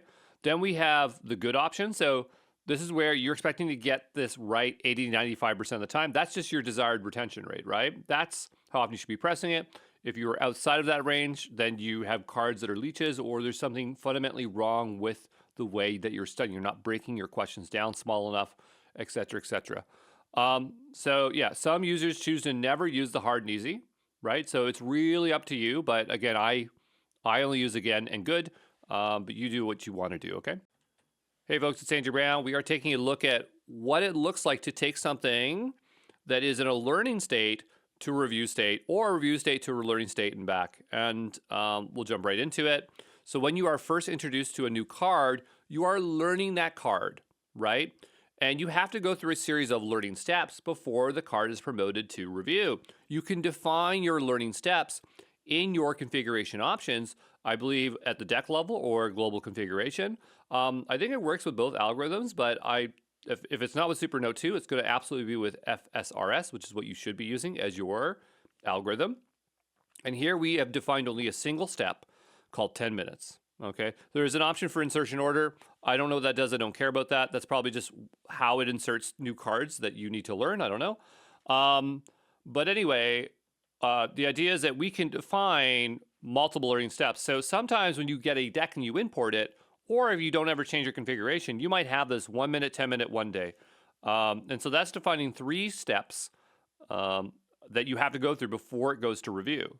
Now, the key difference between learning steps and the way review queues up a card is that review is queuing up a card based on the space repetition algorithm. When you hit 90% or whatever your retention rate is, that's when it's going to show you, desired retention rate, that's when it's going to show you that card. So before you put it into the algorithm, this is your opportunity to have a fixed amount of numbers, however you want, that's not using that space repetition to get comfortable with it before you move it to review, right? And so 1 10-minute, 1 day. The thing I would drop out of here is the 1 day. I really dislike this because it makes no sense having 1 day here, even though you'll see it. Because if you were to go through these learning steps and you had 90% desired retention rate, you would see it basically next day, right? So it's effectively, you're basically effectively going 1 day, then 1 day, which I don't think is effective learning. So I would suggest to have this as 10 minutes like I do, or 1 10 minutes, or you could do 1 10 30 minutes. You could do 10 30 minutes, right? Just don't do 1 day. 1 day seems really, really silly to me. But let's go ahead and proceed forward and try to simulate what this looks like. So we have a new card that is going to be shown to us. And so now we are learning that card right now. Okay, so when there's a new card, you're learning it right now. And notice here that there is no now here, but you have to pretend that there is a now in our learning steps when we initially see the card, okay? So we see that card and we just saw it. So normally what you would do, actually I didn't really show it here, but normally when you see a card for the first time, you usually press again right away. That's normally what you do. And so that's probably what I would do. And it would probably get queued up for 1 minute. But let's pretend that we saw the card for the first time. We're like, we're good with this card, right? So I'm going to press good. And it's now going to be queued up from 1 minute from now, right? And so we see that card 1 minute from now. We remember it. We're good. We remembered it. So we press it again. We see it 10 minutes later, okay? We can't remember what the card is. So we go, okay, we'll press again. We press again. And so now it's going to go back to the 1 minute. So in 1 minute, we're going to see that card again. Okay? And then we will press good. It'll go to 10 minutes. And we will press good again. And we'll see it in 1 day, which again is silly, but we'll do that. And then in 1 day, if we press good there, it's now been promoted for review. The next time we're going to see that is based on our desired retention rate, whatever that is. So mine's 90%, based on the space repetition algorithm. But yeah, just going through this, I just kind of remembered that the way I actually do this is not actually how I do it. When I first see a card, I almost always press again. I almost always press again because if it's the first time I learned it, I don't really know it. But if you only have 10 minutes in your queue, right, then what it's going to do is it's going to queue it up for, I guess, now. Because I know, like, when I press in 10 minutes, I don't feel like it. Maybe it does go to 10 minutes. Because that's the only step. So if you see it now, it'd have to take the next step. So that might be something you want to observe, but I wouldn't think about it too hard. The thing that you want to remember is the fact that if you press again, it's starting over these learning steps and you have the ability to tweak them, okay? Let's take a look at relearning steps. So imagine you have a card that's up for review. This is a card that you've been studying for, let's say, 15 days, right? And for some reason, like, it's been 15 days since you've learned this card, right? So you didn't study it every single day, but you studied it. You learned this card. It's been in review for at least 15 days. And it's still considered a young card, but we can define our own relearning steps. So it's just like learning steps, but they're called relearning steps. And so imagine we have relearning steps of 1 minute and 10 minutes. So we have this card, right? It's review, and it's a young card. It's less than 21 days old. And we press again because we can't remember what the card is. It's now going to go into the relearning phase, right? And so it's going to now show it to us. Because it's over here, we say 1 in 10 minutes. It's going to show us 1 minute from now, right? And then if we press good again, it's going to be 10 minutes. and then it's going to go back into review. Now, one thing I don't know, and I probably should have looked this up, but I'm not really worried about it, but like if you have a card that is mature, does it end up back being young, or does it get its mature status back? I believe that if you have a mature card and you forget it, it becomes young again.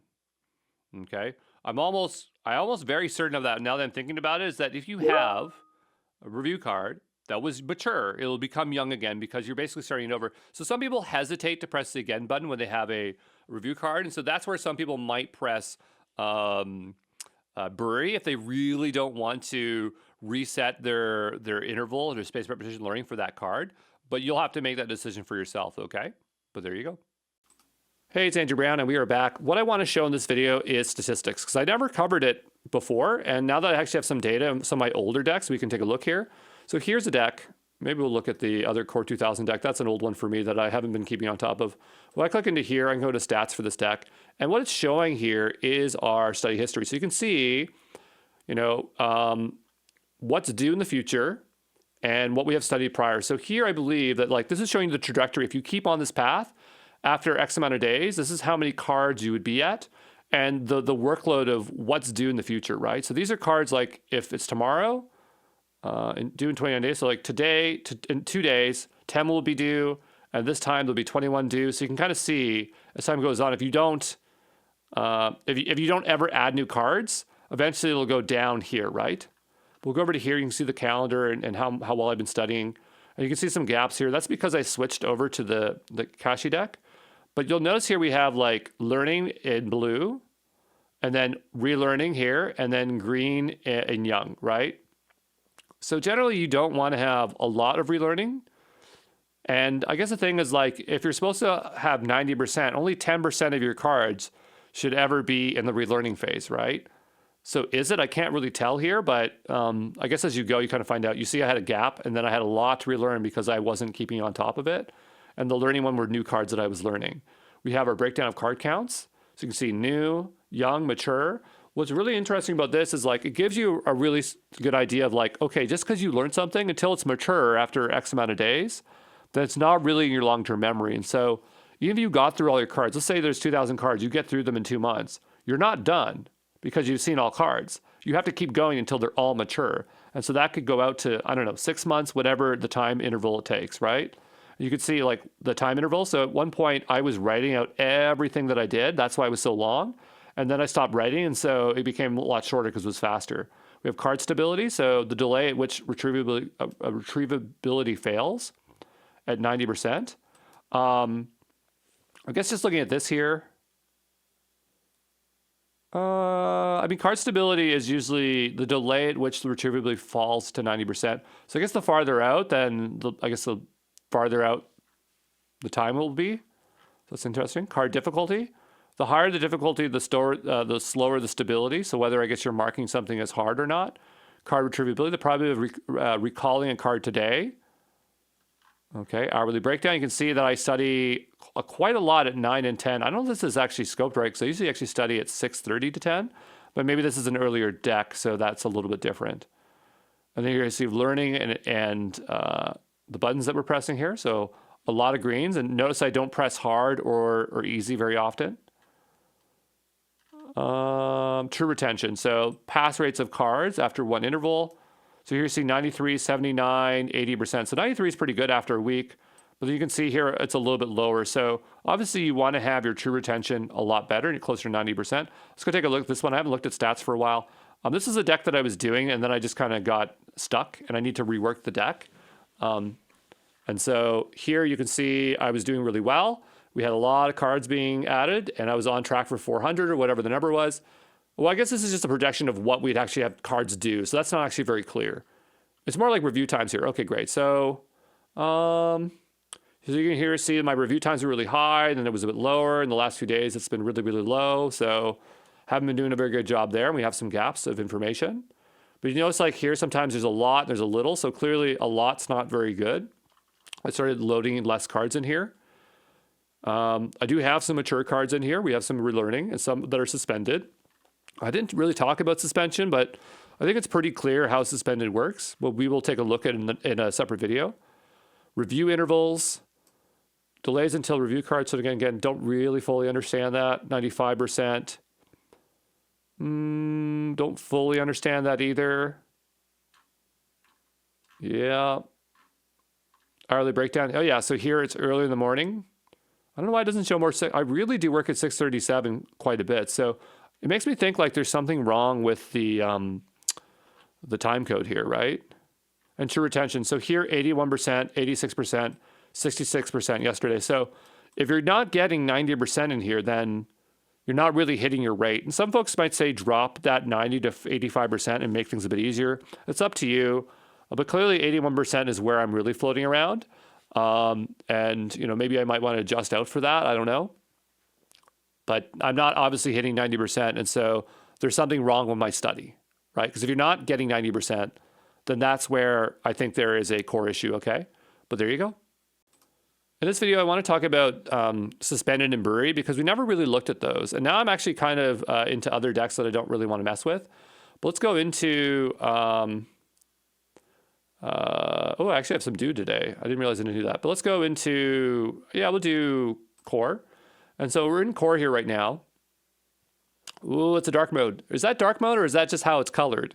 I think what it's doing, it's picking up the settings. Let me just go fix that really quickly. So if we go here, follow system, what if we do light? No, that deck is actually hard-coded for dark. Oh, that's not good. We'll go back here and put follow system. But anyway, we have this word here. It looks like kotoba, which means words, I believe. So kono kotoba no imi ga wakarimasen. So you're not understanding words. I don't understand these words, right? So we go here. この言葉の意味がわかりません。 There we go. So I got it right. And so I can go ahead and say, good. So that's one's good. We have another one. So this one is, I think it's Genki.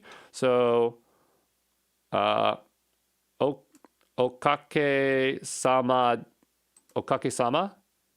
I forget what that means, but de Genki desu. 元気。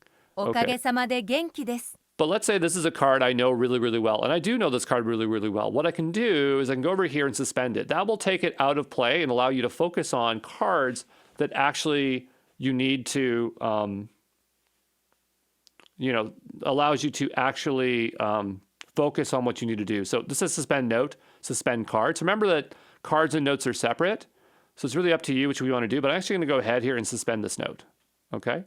We have this, and I always get this one wrong, but I believe it's iru, which is, iru is used for a lot of things, but this one here is, we have yakusoku wa irumasen, or maybe this is yoyasa. I always get them mixed up. And so this one might be a little bit hard for me, but 予約はいりません。 yoyaku irimasen. So this one's always really hard. So if you're really struggling and you need to just push a card to next day, what you do is you go ahead and you hit bury. And so this one will reappear and it'll be considered bury until the next time you do this. One is Suzuku. This is to continue. 続く。 Suzuku, yeah. That one's good. And Uru to sell. 売る。彼は家 Yeah, を there we go. You can see I know some Japanese. Say for height. 背。彼女は背が高い。 Good. And I'm doing studies, but anyway, the point is that you can see what suspend and bury can do. We can go to browse, right? And on the left-hand side, we have some buried, we have some suspended, right? But you should be suspending cards. Some people take the strategy of like when you get a new deck, like let's say you bring this whole deck in here, what they'll do is they'll suspend all the cards initially. And what that will do is it'll allow them to select only the cards they want, right? You might also want to have a tag that says like when you suspend something, it's done, you mark it as completed. You could even tag it as completed. But, is it a good strategy to go in a brand new deck and mark everything suspended so that you can kind of force what you want to study? I don't know. I think that if you know how to make subdecks and those, then that might be a better way, because then you could always just say like, you could just make a subdeck and a filter that has a tag, which is like, or you could make a flag, right? You could go in. That's actually really smart. You can make a flag saying like focus study, right? And that's what I would probably do. Instead of suspending everything, I would make a filtered deck, right? And I would make it for a very specific flag. So we say like flag 5, whatever it is. And then you go in, you flag all the cards you want to focus on, and then those will be lifted into into that deck. You make sure that you can reschedule it. You go under as a subdeck, and then you go ahead and put that in there.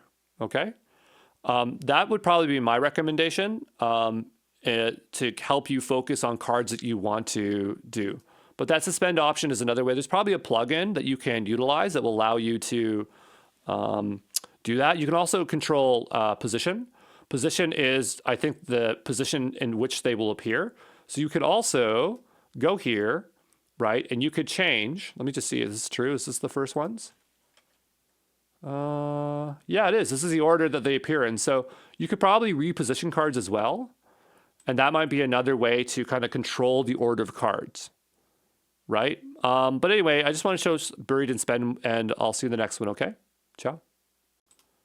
All right, let's just talk about ordering and positioning, because that might be something you might want to do. As I said, there are a few ways that you can try to force the things that you want. I think that, again, going here and going to options and changing the mount to 0, this is 2. I know I say, I'm not sure why it's on 2, but changing it to 0 gives you a lot more control. And then you can come in every day and say exactly what it is that you want to study. I like that as an option. The other thing is that you can make more focused decks, and that would be a way to bubble things up and focus on stuff that you want to study on. But, you know, if you need to try to get things in another way to order things, we can look at positioning. So we go to options here, and down below we have display order, right? And we click into this, it talks about how this works. So deck, gather cards in the ascending position, do, right? So it's ascending position, descending position, right? And so if we go over to here, we can see that new cards gathered order is in deck. Then we have deck, then random notes, ascending position, descending position, random notes, random cards. Let's go back here and take a look here and see this. So gather cards from each subdeck in order, starting from the top cards from each subdeck that are gathered in ascending position. So if you have multiple decks, subdecks, right, then that is the order that's going to go in. If you don't have any subdecks, then you could always just do ascending position. I'm not sure how this works with subdecks, so that might get confusing. But if you didn't have any subdecks, ascending position might be fine. You might also want to do descending position. You might want to come in one day and just swap it out and switch it another way. Then you have random notes or random cards. But right now, this deck is serving things in the order that is expected of it, right? So if we go back over to here, and we go into Core 2000, you don't have Core 2000. You could do this with Kaishi as well. So click on this one here, and we'll browse. And we can see, remember we just right-clicked here, we found the position, we get information over here. But we can see here that this is the position, right? So if we wanted to move something up, let's say we wanted to learn, like I don't know why these are at the end. This makes no sense. You get all the way through the deck and then you learn this. I don't understand that. But let's say I wanted to learn this word, which is Karini. Okay, so we go here and we can change the position. Should be able to change the position. Where is it? Change note type. We go to cards. Oh, okay. So really it's on here. You can see this is not, I don't do it this way often. But the thing is, this only has one card type, so everything's going to be in the order that it is. So we'll go and we'll order it this way. It's going to be the same way. And yeah, this word here, Taibu, which is over here. It's strange because I feel like I've already gotten that word. Very greatly. Piano. Ga. What? How can that be there? Interesting. But anyway, the point is that we could reposition that card and set it at its new position, right? So wherever you want to go. So the top queue is 25 and the bottom is 223. So I'm just kind of wondering, like, why did that come sooner? Because I know that card. I know that card. And so here, options, new cards, sequential, older cards first. Okay. Give me a second here. All right, so here they're saying that this is determining new card gather order, what determines what you go next. So maybe the reason that I'm confused is I have core and kashi. They actually have overlapping cards, right? So if I go here, we can just go back down below, wherever that was. I'm sure I can find it. Because here it'll tell us whether the card's new or not, right? Here it is right here. So it is a new card. I've never actually done this card, but I have done this card over in Core 2000. That's probably why I'm confused. I'm going to go ahead and just search that up here. Let's search that card.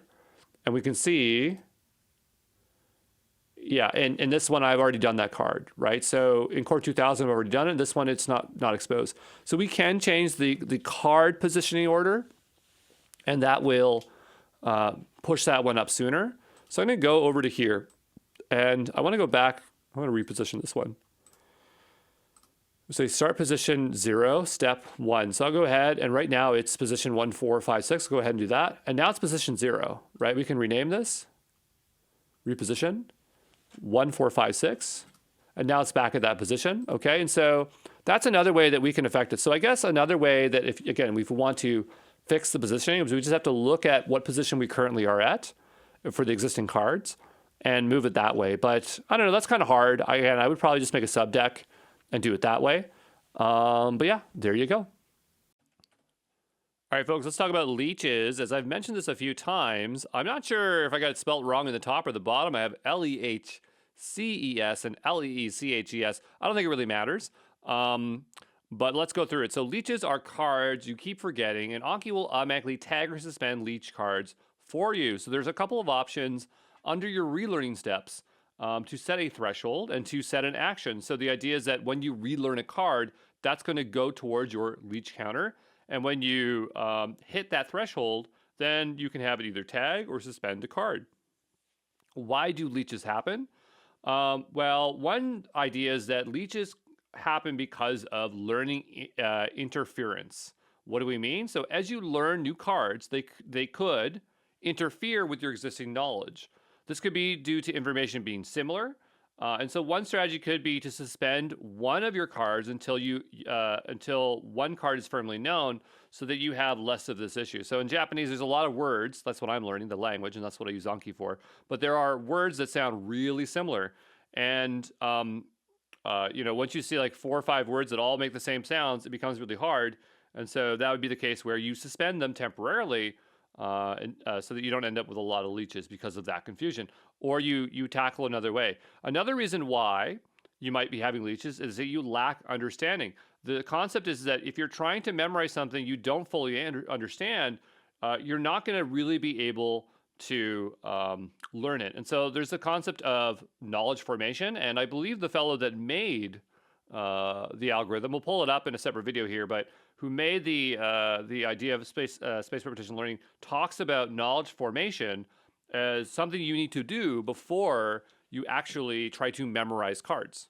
Okay, so yeah, there you go. All right, so in this video, I want to just show you about knowledge formation or formulating knowledge.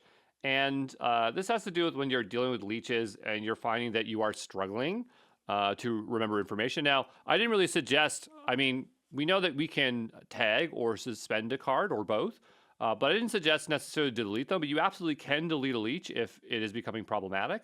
But what I wanted to show you was this 20 rules of formulating knowledge. If we go over to here, it's going to take us over to super memo, right? So remember that I said super memo is the algorithm underneath, the original one, super memo 2. And this person here, the Wozniak person, is the one who came up with space repetition and also the algorithm. They also have tips on knowledge formation, right? So here, let's just give it a quick read. So the way we formulate knowledge is learning. Learning has a monumental impact on memory. Thoughtfully crafted questions, simplifying learning, while well-organized knowledge ensures it stays with you for a lifetime. And so here, there is this, and it says compiled in the 1999 resource here. So we go over to here. And so I would recommend giving this a full read because it talks about why you might want to use Oculus inclusions or Cloze deletions, which we do cover in this course. Okay, but over here, this is the quick summary. So don't learn things you do not understand. Learn before you memorize. Start from the basics before going into complexities. Keep questions simple. Picture assists memory. Learn mnemonics techniques. Avoid lists, set enumerations. Personalize and avoid examples. Cloze deletion is fast and has greater mnemonic powers. Use redundancies. Use references. Now, I don't really buy into cloze deletions as being super powerful. I do like image occlusions. Again, we'll talk about that later if you don't know what those are. But something that I definitely do a lot is use mnemonics, and mnemonics is something that you really do need to have. I'm not sure what peg lists are. Let's take a look at what peg lists are. What is a peg list?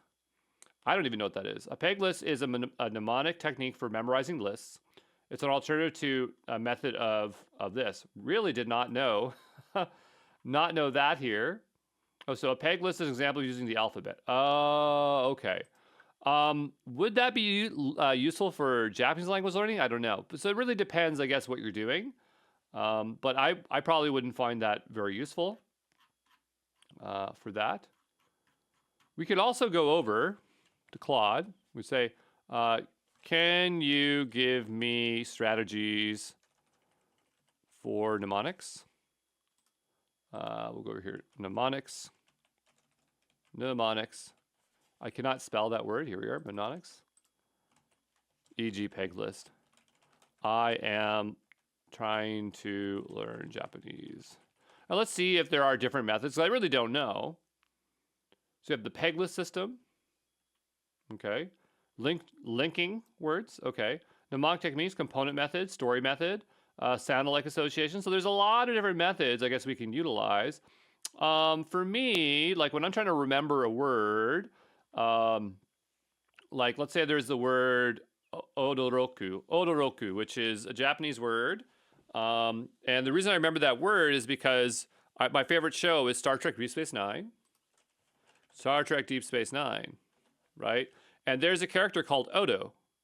And from another character, not from this show, but Relearning, is from Star Trek Next Generation. And she's Bajoran, and it's surprising that she's not on Deep Space Nine, but I always remember that word odoroku because of those things. And I can't actually recall what the word odoroku means right now. If we go look it up, I probably could figure it out in 2 seconds. Let's see here. Odoroku. Odoroku. There it is. To be surprised. Yes. And so I would be surprised, and this is where the story comes in. I would be surprised if Relearning, right? Relearning was on Deep Space Nine. Like Odo from Deep Space Nine would be surprised to see Relearning because it would be really surprising.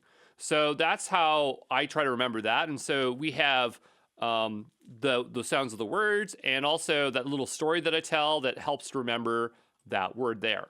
And so mnemonics are very powerful, especially when they're personalized for what you want to do there. And so that's an example. But this page here, even though it's really, really old, updated in 1999, that's probably even older than that, it's still really, really good. So here they say, do not learn if you do not understand. So trying to learn new things you do not understand may seem like a waste of time, okay? But, they're suggesting that if there's something you don't fully understand, you're just kind of like repeating it and you're not really committing it to memory because you don't personally understand it, right? And so that is where, blind learning is what they call it. So you don't want to do blind learning. You want to fully understand. And so when I make my very technical cloud courses, I make sure to go really deep in on the technical side of it so you really understand so that when we do the lecture content, it's going to stick a lot better, right? And so whatever you're doing, you want to really make sure you know it before you try to memorize it, okay? But in this thing, they have a lot of good tips. One thing is keeping things really simple. So if you have a very complex sentence, let's bring up Anki here for a second. And I don't always do this, but let's say we have a sentence here. And so this sentence is, Kanojo wa totemo yorokobimashita, right? And so let's say I had a really long sentence and there was a bunch of other words I didn't know. What I could do is I could just break down and keep making the sentence simpler and simpler and make extra cards so that the unit of learning is as small as possible. Now, some people might say, well, if your sentence is not complex enough, you're not going to learn anything. that's not true, because the goal of Anki is just to get you exposure, especially when we're talking about language, like learning a language, exposure to that word again and again and again and again and again. So breaking it down as the simplest components so that you don't have to deal with a lot of stuff in just that word is going to help you a lot. So that's one thing. Repetition of simple items are easier to schedule. That's what they're talking about here. And so they give you an example. What are the characteristics of the Dead Sea? And so here they have the question or the answer, which is really long. And so they say, this is complex and wordy. What are the characteristics of the Dead Sea? A Salt Lake City is whatever, whatever. So see how long the answer is? Here they say, simple and specific. Where is the Dead Sea located? On the border. Was the lowest point? Here. So they're breaking it so that even the question and the answer are single point, right? As opposed to this big answer here. So that's one example. They do talk about enumerations and try to avoid lists, but they say that if you do have to use a list, then closed deletions work really well. Closed deletions is just where you have a gap of you hide a piece of information, you end up with multiple cards.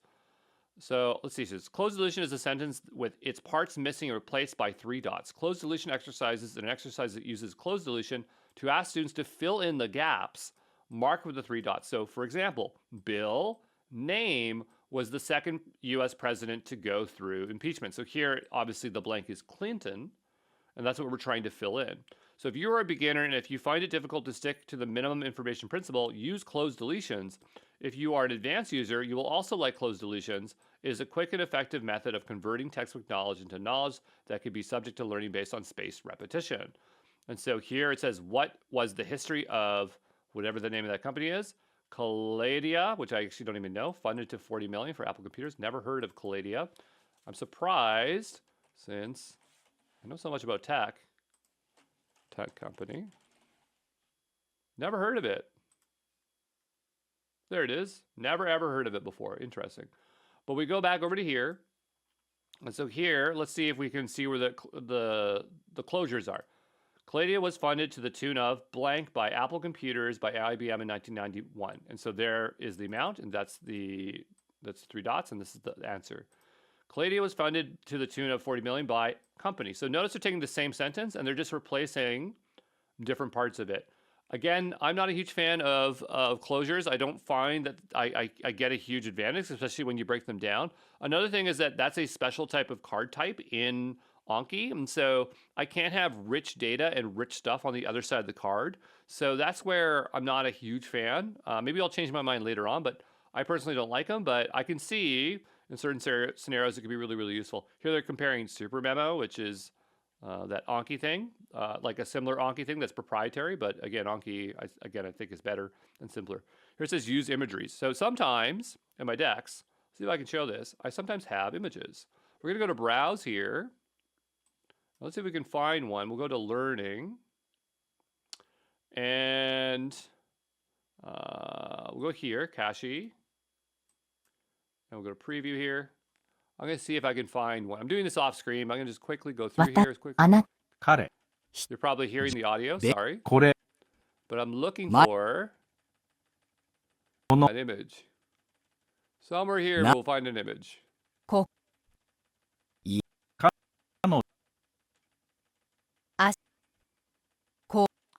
I think I might know where I'll be here all day. Let's look up hide. Here we go. So here's a photo, which is Koksu. I believe it's Koksu. 隠す。僕に隠していることはないですか? And it means hide, right? And so I put this image here, and it describes this as is there anything you're hiding from me, right? So I used Grok, whatever you want to use. I used an image generation service, and I said, hey, can you describe this sentence? And then when I liked it, then I dropped in the image. And so when I see this image right away, I immediately see it. Now, should you see it on the answer card? I don't know. I put it on the question side of it for cards I have a challenge with, but every time I see this image, I know exactly that the word's going to be at least hide or koksu comes up really easily for me. I'm not sure what their opinions here, so it's been very well developed in the course of evolution. If you look at the number of details in the kept in a picture, etc., usually takes much time to formulate a simple question and answer, pair it to the produce. This is why you'll probably always have to weigh up the cost and profits in using graphics and learning. So I'm not exactly sure what the most effective way is here, but let's see how they do it. So they say, what African country is located between Kenya, Zambia, and Mozambique? And here they show it on this side, right? On the question side, like I do. But again, my use case is different. I'm trying to remember this word, whereas they're trying to show you the look of the signature. What country is this? And I can't remember myself. I think I should know. Somalia, maybe? I'm not sure. And the borders might be different here. Let's go over to maps for fun. Not really what we're learning, but I mean, not that you're learning Japanese either, so it doesn't really matter. So we can look at whatever. But we go over to here. Yeah, we're just having a fun detour. This is, Tanzania. Tanzania. Did not know that. Cool. So we go back over to here to this, right? So they have the mnemonics techniques. So they have some suggestions here where they have mind maps, peg lists, mnemonic techniques. I don't know how mind maps would come into play. There are dozens of books written about mnemonics. You don't say the M, it's just mnemonics. So just ignore the M. So there's that. I'm not sure about mind maps, to be honest. Such an old technique. But here they have graphic deletion, which is just called image occlusion, right? So the idea is they have these empty boxes, and this one's a really good idea. But again, I don't fully use them because I don't find them being super effective for me. They talk about avoiding sets. And if you do have to use sets, use enumerations, which I'm not exactly sure what they mean by that. Let's take a look here. So here it says enumerations are also examples of classic items that are hard to recall. They're still far more acceptable than sets. Avoid enumerations whenever you can. If you can avoid them, deal with them using closed deletions. Okay, so what is the sequence of numbers of letters in the alphabet? They say, no, don't do this. What 3 letters does the alphabet begin with? A, B, C. Fill out the missing letters of the alphabet. A, blank, blank, blank, E. Okay, so that's their suggestion there. Here they say a poem is hard to remember, but if you split it into parts, it's a lot easier to remember. So there is some things there, okay? What else do they have here? Fill formula lists, avoid enumerations. We just saw that. The poem, I guess we were just going here. Combat interference. This is something when we talked about leeches, right, that we want to avoid, which I think actually was the last slide that prompted this. When you learn about similar things that confuse you, you may have problems distinguishing between meanings of, like, for instance, historic and historical. So here, they're calling this memory interference. You can often remember an item for years with straight excellent grades until you memorize another item. And I found that where it's like I'm learning and I know this word, but then when I start putting more information in my head, it muddies the stuff that I already know. Sounds, everything, right? So if you learn geography, you memorize that the country is between these ones. Okay, so interference is probably the single greatest cause for getting in collections of an experienced user. Okay. They say super memo, but we can apply this to Anki. You can never be sure when it strikes. So to go against it, to protect against it, get rid of it. In other words, in many cases, it may be impossible to predict interference. Okay, fair enough. Still, you should do your best to prevent interference. Okay. You have optimizing wording. So the wording of your items must be optimized to make sure the minimum time, the right bulb in your brain lights up. And so here you have this, and so they say rework the wording. I find that I sometimes have to do that. Like the sentences here, they don't resonate with me, and so I will go and rework and make new sentences and use auto-generated voices, even though native voices would be better to get something that's easier for me to understand. Refer to other memories. So this is like when you, I think it's like when you, like if you remember, like if I was to remember one word, then I might be able to associate with another one. So this might be a bad example, but like if we're trying to remember short and tall, so takai is tall, right? Takai in Japanese, but to say short is hikui, right? And so that's kind of where we are looking at comparative things, where it's, you know, one thing, it might sound the same, it might be the opposite. So there's ways to remember that. Referring to other memories can place your items in better context. Simply simplify wording and reduce interference. In this example below, using the words humble and supplicant helps the student focus on words shamelessly and thus strengthen their stuff. So let's take a look here. Items subject to strong interference. So here we have shamelessly conscious of one's failings and asking in a begging way. Cringing. Items that use interfering memories to amplify the correct meaning. Shamelessly humble and supplicant. Cringing. I don't understand that. So let's read this again. Referring to other memories can place your items in better context. Simplifying wording and reduce interference. Okay, so simplify the wording.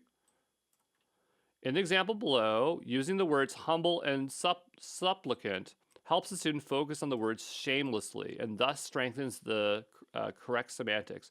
Better focus helps eliminate interference. Secondly, the use of the words humble and supplicant makes it possible to avoid interference of cringing with these words themselves. I'm not sure exactly what they're trying to say here, but I guess I kind of get like the sentence is simpler, and so there's fewer words here to interfere, but it says refer to other memories, so that doesn't really make sense to me. Personalize and provide examples. So one of the most effective ways is to link them with your personal life in example below.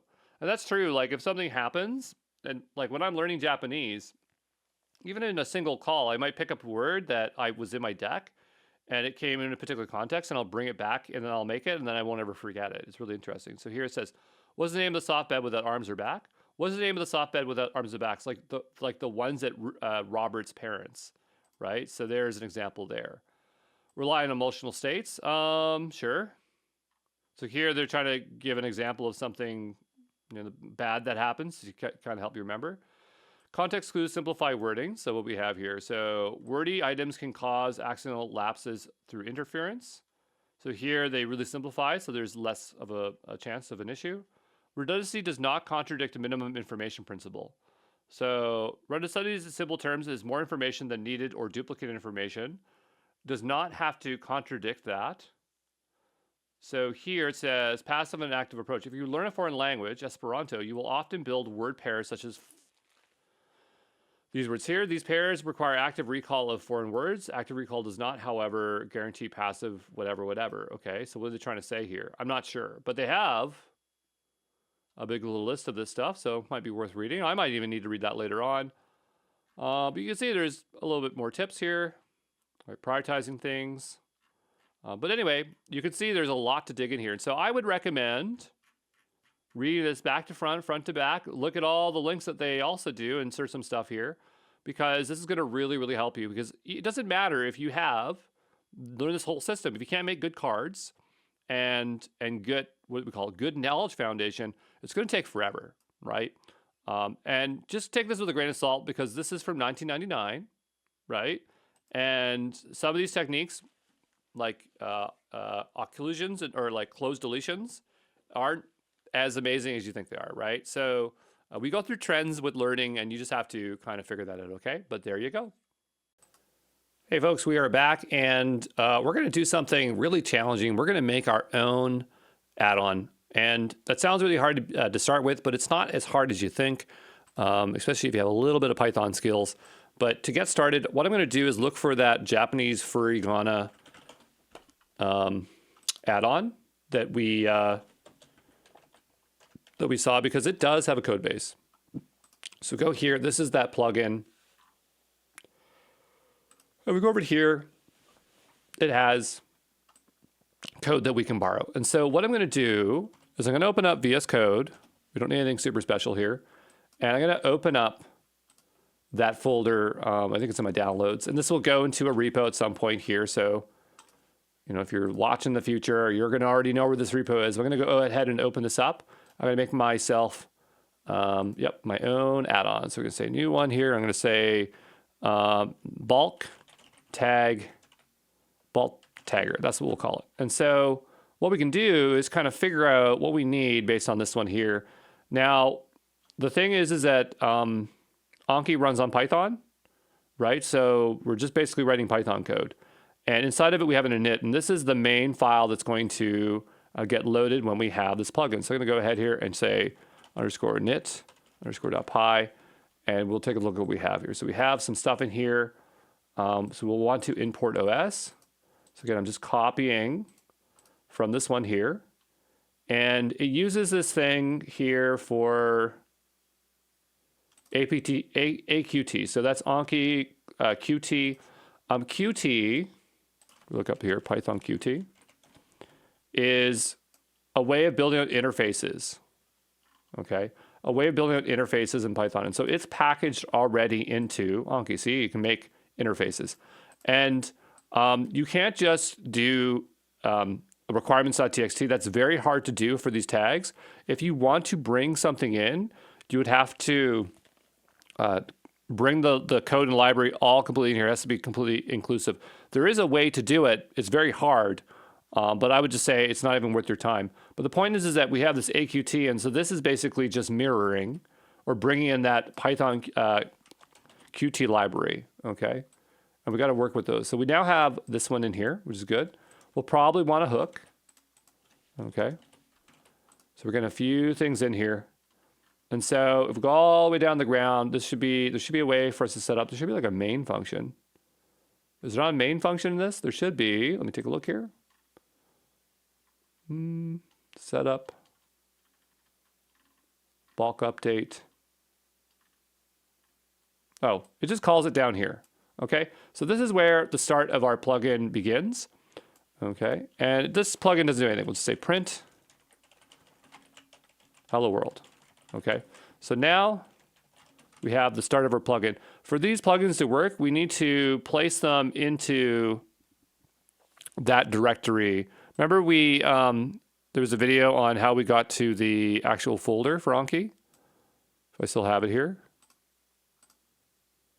And it was, if I click into here in the top, it still has it. And so it's app data, roaming, whatever. I showed you in the other video that thing. You can look it up where the paths are. But in here, if we go to add-ons, these are the add-ons we installed. And so if we want to work with this, I'm going to just symlink. Yeah, we're already here. I'm going to symlink this folder into here so that I can work with that. I'm not sure if I can symlink on Windows. I'm developing on the Windows side. On a Mac, it's a little bit easier. Do we have LN here? LN? LS? Kind of. I don't know if we can symlink. So maybe the way we should work with this is actually, for now, I'm just going to go reveal this in here. I'm actually going to drop it in this folder for now like this. Okay. And I'll bring it back into here and bring it into our repo later on. But for now, it's going to live here. I'm going to open this folder in VS Code. Open. Where's my VS Code here? VS Code. And I was hoping I could just drag it onto VS Code somehow, but I guess I'll have to open it manually. So let's say open folder. And this is a bit of a pain. So we'll click into here. Copy this here. We'll paste it in here. So then we'll just work. That is a path. Here. It thinks it's because I'm in subsystem Linux Windows, right? So when you're here, it's a bit tricky. It depends on what side you are on, but you're not going to be really able to develop this in WSL. So I don't want to be in the WSL side. I just want to be on the regular side. How do I switch that? Can I disconnect? Close remote connection. Now I'm in the regular. There we go. Now I'm in the regular one. So go ahead and do this. And we now have this open. And so our plugin or add-on should now be in Anki. Now, in order to debug Anki, you really want to start it up from the terminal here, right? Because otherwise, we're not going to be able to see our prints or anything. We do not have to start up Anki, like I have it open here, from our Windows menu. We're going to start it up here in terminal. So let me see if we can find that out here. So we go over to here to Anki. We have add-ons and writing your own add-on. And in here, we'll have our basic add-on, right? So this is the first one that they start with, which gives you a little bit of a GUI. We don't need it. We're going to go full-blown here and make something cooler. But what we need is console output. And so to get console output, we need to start it up in a specific location. So if you're on Mac, you'd run this in your terminal. But on this one here, it's saying if you start Anki via the Anki console bat found in here, you can open it that way. So let's see if I can find that here. Again, for Mac, you're just going to go ahead and paste that into your terminal. Here, I was hoping that it would be this. So I'm going to cd into this directory. Oh, it's whatever directory it is. So I'm in my user right now. So we'll say app, data, local. This is really funky here. I'm, again, really used to working on a Mac. But we got to do this Windows sides because the program is running Windows sides. And then we go here, Anki, ls. Like I can do ls here, which is nice. and here there's the Anki console bat. So if we go ahead and we type in Anki, nope, console bat, it's going to start up Anki. But now notice here, we got a hello world. That's coming from our plugin. If we go over to our tools and we go into add-ons, here's our plugin, right? We don't have any configuration, which is fine. We can add a configuration screen here if we wanted to. But we're going to go ahead and try to bring more stuff in here. So that is very, very simple. We already have our plugin in here, but let's actually make it work as a bulk tagger, because earlier there's probably a plugin for this, so there might be even a built-in way to do this. But why don't we build something that we can actually use? I think that'd be fun. So I'm going to go back to VS Code here, and we'll go over to here. And so we have very little code in here, and I want to bring back up the other one that we were looking at here. I'm just looking for that code base, wherever that was here. Okay. And so this one's going to give us kind of a bit of a guidance in terms of, because it's a very similar one, right? It has that bulk mass thing that we can kind of follow it along. And so it has some hooks here for setting up buttons. And so in the browser mode, I do know that we want to add that browser button. So I'm going to grab this hook here and paste it in here. And so now we got to define this function here. And look for it here. This one here. And I'm going to go ahead and grab it. Okay. And so what this is going to do, it's going to hook into the UI on the browser page, and it's going to add a new button called Menu Add Actions. This will be bulk tagger. Okay. For this, I'm just going to take this out here because I don't want to actually trigger anything. But the point is that we have a button here, and if we want to, we could trigger it into here. So let's go ahead and give that a try. So we'll go back over to here. You got to test this frequently. Yep. And we'll hit up. This will relaunch Anki. And now if we go into here, into Browse, and into, where is it? View, Notes, Edit. Here it is. Bulk tagger. We added that. If you click it, it doesn't do anything, right? If we were to go add a print statement here, print, clicking bulk tagger, right? And we go back to, because we have to restart this every time we want to work with it. I know it's a little bit of a headache, but that's just how we have to do it. Yeah, just let it cancel, and we'll start that back up here. Okay, so now we don't say anything here, but we go into here, into, doesn't matter which one, into Browse. Opened up there for some reason. We go to Edit, and we click this. It should, oh, you know what? Because that's not the click action. That totally makes sense why that didn't work. It's just a second here. You can hear a ping because that's Bako talking to me. 1 second. Sorry, I just had to turn my notifications off there. So yeah, we're actually not clicking anything yet. So we go here, we have a llama. A llama is a way of remotely calling another function, I guess, in Python. And so it has this on bulk update. And so far, the naming all works for us because we're building something very similar. So I'm looking for now this function here. Okay, and we have a little bit of code here, so we'll copy that. And just because it can be hard to debug this stuff, we're going to just do this step by step. So the idea is that we'll go here and we'll say print, click, bulk tagger. What's interesting here is that you see how we have browser, and we have selected notes. So the point is that we have the browser, and from the browser, we can interface and grab data. I want to see if there's somewhere in the docs that actually shows us that information. I've got a lot of tabs open here, so I'm just going to close a few so I can see. Oh, I just closed the one we actually needed. But I'm just closing out a few tabs so I can see what's going on here. And I'm just looking up Anki Addons because there should be in here reference information. Well, what we can do. No, not there. Anki docs add-ons. Let's go here. And we'll go to writing. So there should be somewhere here explains what we can do. Not there. I'm trying to remember where it was, but it's basically the reference of objects and things like that. Maybe it is in the repo. Let's go back to the repo for a second. So what do we have here? It's explaining it, I suppose, here, development.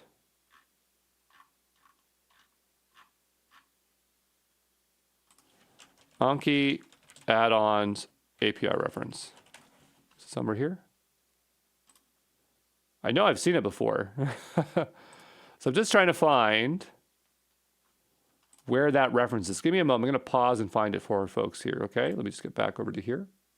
So maybe this kind of explains it. So we have the Anki module. Access all your collections of social media from a package, Python package called Anki. And so here we can see, here it says all operations are accessed from the collection object, which is currently in the global MW col, which stands for main window. So here you can get when a card's due and other things like that. I'm not sure why, like this I remember doing, but I'm not sure why for the browser. I mean, it must be pulling out that segment of information, but we will see it later on. So not exactly sure where everything matches up, but I thought there was an API, but maybe there isn't an API. You just kind of have to patch it together yourself here. I'm going to get back up our code for the Japanese furigana here, as we were referencing that code as we worked through here. I don't think that we even did this next part here, but I'm going to go back over to the code here into our init. And the next function we need is the bulk update. So I don't want all of this right now, but I can just go ahead and grab this for a second here. And we'll paste this in like this. I'll just say print bulk update. Okay. So here we select our notes, right? And maybe what we want to do is say print NIDs. And then we're seeing that those are being passed on to the NIDs, okay? Tooltip is not here, so we need to probably import that. Let's go back over to here. The font here is complaining about tooltips. Tooltip. Okay, so we'll bring that one in here. We probably need this one, or it might complain.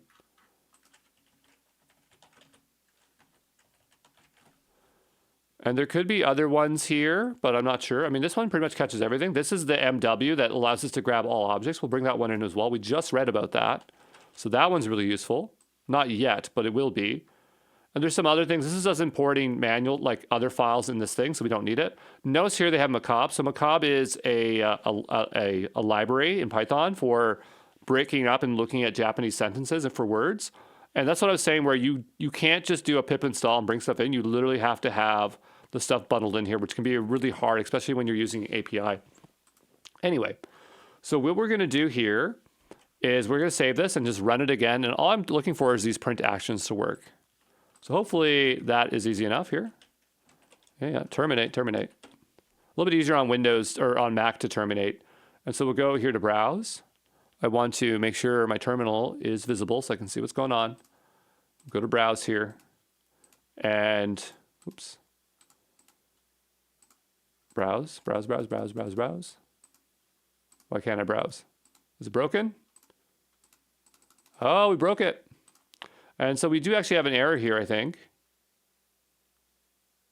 Starting main loop.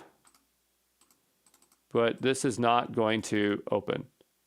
So yeah, there's clearly an error. Oh no, it is open, it's up here. I was thinking it was broken, it was just on my other screen. And so the idea is like we can select certain tags, right? Go to edit, click bulk tagger. And so it selected those tags and we see it and it's going to the update.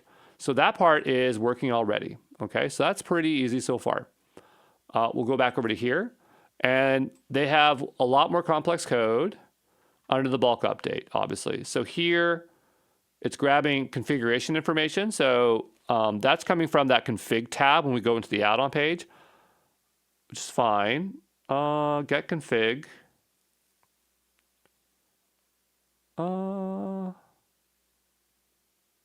Last source field, last destination field. I don't think I need those. Okay. Then here it says extract fields from the first note. So here we're using that MW and we're passing the NIDs, the note IDs, to get the specific note information. And then we were grabbing our fields. But all we really want to do is we just want to tag, right? So what I'm going to do is I'm going to take this function here. Okay. We're going to make our way over to Claude. We're going to cheat. And I'm going to say here, like, I'm writing I am writing an Anki add-on. This is an existing function from another add-on called Japanese Furigana, which is for bulk updating a source field to another field.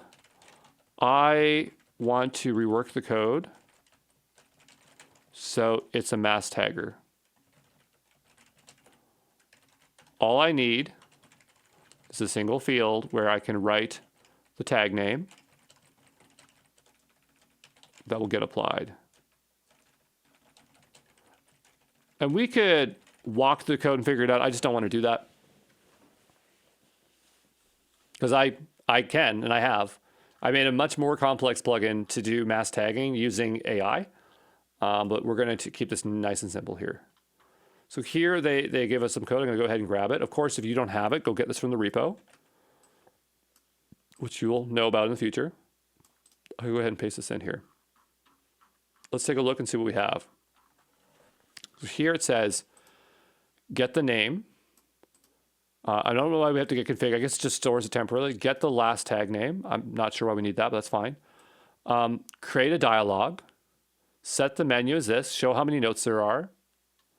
Have a place where we can input the tag name. Okay. That's the label. And this is the actual input. Then we have a button to apply the tag. And then this sets the general size of it. When we accept it, then execute it. So when you click connect, it's going to execute this here. And so here we are stripping anything out of the tag, something nothing the front back. We're putting it into the value here for later. And then we have this progress callback. So it's setting this up here. I'm not sure why it does it this way, but that's totally fine. I guess it runs in the background. Oh, it's showing us the progress. Okay, that's cool. And here we have query operation. And so now it's applying the bulk import here. And it's going to go through here, iterate through them, and add the tag. That code looks good to me. If there are any issues, we'll have to debug it manually. I'm not sure if there's anything else we have to import. We're using pretty generic stuff here. This thing here is kind of complaining like it's not there, but it is. Oh, it's called, did they rename it on us? They did it. They did. So this will just be called bulk tag now, I guess. Bulk tag. Should have told it not to rename it. So now we have this. Will it work? I don't know. If it does, that's really cool if it does first try. But we will go ahead and stop this. The chances of it breaking first try is pretty high, but we'll go ahead and see what happens. Because it might not be aware of all the libraries you can use and stuff like that. But let's go into here, into browse. No problem so far. I'm going to select all of these tags, all the tags. Okay. And we're going to go to edit, bulk tagger, and we got a problem. So here we have this problem here. I don't know why it grabs from config. Because as far as I understand, Cloze. As far as I understand here, is this an option here that is in, go to add-ons here. Config. Last source field, right? So here it's saying this. I don't know why it needs to grab anything from config, to be honest. So we'll go back to Claude. We get this error. Why are you grabbing from config? There is nothing to grab. It probably doesn't know. It probably just saw the other example and added it. Yeah, right, for the oversight. So it's going to go ahead and fix that problem for us because there's nothing for it to grab. No. So no. There is no config option called last tag name. We don't need it. Okay. Yeah, so I'm telling you, like, to get rid of it. There we go. Because the other one is just, the other one, when you look at the Furigana, it has those selected. And so we might want to store things in config. And storing things in config is not a bad idea. I just don't want to do anything there. And I don't want to update the that there. So we'll go back over to here. Okay. And I'm going to just replace that. I'm just hoping it just works. There we go. Yeah, I was confused. I didn't think we needed that code. So I was right. Go back over to here. We will stop this, say yes. And so hopefully now it just works. That'd be really nice if it works. We'll go into here, browse. We will select our tags, edit, bulk tagger. And so now we get our tag name. What do we want to call our tag? We'll just say hello, tag apply. We have a problem here. Query ops is not defined. It isn't defined, that's right. Let's go over to here and take a look at the original code because maybe it has it, right? Which might be over here. Okay, all the way to the top. Do we have query ops? Yeah, it's right there. So we will go ahead, import that. And we'll go ahead and hit up. All right, and so now what we want to do is go into browse, select our tags, go to edit, bulk tagger. We'll say hello, apply tags. It says tags successfully applied. Did it apply them? Yes, it did. So we have now created our own bulk tagger. If we wanted to publish that to online, we could upload that to AnkiWeb, which we have yet to utilize here. But yeah, you can see it's not super hard to write plugins, but it becomes difficult when you need to do more complex stuff. And I'm not sure if it's on this computer. I might actually have the code over here. I'm not going to share this code, but I will show it if I have it here. But I might have it in this repo. Is it in here? I don't see it. So maybe I haven't uploaded, but I actually have a variation of bulk tagger where it uses OpenAI to allow you to say, like, how should I, like, give it rules about tagging, and that way you can do bulk tagging very quickly. So I've never published that, but it does exist. And so, yeah, that's something that people might want to consider.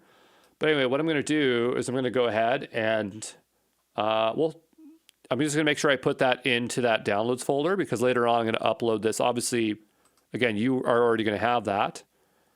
But in the future, I want to make sure that you have it here. So I'm going to go ahead and just copy that code and put it in here. And all this code is going to end up in the online repo, okay? Ciao, ciao.